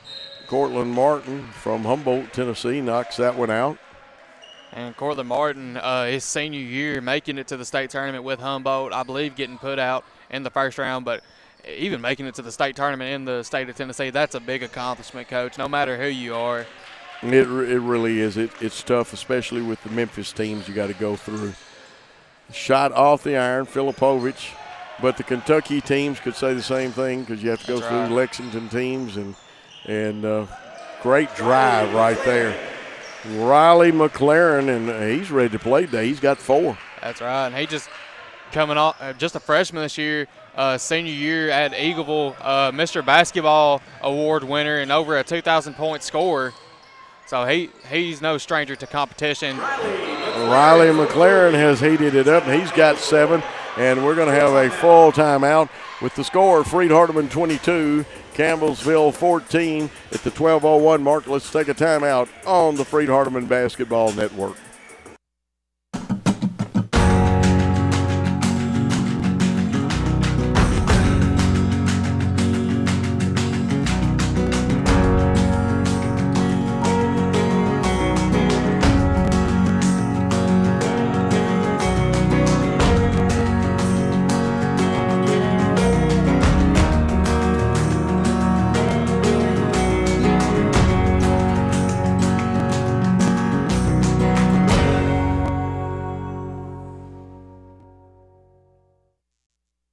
Back on the beautiful campus of Freed Hardeman, Smith Kirk Court, 22-14. Remind everybody, men play by halves. We just got through doing a women's game where they play quarters. Your early thoughts, Michael?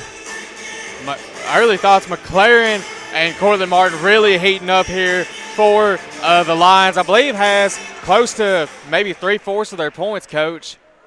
If not over 3/4 of their points, but John Musselwhite's had a couple of good shots. Wanye King, Jeremiah Alexander provided some good minutes. Everyone that's come in for Freed Hardeman right now has had an impact on this game, Coach. Taj Prince in now in the post. He and Filipovich will be a good matchup. They run a version of the Iverson play, and driving to the hole was Mason. It gets knocked around. He gets it back. He's quicker than a hiccup, goes up and lays it up. And according to the DAC stats and my stats, Mason has 7 points. Trying to get the points corrected. I think inadvertently I gave somebody credit a while ago for points they didn't have. Riley McLaren has it on the left wing. They don't use the screen. And running one-hander, and he's got 9 in the quarter or in the half. And he's just done that under, I believe, just in 3 minutes of play, Coach. Came in at the 15-minute mark, but didn't score until, I believe, the 14-minute mark. Round the horn and back to the right side of the circle, and that one was drilled by Whining. His second three, he's got 6. Cuts the lead to 5. And, of course, on Worthy Road Studios production, we have a scoreboard and clock up there. Here's the shot. And I'll tell you what, Cortland Martin, I've got him with 3 threes in the first half and 2 twos. That's 13 if I'm doing the math correct, but don't hold me against that if I'm not. Now here's the drive, a little off balance, but nice soft roller by Jacob King. King gets his first 2. And if you look down there at the Freed Hardeman scores table, looks like a full sub out there for the Lions. That's right, it is, and there's going to be a foul. We'll see if we can pick that up from the official. 1-5 with the foul. And that is Taj Prince. And we got subbing in the game here for Freed Hardeman. Silas Clark, Francis Agbada. I believe that's Dawson Bailey for Freed Hardeman. Jeremiah Alexander and Wanye King. Dawson Bailey, this is just his 7th game this season coming back from an injury, I believe. You're right about that. We haven't seen him in a while. This is Jeremiah Alexander. They jump trap him. And they recover. There's a player open, but we didn't see it, and they stole the ball from us. Good job by Campbellsville on that one. I like this young guard here, Mason. 3-point shot up and good. And there's another young man, Austin Davis, with his 3rd 3. I like him too. And just coming in this game, averaging 8.2 points a game. So, I mean, looking at the stats, you didn't think a big key factor for Campbellsville, but he's proven to be in this game here early on. Shot up and no good. Campbellsville with the rebound, trailing by 3. Now, let's see. We've got a call. Let's see what the call is. The call is an illegal screen. It would be Taj Prince's 2nd foul. Looks like McLaren back in, Wanye King out.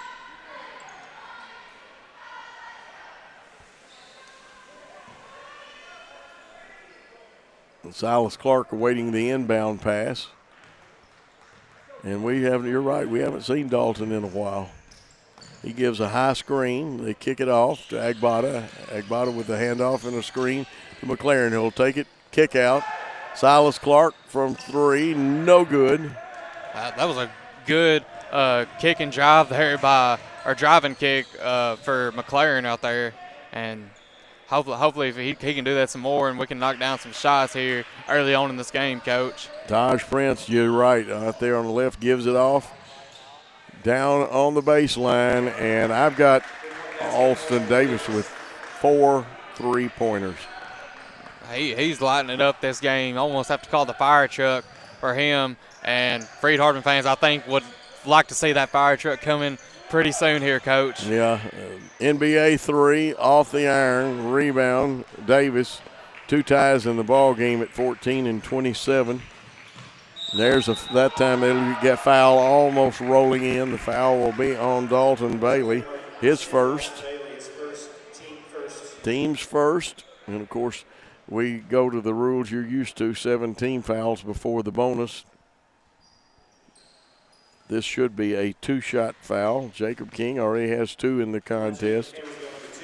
King shooting 83.3% from the free throw line. First one, shot it, got it.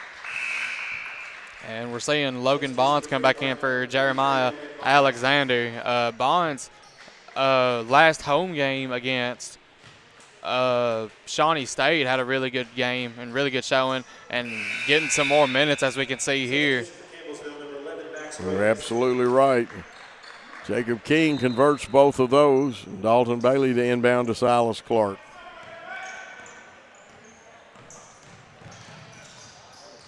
Clark brings it down. This time his pocket gets picked, and he'll probably pick up a foul. Sometimes when you try to get it back, it looked like Max Reyes was able to do the pickpocket job. That was good defense by Reyes. That was, and Clark just trying to get the ball back, but a little bit too much contact, I believe. Yeah, sometimes you have either frustration or a hustle foul like that, and you'll pick one up. Reyes will run the point, and he shoots 53%, as Michael told you, from the field. He gives it off. Mason kicks it out, round the horn back to the left side. And here's the man that hasn't missed from 3. And I've got him with 5 threes, Alston Davis. And he gives Campbellsville a 32-27 lead. That's nearly half their points there, Coach. Yep.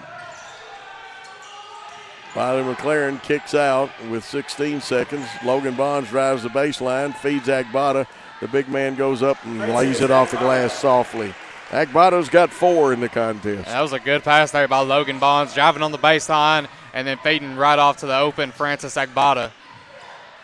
From the baseline, and somebody is going to have to call the fire department. Alston Davis, what a fine performance. I've got him with 6 threes and a 6-point lead for Campbellsville. Freed-Hardeman won the first matchup at Campbellsville. There's the screen and roll. Agbada goes up, misses that one. Rebound tipped around. Who's got it? Silas Clark. Kicks it to Agbada. Agbada goes up. The hook left a little short, and it's out of bounds. Belongs to Freed-Hardeman. And we got another substitution in for Freed-Hardeman. Cortland Martin checking back in with John Musselwhite, Luka Filipovich, and returning back to Freed Smith Kirk Court here in a good while, Hunter Skurlock. Hunter Skurlock's had some problems, I think, with knee and his shoulder. So this is great to see him back here at Freed-Hardeman. I see him supporting a brace into Filipovich. He leaves the jump hook a little short. Coach trying some different combinations. Reyes has it on the right wing, a little shake and bake, goes to the hole, spins around, kicks it out. And Ryan Ross, the big man's going to drive to the hole, and they'll get Musselwhite for the foul. Be 2 shots for Ryan Ross. And Ross on the season, 12 of 26 from the line, 46% free throw shooter. So this could be a good foul here by Filipovich. Well, they said Filipovich made the foul. I thought Musselwhite did, but shows what I know. First one is good. That looked good, and you said his percentage was 46. That's what I've got on my chart. Second one, I see what happens now. This young man could actually be a pretty good free throw shooter. Yeah. And it's hard. It is sometimes hard for the big post man to be really good free throw shooters, but we've seen it happen with some post players in both college and in the pros. And you're right, Filipovich with the little junk hook that missed, and Mason pulls some sleight of hand, a missed shot, rebound, pulled down by Logan Bonds. He spins away from Mason to John Musselwhite, who will go to the basket. Misses, rebound, Filipovich, a little off balance, and now they call a rebounding foul. I believe it's going to be on Musselwhite there, maybe a push off. Timeout on the floor. Media timeout. Media timeout. We're going to take one. The score is Campbellsville 36, Freed Hardeman 29 with 5:54 to go. You're listening to the Freed Hardeman Network.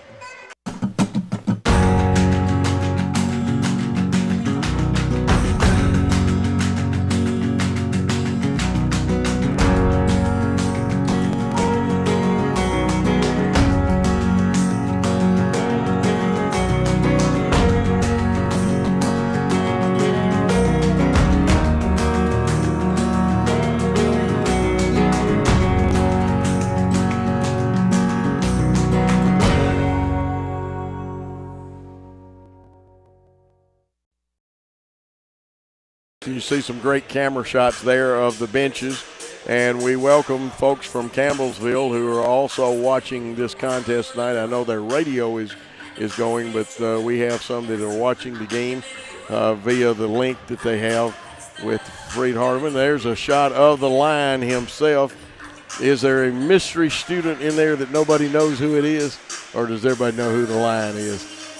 I don't believe everyone does. Now, I bet the cheerleaders and the cheerleading sponsor does, but as far as everyone else on campus, I don't believe anybody else knows who it is. I know I don't, but we might could find out after this game. A very dapperly attired line there.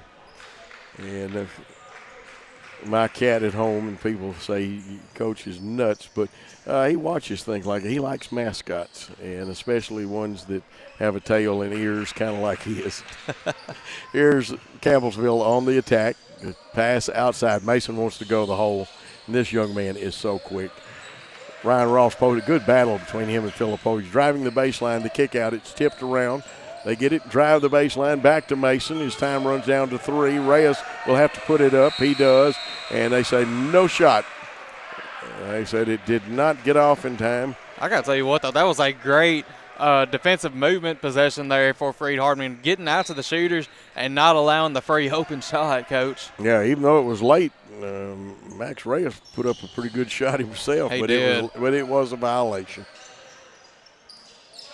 Logan Bonds will get the high screen from Musselwhite on the step out. Here's Skurlock going to the goal. His pass not only tipped around but intercepted and driving, and it should be good. That is Devontae Robinson. And I thought Bonds was set up pretty good, but apparently they got him for a foul, but they're closer than we are, Coach. So that's right. We'll have to give the benefit of the doubt.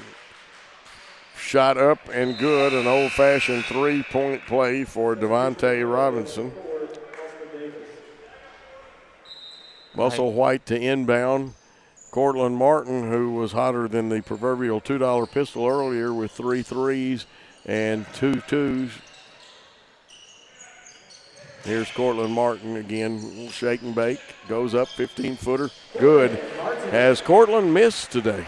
I believe he's missed 1 3-pointer, but other than that, I think that's really about it, just 1 3-pointer. You're right. Campbellsville back on the attack, the high screen to Ross from the top of the circle. Using that perimeter, Cutter's coming in, NBA 3 off the back of the iron. Skurlock with the rebound. He'll bring it up the floor himself. It's a little move, kick out. Logan Bonds 3, and that's about NBA range there for Logan Bonds. I'll tell you what, he's got a good shot on him, Coach. He does. Drive under the kick out. Across the Whining. Whining kicks it across. Is that Mason? It looks like him. I didn't see the number, but it is Mason. Mason, who had 7, now has 10 on the contest. It's an 8-point lead. Filipovic comes out off the screen. They wanted to go high-low and didn't. Here's the drive. Logan Bond shot blocked away. Looks like Max Reyes has picked it up.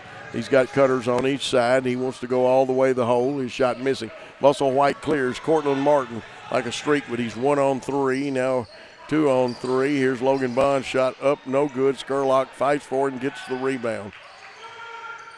Kick out. Musselwhite definitely NBA 3, and it almost went down. He had it in his eyes. He was shooting that no matter who was coming at him, Coach. Yep, and when he's in the groove, he can fling those down. And I know what some of my friends are going to say, Coach, almost only counts in horseshoes, hand grenades, and atomic bombs. I guess so, but it looked nice. Good defense. Here's the high screen and roll. Mason gives it off to Whining. Over to Reyes. Reyes wants to wheel and deal. He gets the screen. He's going to shoot a 17-footer, leaves it a little short off the front of the iron, and Skurlock's got it. Trips, regains his balance, and they'll call a tripping foul. Maybe not necessarily deserved, though. What do you think? I believe so. And looks like Freed will go back with their starting 5. Let's see what they can do right here. Mason picks up his first foul. That is the team 3rd foul. 2:47 mark in the first half. Neither team right now in danger of getting into the 1-1, but we are closer with 5 team fouls, we being Freed Hardeman. Wanye King back in, gets the ball back from Musselwhite. His 3 is up off the iron. Rebound knocked around. Taj Prince picks it up and gives it off to the guard, Jacob King. King wearing number 2, wanted to shoot the 3 to Reyes. A little further out than Reyes wanted. Back to King. King's going to the hole. Agbata puts his hand up. Doesn't foul him. Musselwhite with the rebound. Here comes Cortland Martin. On the right wing. 3 just a little short. And let's see, do they get Agbata for forcing his way in, or they get 4? And that would be Austin Davis. They get him for the hook. And that was Austin Davis. Did you see the hook down there? I did, Coach. I didn't know if they were going to call it or not, but I think everybody in the gym saw it, Coach. 4 team fouls. Freed Hardeman goes 1-4 low for the man-to-man defense to defend. Agbata slides out, gets the ball, gives it to Jeremiah Alexander. It's punched out at the 18-second mark on the shot clock. Game clock shows 2:08. With 18 on the shot clock, Coach. Yep. And 16 and counting to Cortland Martin. There's his 2nd miss that we know of. It's tipped out of bounds, and Freed Hardeman will get another shot at it. And Freed Hardeman's going to call a timeout. And with an 8-point lead for Campbellsville, we'll call a timeout on the Freed Hardeman Basketball Network.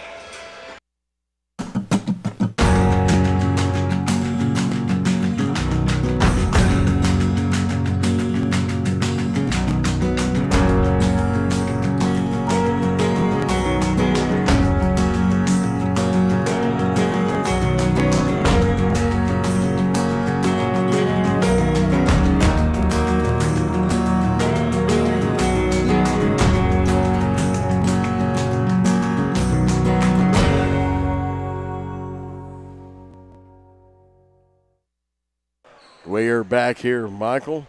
18 points for Austin Davis. Somebody's got to shut that young man down. That's right. Fire truck, whatever you need to do, you need to shut down him, or else it's going to be a long game, Coach. It will be. Nice movement at back screen. And now they call a foul on us and say no basket.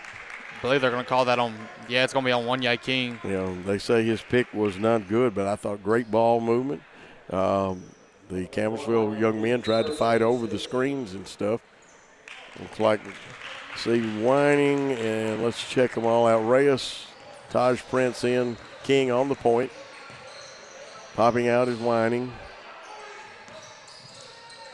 Back to King. They're looking, again, they run people in and out, even though they have posts, sometimes 5 on the perimeter. Prince trying to post up low. 8 seconds on the shot clock. Alexander avoids a foul. Here's King with the shot. No good. Rolling around out. Probably going to be knocked out of bounds off Jeremiah Alexander.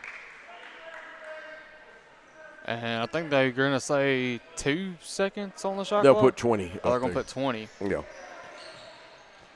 20 seconds on the shot clock. Reyes to King. King looking on the right side. Feeds inside to Taj Prince. Jump hook up. Missed. Air ball. Jeremiah Alexander will handle himself. Got cutters on each side. Wants to go all the way. The hole gets stripped of it by King. Picked up by Whining. And Campbellsville back on the attack. And if you're Freed Hardeman, you need a good defensive stop right here as you're coming close to the end of the first half. Yeah, you didn't want them to score there. You don't need to go in 10 down a half. Euro step, and again, off just a hair rebound. Agbata lost it, goes up. They'll say he's fouled. Agbata, a 65% free throw shooter, will go to the line for 2. And it's going to be on Price right there, his second. Agbata has 4 in the contest, but they've all come from the field. His first trip to the free throw line. Matter of fact, I believe these are our first free throws, and he drains it. And Clark coming in for Freed, and Ryan coming in for Campbellsville. And looks like Wanye King's going to come out for Freed Hardeman. You don't see many halves where Wanye King has not scored a point. That's right. They're just shutting him down today, Coach. Shot it, got it. 6 points for Agbata, 46.1 seconds left in the first half of play. Freed has cut it to 6 and again needs a good defensive possession. 23 seconds on the shot clock. Lining's out about 35 feet. Now they switch, give the ball to King. He's guarded by Silas Clark. Nice battle of the little men. This time they stopped Austin from shooting the 3, and I'd say he probably crow-hopped and walked. That's right. Shot clock will be off this time, Michael. I don't think Davis right there was expecting Agbata to be there. It's forced that walk or travel right there. And it looks like Devontae Robinson coming back into the ball game. Okay, you can run it down 20 seconds. Probably start their offense around 12 seconds. Some started as early as 15, but this will probably start. Here we go. 12 and counting. Guard through cut to Musselwhite. He tries to use the glass. He'll get Agbata for being over the back. It'll just be the 16 foul. That's just going to give him his first. Seventh. That's actually our 7th team foul. You are absolutely correct, so they will shoot the bonus. Coach Joe Holloway, Michael Mullenix here bringing you this game along with Worthy Road Studios, Paul Schultze and crew, and we've got some great camera people. And at the line is Sam Whining. His first one, nothing but string music, the old Joe Dean phrase. And Whining on the season just shooting 68%. Not taking many this season, but he sure is effective right there. Yeah, very nice free throw shooter. Sam Whining's got 8. And it's an 8-point lead. Clock running down, 5 seconds. Here's the drive, 3 seconds. Here's a three-pointer by Jeremiah Alexander, no good. And at the end of one half of play, it is 44 for Campbellsville, 36 for Freed Hardeman. Let's take a timeout, and when we come back, we'll talk more basketball, and we may have some guests. We'll be back on the Freed Hardeman Basketball Network. Worthy Road Studios. Worthy Road Studios is a full-service television and live streaming service that can provide live broadcast coverage outside of normal studios. We own all the equipment needed to produce live events. We are a road studio, meaning all equipment is portable. We can work out of small, unusual spaces not designed for broadcasting while still delivering a TV quality product. We use wireless communication systems and have invested in high-definition wireless video transmission. Worthy Road Studios has been producing local television for over 10 years. We work with different media organizations producing live high school sports, as well as Union University basketball and volleyball. We use multiple cameras, on-screen graphics, live scoreboards, and live picture-in-picture. We can do slow-motion instant replay with a telestrator. We can have referees mic'd and use sideline reporters with wireless microphones and cameras. New for 2020 is our new video production trailer. This small trailer is designed for getting into tight spaces and is like a portable press box. It has a powerful wireless internet system for broadcasting and also has a battery backup system that can handle an entire broadcast. It can accommodate 2 announcers and 2 technical people with all audio and video equipment. Above the trailer is an observation deck with safety handrails for as many as 3 production cameras. This trailer is perfect for all outdoor events like football games, baseball, softball, soccer, tennis, graduations, and political events. Contact Worthy Road Studios by Facebook, YouTube, or call us at 731-499-1730. We would like to help you with your live event by streaming it to your Facebook page or to YouTube, all live.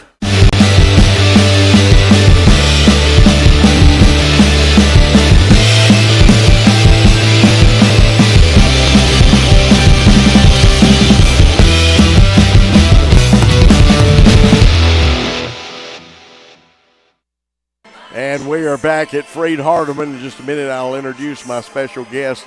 The Lions are trailing Campbellsville 44-36 here as we start out like a house afire, but we've had some shots missed, some unfortunate turnovers, and they have a young man named Alston Davis who has hit 6-3. Now, my special guest is Josh Sears, the outstanding first baseman for the Freed Hardeman team, and I'm still studying that. We're going to have Freed Hardeman baseball and softball on Worthy Road Studios. We'll stream these live, and actually people anywhere in the world, Josh, will be able to see you play. And if you haven't seen Josh play, you better watch. This young man has 46 home runs. Now, you said there's a condition on it. Counting COVID, there are 46. 42 outside of COVID year, and then 46 counting last year. That's all right. We count them all. If they go outside the park. Now, have you always been a first baseman? I bet you were a pitcher back in Little League or Dixie Youth, whatever you played. So, growing up, I was mainly a pitcher throughout Little League, travel ball, and my first 2 years of high school ball, I was mainly a pitcher. And then I hurt my arm and just mainly moved to first base and stuck with me ever since. I love hitting. Well, I love it. To hit 46 home runs, you have to be a very good hitter. What's the home run to strikeout ratio, or do you know that? Off the top of my head, it's probably about 1 to 2 for every 1 home run. I'll strike out twice. Well, but in my career, counting every single at bat, my freshman year I was really undisciplined at the plate. I just went up there swinging, so I struck out a ton. But after some adjustments, after heading up to the Northwoods League in Michigan, facing top-tier D1 arms, I kind of changed my approach a little bit. Changing my approach to be able to control myself with 2 strikes, control myself in my advantage counts. So just being able to do that has cut down on the strikeouts a lot, and my walks have went up a ton. Is that a wooden bat or an aluminum bat league that you play? Wood bat. Wood bat. Yeah. Which one do you like better, wood or the aluminum? It depends. I love metal because the ball just, no matter what, it comes off hard. But, wood's more, the ball plays more true. It's harder to hit balls hard with a wood bat than it is a metal bat. So I kind of like the challenge to use a wood bat. Yeah, we're going to have a great season this year, aren't they? And people, first of all, you want to come to see Josh hit the baseball out of the park. The RBIs will be good because when he hits it, this much I do know about him. When he hits it, even if it stays in the ballpark, it doesn't dribble off the bat. It's going to be tattooed a little bit, and if there's runners on base, Coach batting you 3rd or 4th in the lineup? 3rd. 3rd. I kind of figured that, and I was told you make pretty good contact too, and that's a good thing on it. Playing first base only though right now, right? Yes. No recovery of the arm and relief pitching or anything like that. No. I tried to let Coach Estes let me pitch again, but he won't let me. Okay. Any major league aspirations? Yes. I actually, some of my close friends know this about me, but, I had the chance to go play pro ball last year, but I turned that offer down to pursue my master's degree, and really it was just what my heart wanted and what God called me to do, and I stand firmly in that statement. But last year the draft was going to be 40 rounds, and then COVID cut it down to 5. So there's a lot of free agent deals, and I was fortunate enough to be one of the guys that got a free agent deal from the Cardinals. But, like I said earlier, my heart wanted me to come back to Freed, and I strongly stand in that statement. There's absolutely nothing wrong with that. First of all, Freed, a fine Christian institution. You finished your master's, or you're still working on it? Pursuing. Okay. Still working on it. Still working on it. What's your master's in? Management, business management. Yeah, and I presume that you took the business route in your undergraduate classes too. Any aspirations to coach?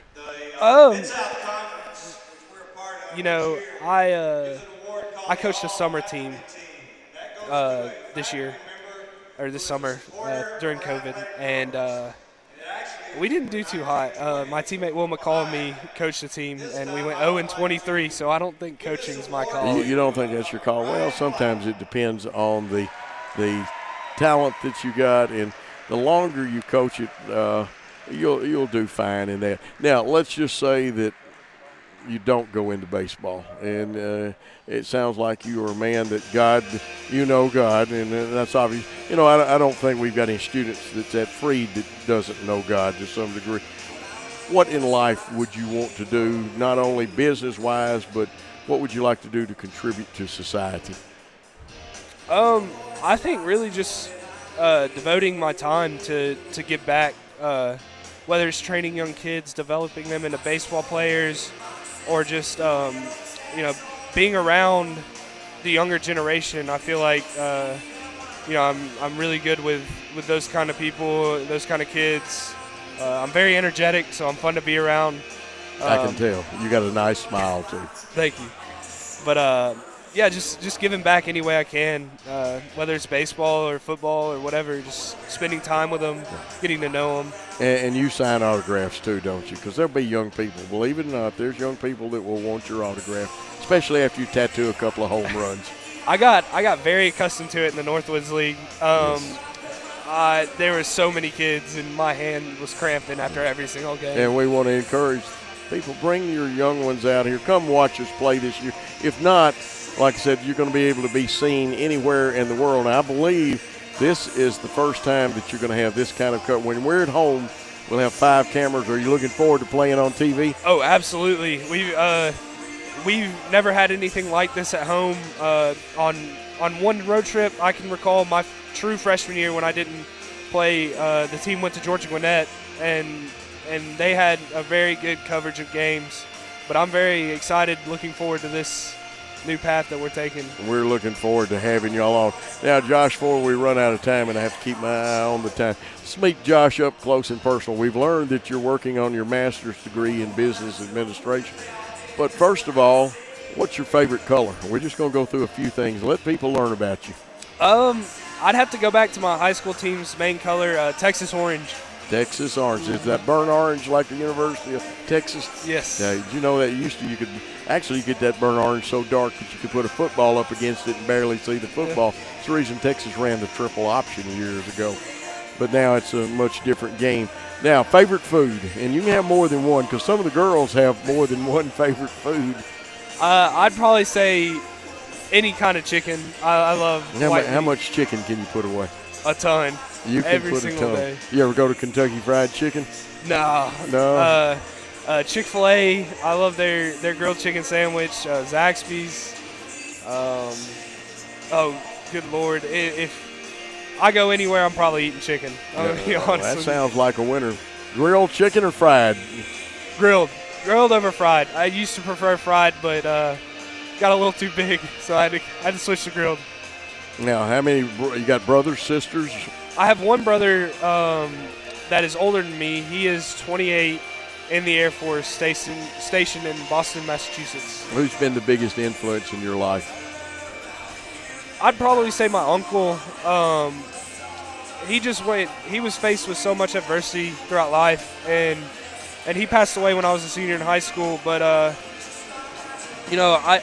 really learned through experience through him that no matter what, you never give up in life. No matter what, if things aren't going your way, no matter how many setbacks you have, just never give up in life, and you got to keep fighting. Favorite pro baseball team? the Braves. You are really a good man. I like, and I'm going to enjoy doing the games. I get to do the play-by-play of the games, and that's going to be fun. But we have a tradition here, and hopefully you'll come back and be with us again. We've got some more basketball games to do, but if you'll hit enough home runs, I'll hold the broadcast long enough. We'll come up and talk about home runs and stuff. Sounds we just good need to get us one of those things in life. It's your turn. You've got about 2 minutes. Anything you want to say to the fans, say hi to mom and dad at home, whatever, grandparents, whatever. It's your turn. And this is Josh Seals, the all-star first baseman of the Freed-Hardeman Lions. So I got one thing to say. I got an anonymous tip that y'all had a viewer named J.D. Flowers, John David Flowers. He used to coach here back in my underclassmen days. And I just want to give a shout-out to him. I hope Alyssa's doing well. I hope John Luke's doing well. I hope the little puppy dog's doing well. But, man, I miss you. We all miss you. And we hope you're having fun and doing well in Huntsville, Alabama. That sounds great. Josh, it's been a pleasure. I wish we had more time because I've got some more questions, but we are about to run out of time and have a break. But I'm going to hold you that promise that we will interview again. Part 2 coming soon. Sounds like a winner. There he is, one of the finest players in America, not just in this area, in America. Come and see him hit a couple of tape measure home runs. We'll be doing Freed-Hardeman baseball here at home live. Let's take this time out on the Freed-Hardeman Sports Network.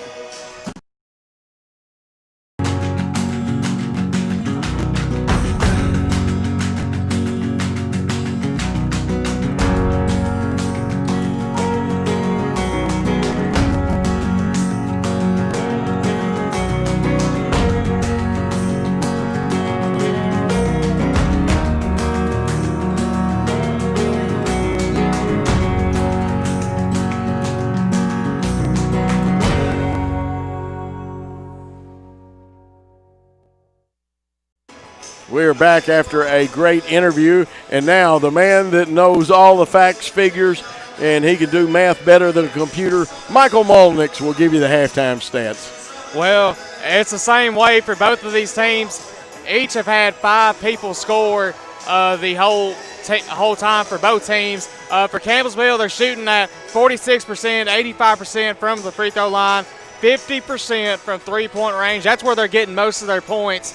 Freed-Hardeman, 37% from field goal range, 100% from the line, only 2 of 2, and 33% from three-point range. Freed-Hardeman's winning the rebound battle, 22-13, but what's hurting Freed-Hardeman right now is we can see the 7 turnovers to Campbellsville's 4. And leading the way for Campbellsville has been Alston Davis with 18,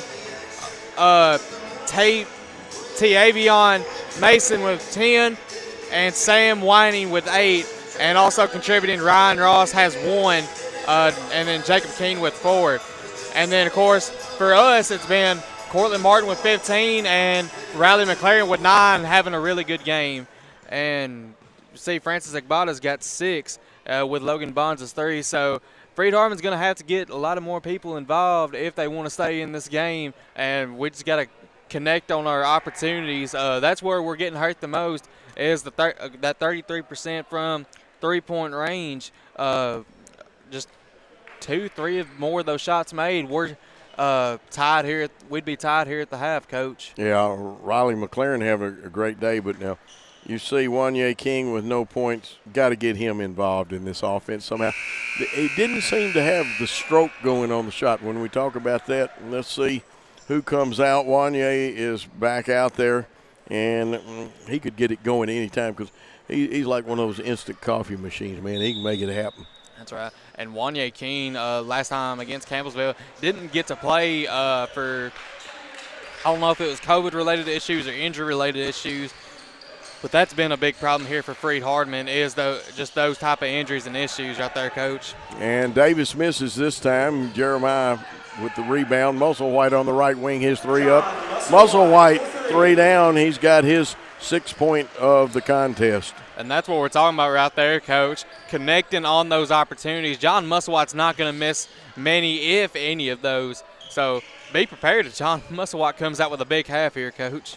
Absolutely. Here's the drive by Campbellsville. Mason's shot in and out. A tough miss for him. And, again, Jeremiah Alexander playing Windex man, 2 straight rebounds. wants to go to the hole, kicks out to Agbada. Agbada wants to get rid of it, gives it over to Cortland Martin, and now they double him, and good recovery by Ryan Ross. That was probably one of the best pick and roll defenses I've seen out of a player. And that time Alexander's shot gets blocked. It looked like Reyes on the run out. He goes, tries to flip it up. Missed. Rebound. Musselwhite gives it to Wanye King to Musselwhite. NBA 3 coming up just off the iron. And now we're just running up and down the floor. And this is Mason. Mason shot up and in. Good body control. And Musselwhite, I mean, that's really all that you could do out there other than just do nothing. And, you know, John Musselwhite's not just going to sit there and do nothing, Coach. Oh, no. Mason, that was a great play by him. And that's King's second foul. Shot it, got it, completes the old-fashioned three-point play. An 8-point lead for the Tigers. Got Lions and Tigers in here today. Cortland Martin gives it off to Agbada. Agbada, the dribble handoff. Cortland wanted to go, tries to throw it in there. It's turnover. Picked up. That looks like Reyes on the run out. It is. He holds it up. Ryan Ross may take it to the hole. He spins, and they may get the arm for a push-off. Let's see if they do. Yes, they do. And that's a tough foul on Ryan Ross because those are the kind, we had a couple of those in girls' game. They can go either way. And you really don't know what a referee is going to call in that situation. And you get some of the players from Campbellsville showing a lot of expression here today, Coach. Absolutely. On the left wing to Jeremiah Alexander. Agbada, top of the circle, gives it to King. There again, they jump and then recover. Good job. And that's probably went off Jeremiah's hand. Only he and the referee know and which one is right. They're not going to tell us. Whining to inbound the ball. And it looks like Reyes is going to move to the point.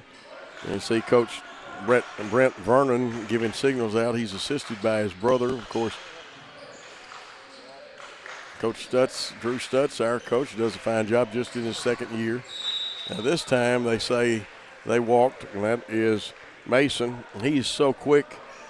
You have to give the referee credit. He's so quick, sometimes you have trouble seeing him if he does walk. That's right.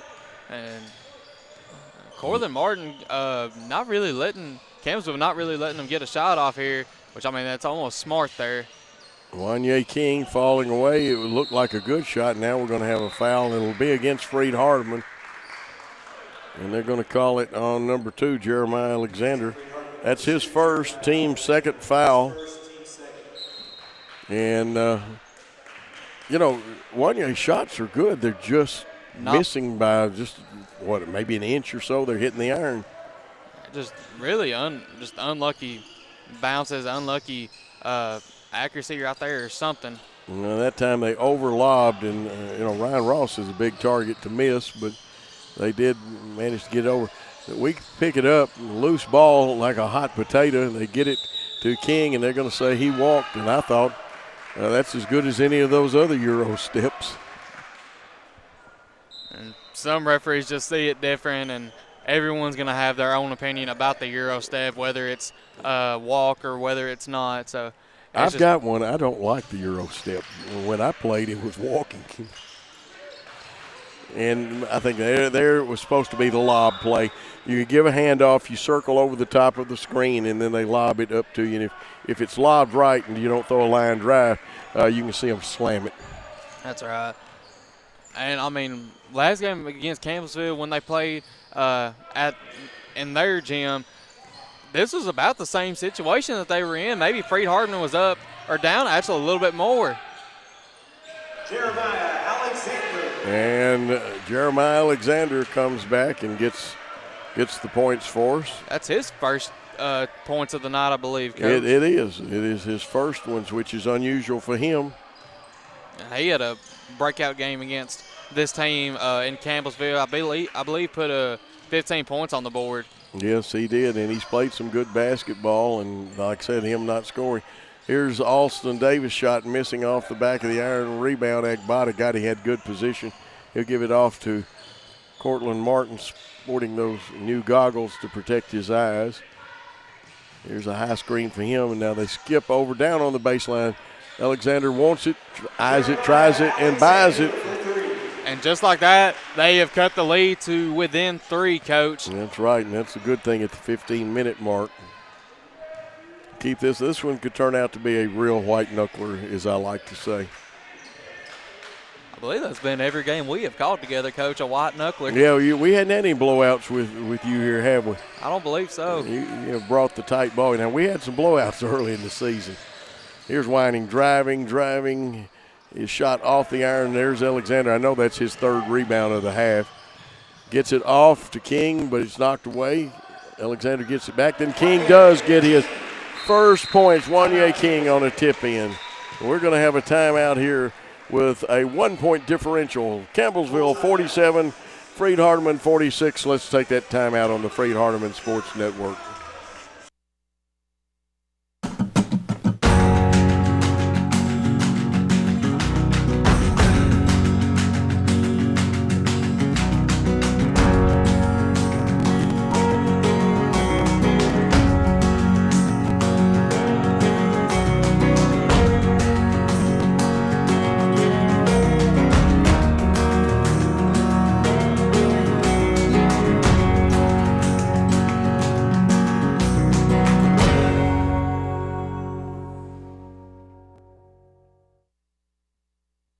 We are back here at Brewer Activity Center on the campus of Freed Hardeman. A lovely place to be. Welcome all the folks from Campbellsville.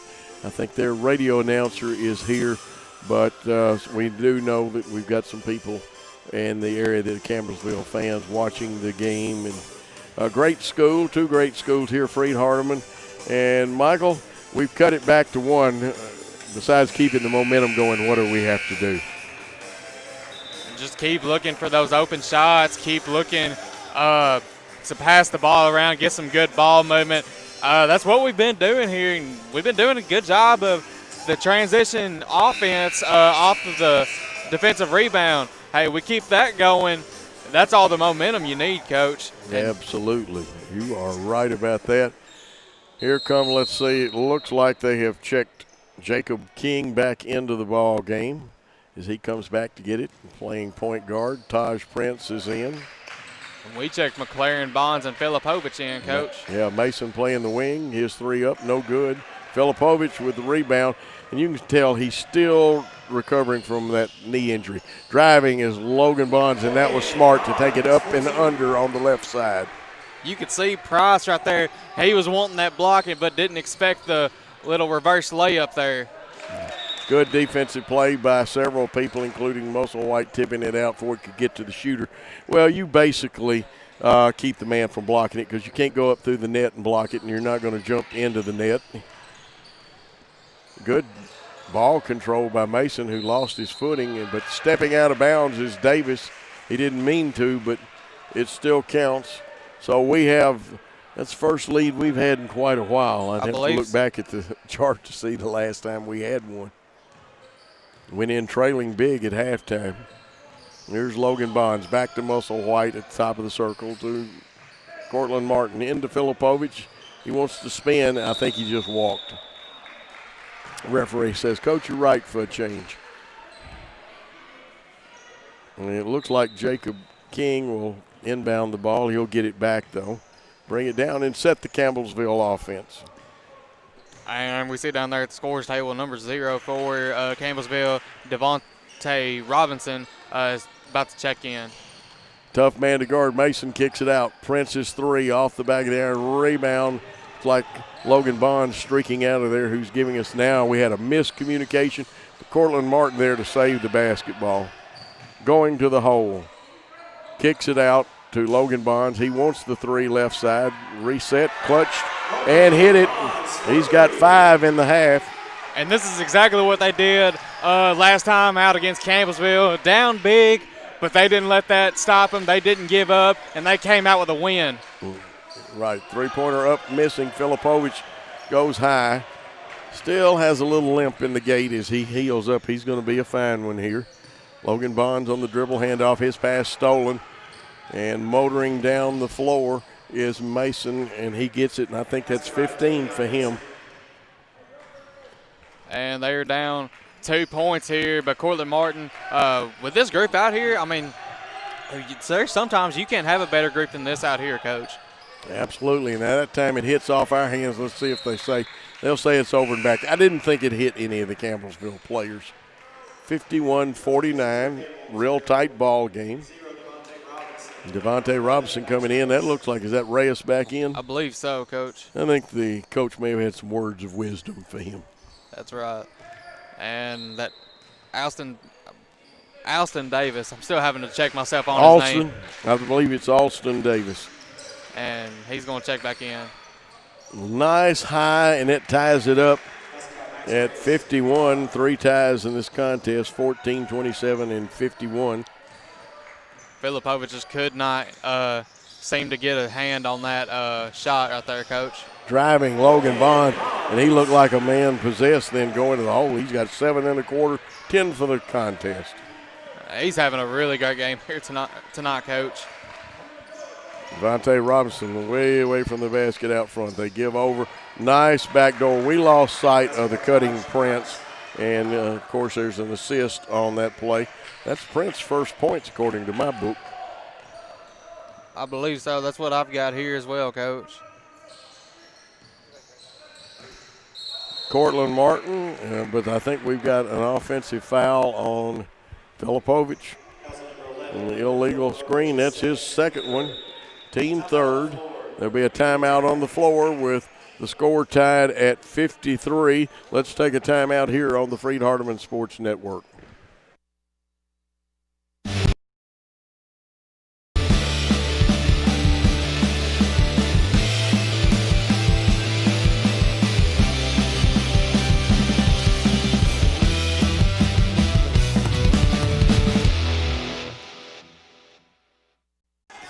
And we are back, and you see great camera shots from Worthy Road Studios there. And we'll be doing baseball and softball for Freed Hardeman. In the future, we hope to be doing soccer, volleyball, and other sports. Of course, Worthy Road Studios does church services and weddings and football, baseball, basketball. And I'm going to aggravate Paul a little bit. Paul, you ever done ice hockey? And of course, Paul Schultz, our producer, director, he's busy directing these good shots. But I don't think we've ever done ice hockey, but we could if we had to. And baseball will have 5 cameras around the field, including a really great shot from center field. And, of course, softball, Ray Pack will be doing the play-by-play on the softball. You heard Ray earlier. Great contest. Ties of 14, 27, 51, and 53. The Tigers and the Lions all knotted up. The basketball belongs to the Tigers of Campbellsville. Okay, Michael, what do you got going if you're Campbellsville right now? If I'm Campbellsville, try to force some mismatches, but other than that, don't change the game plan as far as that. Yeah, you saw them run the Iverson cut, and the next time they run it, I will tell you about that. Very creative offense, nice drive, but we had better position. They're going to say Taj Prince was the impetus on that ball going out of bounds. And here comes wholesale substitution. I'll let you grab the subs. I believe it's Wanye King, Francis Akbata, and Jeremiah Alexander going back with the starting 5 for the game. And Wanye King got on the scoreboard with a tip. It's tied at the 11:33 mark and counting. Musselwhite has it back to King. King wants to go through, gets the handle back on it. Jeremiah Alexander, his shot looked good but rebounded by Agbata. Thought it was going to go down, but it rattled out. We've had a couple of rattlers like that. That's right, Coach. Cortland Martin, a little shake and bake. And here's Jeremiah. Jump ball, good effort. Let's see who that is on the floor. That is Jacob King. I believe they called jump. They should have called jump ball, and that would give us the possession arrow. Of course, with the headsets on, I can't hear Coach Vernon. I'd love to be able to hear it being an old coach. Send to Wanye King. He wants the 3 left side. Rainbow 3. How much rain did it draw for his 5th point? With that much arch, he could have sent it right up to the top of the building, Coach. I wonder if we could have got some snowflakes, though, with that one. We know it drew rain. It was a great shot by King, and hopefully gets him some give him a confidence booster here heading into the second part of the second half. Reyes shot up, hits the front of the iron. Rebound to Wanye King, and he can see a little more confident. Look, he's going to take it to the hole, up and in. And now that's like, lighting up the popcorn machine, putting the popcorn in the popper and heating it up. That's right. That's the Wanye King that we know right there. The transfer from Arkansas Monticello with Jeremiah Alexander has been a really good shooter here for Freed-Hardeman. Nice pass and nice hands by Taj Prince to handle that one and put it in. His 4th point, 58-55. Freed-Hardeman leading at the 10-minute mark. You see the clock. Worthy Road Studios always has that clock. Musselwhite to Agbata, left side, King. King wants another 3. It just missed, but he's on now. He's ready to play. And Campbellsville comes with a chance to tie or cut the lead to 1. Robinson goes left, hand off to King. King wants a screen. He doesn't use it. It's slipped by Prince. And good defense, Cortland Martin, but a nice pass. They missed, though, but the pass was really good. Here comes Jeremiah Alexander. Cortland Martin from downtown Henderson, but it missed. Just a little bit too far right there, maybe for Cortland Martin, but we have seen him make those before. Oh, yes, many times. First half he made one similar to that on the other end of the floor. That's right. Robinson looking for an opening. A lot of head fakes, a lot of dribbling. Kicks it off to King. King, a head fake, gets past Alexander. Leaves it short. Agbata has had a ton of rebounds. Here's Wanye King wanting to go all the way. He gets cut off, splits 2. Tries to give Agbata the ball, who kicks it out. And Musselwhite will offer a screen. Here goes Cortland Martin. He's cut off. Good help defense and the good recovery at 11 mark. And then after all of that good defense, kind of straightened up and fouled.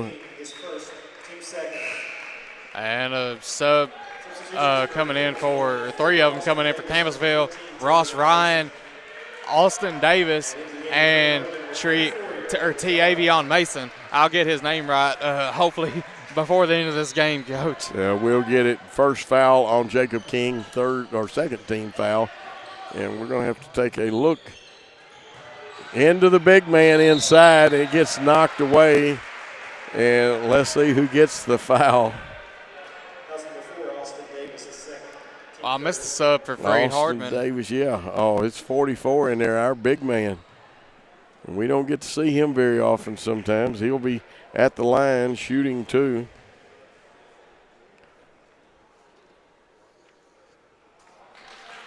And he had a good game against Bethel in the last outing, scoring a total of 8 points, 3 of 4, 2 of 3 from the line. Well, Lazard misses both of those, but he is a solid young man. You don't want to run into his screen. Here's Mason, shake and bake into the lane, knocked away by Lazard. You just proved him right there, Coach. Yep. Here's Cortland Martin giving it off. Jeremiah Alexander, high banking shot, and Alexander has now 7 in the half. And this Freed-Hardeman defense has been really good this half, and just halfway through the second half has only allowed 11 points total this half, and that just made it 13 right there. Yeah, Mason does such a good job. I've got him with 17 unofficially. Coming back at you, Cortland Martin gets his 17th point. And I hear the whistles blow. That means there's going to be a timeout.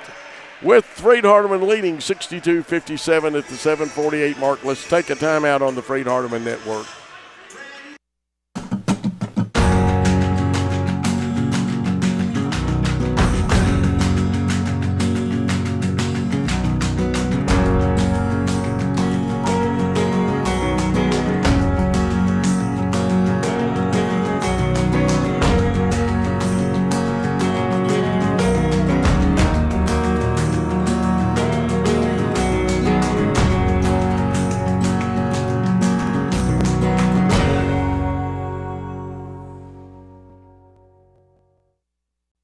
And we're back. An exciting contest between the Campbellsville Tigers and the Freed-Hardeman Lions. right now the Lions are back on top. The lead has changed several times, Michael. That's right. This has been a competitive game back and forth between Freed Hardman and Campbellsville, and just by looking at the hustle, by both these teams, I don't think that's going to stop with 7:40 left to go in the game, Coach. I don't think so. Max Reyes with the basketball way out front. Gives it off. Mason lobs it in the spin move by the big man. He kicks it out, saved by Davis. We recover quite well. Driving Mason. Kicks it out. Devontae Robinson inside the arc. His shot bounces off, and you can see Wanye King swipe that thing off. There's going to be a foul right there. They'll call it a blocking foul on Mason. Is as much with the hands as it was with the body. Be side out because that's only the fourth team foul. And I've got Mason with 3 fouls now in the contest, and that's an item for Campbellsville as he makes a lot of things happen. That's right, Coach. Like we said, on the season, 20 points a game. We didn't handle that dribble handoff cleanly, but King gets it back. Now we go inside, and that one must have gotten tipped, but I bet there's some jammed fingers down there because Davis is hurting. And here's a layup up and in, and let's see, that was Reyes, but I am a little concerned because I wonder if they dislocated some fingers on Alston Davis. You don't usually holler that bad unless they're dislocated or broken. It didn't look too good, Coach. It really does. Let's hope it's just jammed and not either the one or the two that I just mentioned. No fun in dislocation or in broken fingers. Left wing, passing into Musselwhite with a nice rejection by Ryan Ross. He timed that one perfectly. Alexander trying to do the right thing, feeding that pass in there. 16 seconds left on the shot clock. 62-59. Freed Hardman goes 1-4 low to inbound the ball. There'll be a pop out by Agbata. Musselwhite was ready to load that NBA 3. King, turnaround three-pointer, and he's got it. King's lighting up. Someone might want to call it a fire department on him, but I don't want anybody to call right now, at least not for another 6:22, Coach. No, let's throw some gasoline on that fire and light him up even That's more. Right, Coach. 10 That's points right. in the half. And if I have said quarter, we just did a women's game, and you have to switch your mindset from quarters to halves. Reyes that's Mason actually brings it back out front. Mason with the shot. He is a very good player. And now he's got 20 according to my stats. Kick out. Musselwhite wants the 3. Top of the circle. Smooth. It hit the front of the iron, but we get the rebound. King. And it rolls around and falls off. And no, there wasn't a walk. You saw the official signal. And that is a busy young man. That's right, Coach. You said 12 points? 12. Just in this amount of time. Now we'll pick up the foul, though. Reyes on a nice spin move. Should be going to the line for 2. I've got King with 3 fouls. He's going to have to be careful with just 5:37 left to go.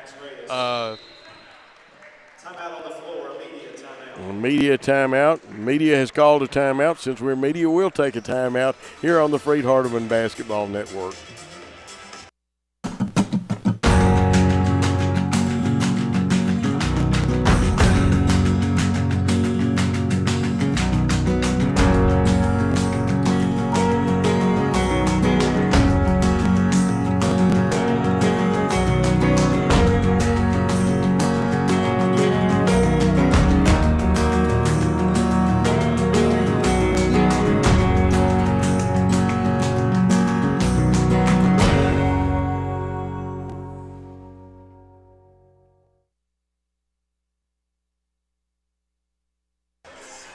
And we're back.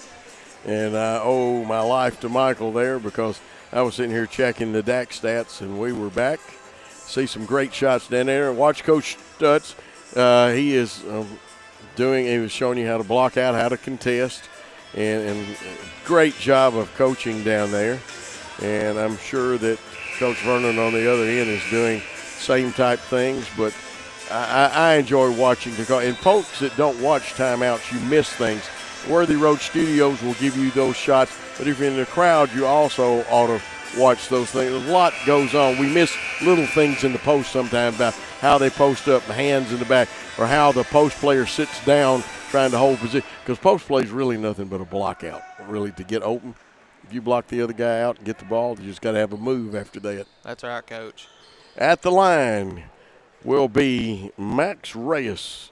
He's not been to the line today, and they're not going to rebound on the line. Shot it, rolls around, and got it. And Ray is an 82% free throw shooter this season, so he's not going to miss many, if any, tonight, Coach. And I can see why you rest your players, pull them off, don't get a foul that way. Second one, it may roll around, but he's got shooter's touch. And this is a three-point contest again with 5:36 and counting. High screen, we didn't really use it. Move the ball around right side. Cutter goes through on the basket cut. Here is Wanye King kick out to Musselwhite. His three is up and good. John Musselwhite, I've got him with 9. That was great ball movement there. First the kick out to Alexander, then the pass back to Musselwhite for the three. You can't really get a better ball or offensive possession than that, Coach. Yeah, and they just ran a Iverson cut out of the 1-4, and then they give it to Mason, who shakes and bakes, wants to go to the hole, but he got fouled kicking out. And they say the foul was on Alexander. Jeremiah Alexander with the 5th team foul, his second foul. It'll be baseline with 20 seconds in this possession for Campbellsville. They send Devontae Robinson to inbound, and Ross wanted a lob and tries to go to the basket. They give it to Mason left side. And that's two fine players there, Cortland Martin and Mason. They kick out, 3, air ball. Alexander just provided just enough distraction there to throw that shot off. Now, Cortland Martin's running one-hander in, out, and back in again. He's got 19. Another great performance by him, just like this whole season for him. It wouldn't surprise me if he comes out with All-American honors for the season, Coach. He could easily earn them. Here's Mason again, who I would give some consideration to. He misses that shot. Freed Hardeman with the rebound. Cortland Martin has it. Wants to shake and bake a little bit. He is quicker than a hiccup, too. Got more moves than a hula girl sometimes. Musselwhite's 3, in, out, and out. I thought it might settle back in. Just an unlucky bounce, like we've seen a lot tonight, Coach. Yeah, it's rattled a little bit. Going to the hole, Reyes, strong young man. That one just bounces off. Musselwhite with a scoop pass after the rebound. And now Jeremiah Alexander says, gentlemen, let's get organized. Coach Strutz calls the play. Oh, here, that's a great play and a great pass right there. Musselwhite kicks it off. Back out front, Wanyeki. Just a little short. I noticed he's falling back just a hair on some of those shots. Yeah, when you fall back, you almost need to put just a little bit more power on it, Coach. 72-64, 8-point lead. Ryan Ross wants to wheel and deal, needs a cutter to help him out. He spins, shoots it down and came back out, bounced around. Now Freed Hardeman says, let's orchestrate a little bit. 3:17 and counting. 24 and counting on the shot clock. And that was a great defensive possession down there by Igbata. We just can't ignore how great and important that possession was. Yeah, it was a blocking foul, and that very dangerous for both young men. Reyes wanted to try to get a charge, and Martin awkwardly, but you have to protect, and he was an airborne shooter then. Cortland Martin will be going to the line for his first free throws of the contest. And that's Reyes' first foul, 5 team fouls for both teams. There'll be moisture on the floor, and you'll see them get that up. And you see the line in the background, he's clapping. I like lines and stuff anyway. Yeah, we got the Lions and the Tigers, and we had the Shawnee State Bears the other night, Coach. Yeah, and one time when I had somebody ask me, is that the Shawnee's Bear? I said, no, Shawnee. Shot it, got it. You know, that was for Shawnee's, the eating place, they used to use a bear as kind of their mascot too. But no, that was the Shawnee Bears. Very fine team too. That's right. Both boys and girls ranked in the top 25. Well, top 10 to be exact, Coach. Almost silence here at the arena. Second one shot it, got it. Cortland Martin, and I think Campbellsville wants to talk it over as they trail by 10. And I believe that's our biggest lead, isn't it? I believe so, Coach. I think biggest lead earlier, like in the first half, was probably like 6 points, I believe. I could be wrong on that, but I do remember one time in this game having a 6-point lead. Yep. Let's talk about this contest at this point. According to the DAC stats, Freed Hardeman is shooting 45.3 from the field. Campbellsville 39.2. The three-point percentage about even also. Campbellsville at 36.6. Freed Hardeman 37.5. Free throws, Campbellsville's hitting 90%. They're 9 for 10 from the free throw line. So they got a little edge there because we've only shot 4 free throws. Freed Hardeman holds a decisive edge on the rebounds. Assists are about even at 11 for Campbellsville and Freed with 10. Steals, Campbellsville has 8. We only have 2. We have 14 turnovers. They have 9. And that's not too bad of a situation. And, of course, the scoring leader for Freed Hardeman is Cortland Martin. Mason with 20 is the scoring leader for the Campbellsville team. And what are you expecting in this final 3 minutes? In this final 3 minutes, I don't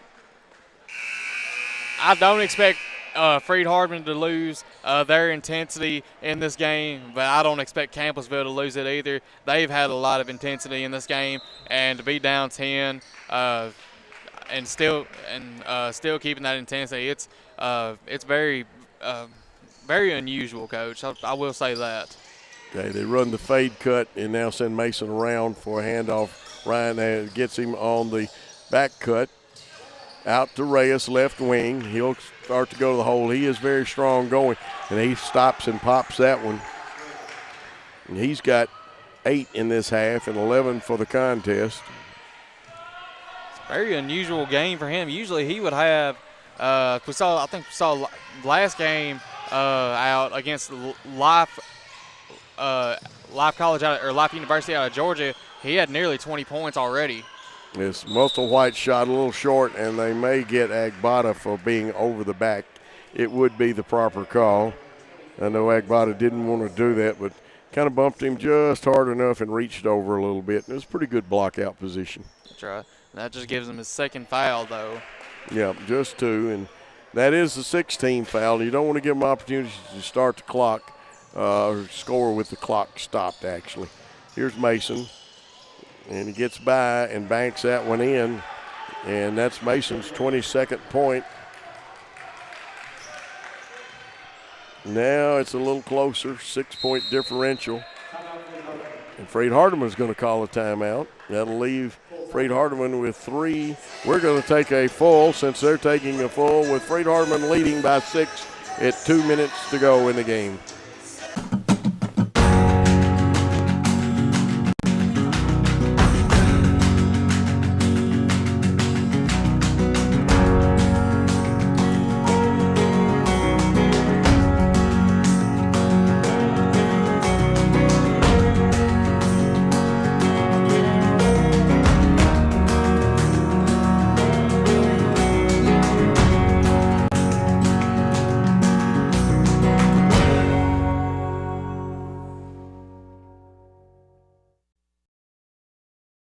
Back for the final 2 minutes and 6 seconds.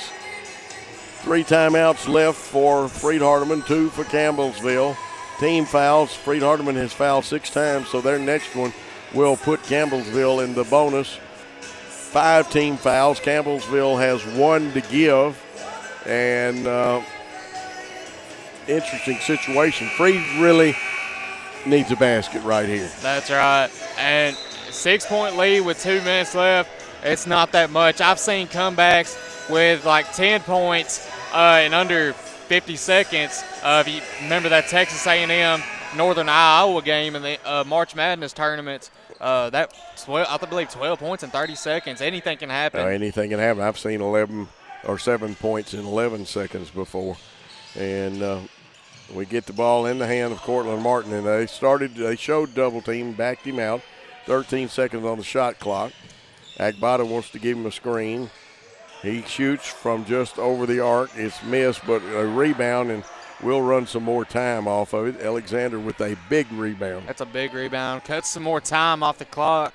And if they're lucky right here, they'll get it to a minute 28 with a basket or not. Down to 5 seconds. Cortland pass off to Agbata. It's knocked away. Reyes picks it up. Reyes is a man on a mission in a hurry. Takes the Euro step, banks it, misses it, and Agbata says, I've got the rebound, gentlemen, at the 120 mark. And that was a great defensive possession there by Cortland Martin. Great transition defense, able to disrupt Reyes' shot right there. Now Musselwhite and Cortland Martin will play a little 2-on-2 out here. Agbata pops out, and they don't chase him. Yeah, they want to trap Alexander, but didn't. They faked it and brought it back. 5 seconds. Wanye King, who can light it up from out there at 2 seconds. It's launched before it hits the rim, rolls off. Ryan Ross cleans the rebound. And now, with 45 seconds, Mason lights it up, but it doesn't go in. And that was lucky out there, unable to get it right there. And now they're just trying to foul Cortland Martin with 35.8 seconds to put him on the line. And Cortland Martin is 78.8% free throw shooter. But I forgot. I'm the one that said they didn't have 5 fouls, so they had to give one. They'll have to foul quickly now. That's one disadvantage of not being in the one-on-one situation. That's right, Coach. And looks like they're going to call a timeout here, Coach. And that's wise. You count in your head to yourself while you're trying to inbound the ball. And when you get to 3.5 on the count, you better call timeout. That's right, Coach. Yeah. Let's see if they stretch this to a full.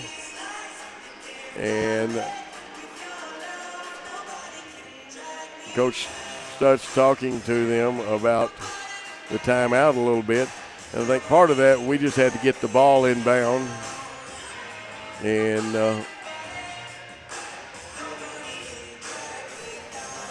they were asking who told you full timeout or something like that, but it doesn't matter. Coach got what he wanted done, gives us a chance to get the ball in with no foul, or not with no foul, but without turning it over is what, and we were close because I had counted to 4 and evidently is far away. Looky there, oh, the cheerleaders in action. I would probably drop somebody if I did that. I wouldn't mean to. Yeah, whoever says cheerleading is not a sport, it's hard. It is hard. That's, what do they call that, a basket toss or something? I forgot what. There's a name for that when they throw them up in the air. And maybe we'll have to ask the cheerleader sponsor to come by and talk one time. That's right. And if you're Freed, or if you're Campbellsville here, who do you foul? And if you're Freed Hardman, who do you want to give the ball to get the free throw shots? That's a good move. The quick touch pass, keep the ball moving so they can't. And you foul. The only one you could foul would be Agbata because you've just fouled a 72% free throw shooter. And well, Musselwhite's the same way, 13 of 18 on the season. I got him at 72.2%. Yeah, Agbata, at 65's got the worst percentage on the floor, doesn't he? See, I believe I have Agbata at – I believe I have him at 72. Oh, you got him at 72, and sure enough, I spoke too soon. Musselwhite missed that one. That's 65% from the field for Agbata. That's what it is. Round the horn, the tennis shoe squeaking, Reyes 3 up, and I'm going to tell you what, Reyes just dropped a bomb. That's right. And that's where that, believe, 14.8 points a game comes in, Coach. He's got 14, and he's right at his average. He just needs to get. Now, this game, 20 seconds, 20.3 seconds, you can get 3 points quite easy. So we've got to be careful with the inbounding pass. And I'm going to dictate. I'm not going to let Cortland Martin catch it if I'm Campbellsville. Well, I don't know if I'd let Wanya King I wouldn't let Wanya King He's only catch missed it one either. this whole season. Yeah, I wouldn't let him catch it either. and we want to dictate the ball coming in to one of those two young men. That's right, Coach. Now, time is our ally if we can use it. The trouble is they'll be trying, if they don't get a quick steal, they'll go quick foul. That's right, Coach. And if you're Campbellsville, you need to foul someone who cannot make a free throw shot. 20 seconds left to go. It's not much time, but it is enough to make a comeback. And if you're Freed Hardeman, you need to put at least your 5 best shooters in, or 5 best free throw shooters in there if you want to try to guarantee a couple of made free throws right there. To put this within a 2-possession game, Coach. Yeah, matter of fact, we've got a lot of good free throw shooters on the team. And what I was talking about Agbata a while ago, my apologies, that's 65% from the field. I'll take that any day. That's right, Coach. Because Francis doesn't take many shots either, but he's a very good free throw shooter at 72.7. Okay, Muscle White will inbound. Got the experience there. We got a little diamond-shaped formation. We're going to send King long, and we get it to Cortland Martin, and only about 1 second ran off. So a lot of pressure on Cortland Martin, who is 2 for 2 for the line. That's the 4th personal foul on Mason, 8th team foul, so not the double bonus yet.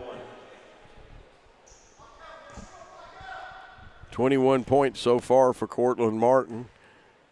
He eyes it, tries it, and buys it. He'll get the second one. And here comes Alexander.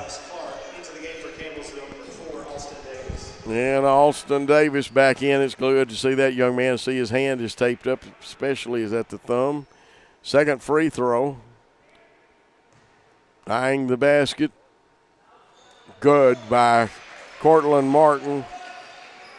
He's got 22 now. Jacob King quickly trying to score, goes to the hole, loses it, out of bounds with 13.5 seconds, a 5-point lead. And again, got to have the quick steal or the quick foul. Here's substitutions coming in. Wanye King, Logan Bonds coming into the game. Alexander and Clark now. Here comes Riley McLaren in. Also into the game for the Lions, number 13, Riley. Again, the diamond formation. Man-to-man defense, and Reyes was holding Wanye King. They throw it deep to him. He's on a run out like a fly pattern, and Alston Davis fouls him, and they'll send King to the line. Third personal foul, team ninth. Wanye King shoots 91.7 from the field. Agbata comes back in. And this is offensive defense substitution for Freed Hardeman. 10.5 seconds left on the clock. Shot clock is off. Shot it, got it.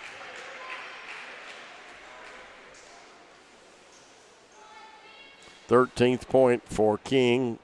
Wanye King trying for his 14th. Shot it, got it. He's got 14.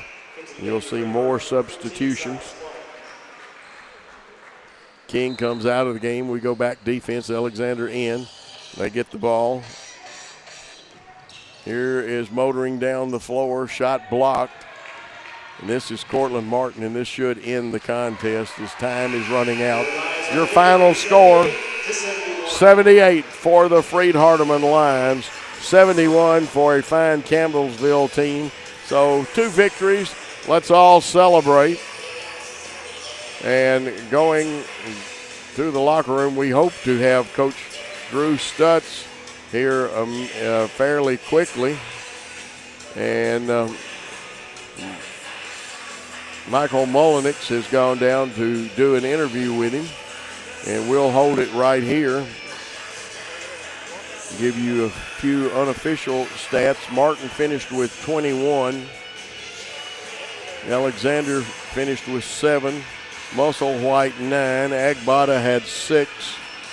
And let's see, let's go downstairs. I believe we've got him. Coming in for the second half. We got after him a little bit in the locker room. You know, we've been struggling against Bethel last game to really defend, but it's not that big of a difference. It's amazing what doing a few details will do when it comes to defensive end and offensive end.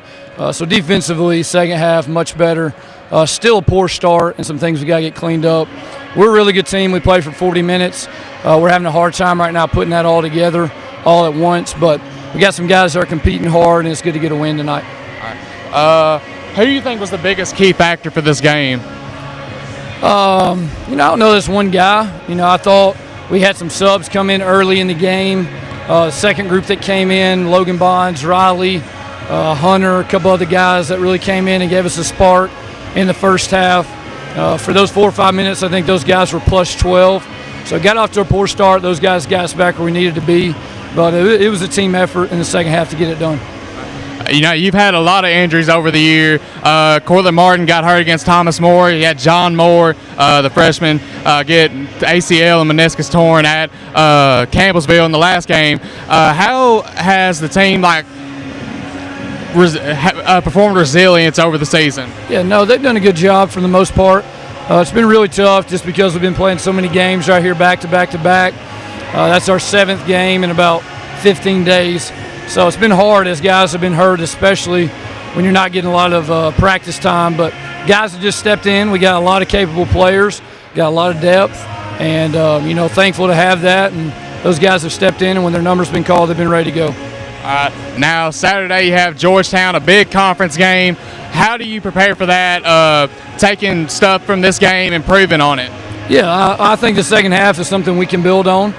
We got a really good team, but it's just about having everybody on the floor being committed, especially on the defensive end, and having the right mindset when we step out there on the floor. It's tough. It's tough right now because every night's a battle, every night's a challenge. But, for the most part, it's just taking what we did in the second half and letting that go over to the first half against Georgetown. They're a great team. It's going to be a great game. They're preseason number 1 in the nation.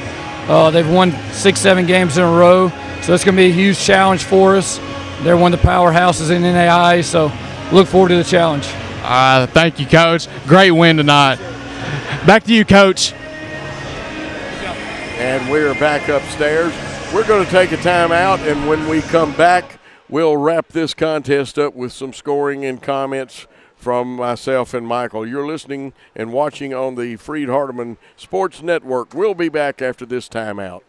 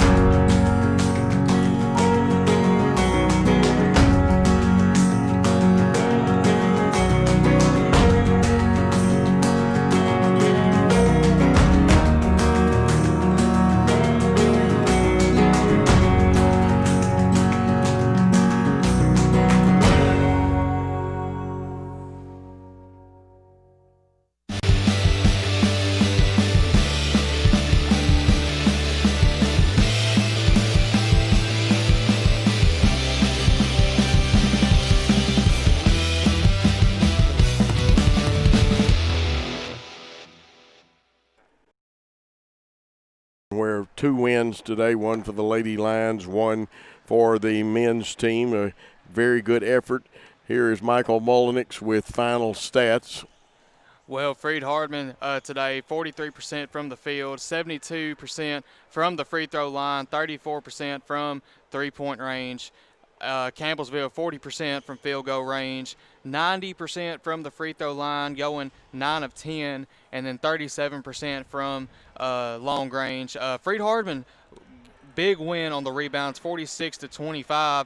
Campbellsville, all 25 of those rebounds coming off the defensive. No offensive rebounds for Campbellsville today. And Freed Hardman, 15 turnovers to Campbellsville 10. So Campbellsville winning the turnover battle today, Coach. Okay, Michael, I'll get this to help out a little bit. Total points for each player. Let's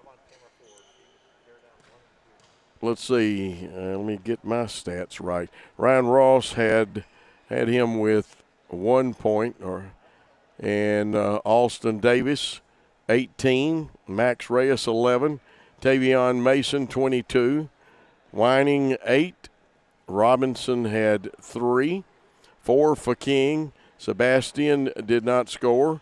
Mincy did not score, and Taj Price had 4. For the winning Freed Hardman Lions, Francis Agbada had 6. Cortland Martin with 23 big ones tonight. Great effort by him, and he really opened up the game very hot. Wanye King found the shooting touch and had 14 points. Alexander, 7. Muscle White, 9. Skipping down to Riley McLaren, had 9. Also Logan Bonds with 10 for the 78 points for the Freed Hardman Lions. Your final thoughts, Michael?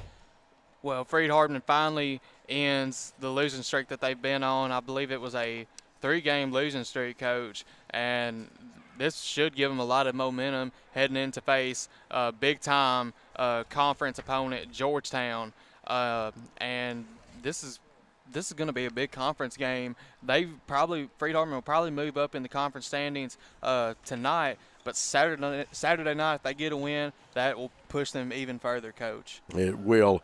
Great effort and great camera shots by our wonderful camera crew. Great direction by Paul Schultze. And hopefully we got a graphic that'll let you know who some of those fine people are today. And I see Paul working furiously over there.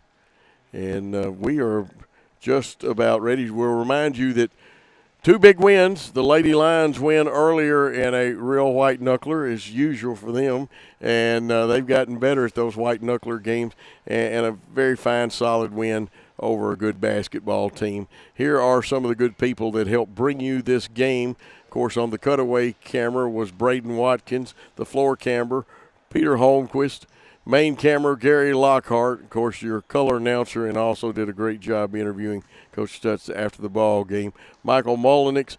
The man that makes it all happen really is Paul Schultze, who produces, director, and he's also the owner of Worthy Road Studios. Coach Joe Holloway here, and we will remind everybody that any rebroadcast, retransmission, or further use of this contest without the express written consent of Worthy Road Studios is prohibited. We want to say thanks for your time this time. Till next time, good night all.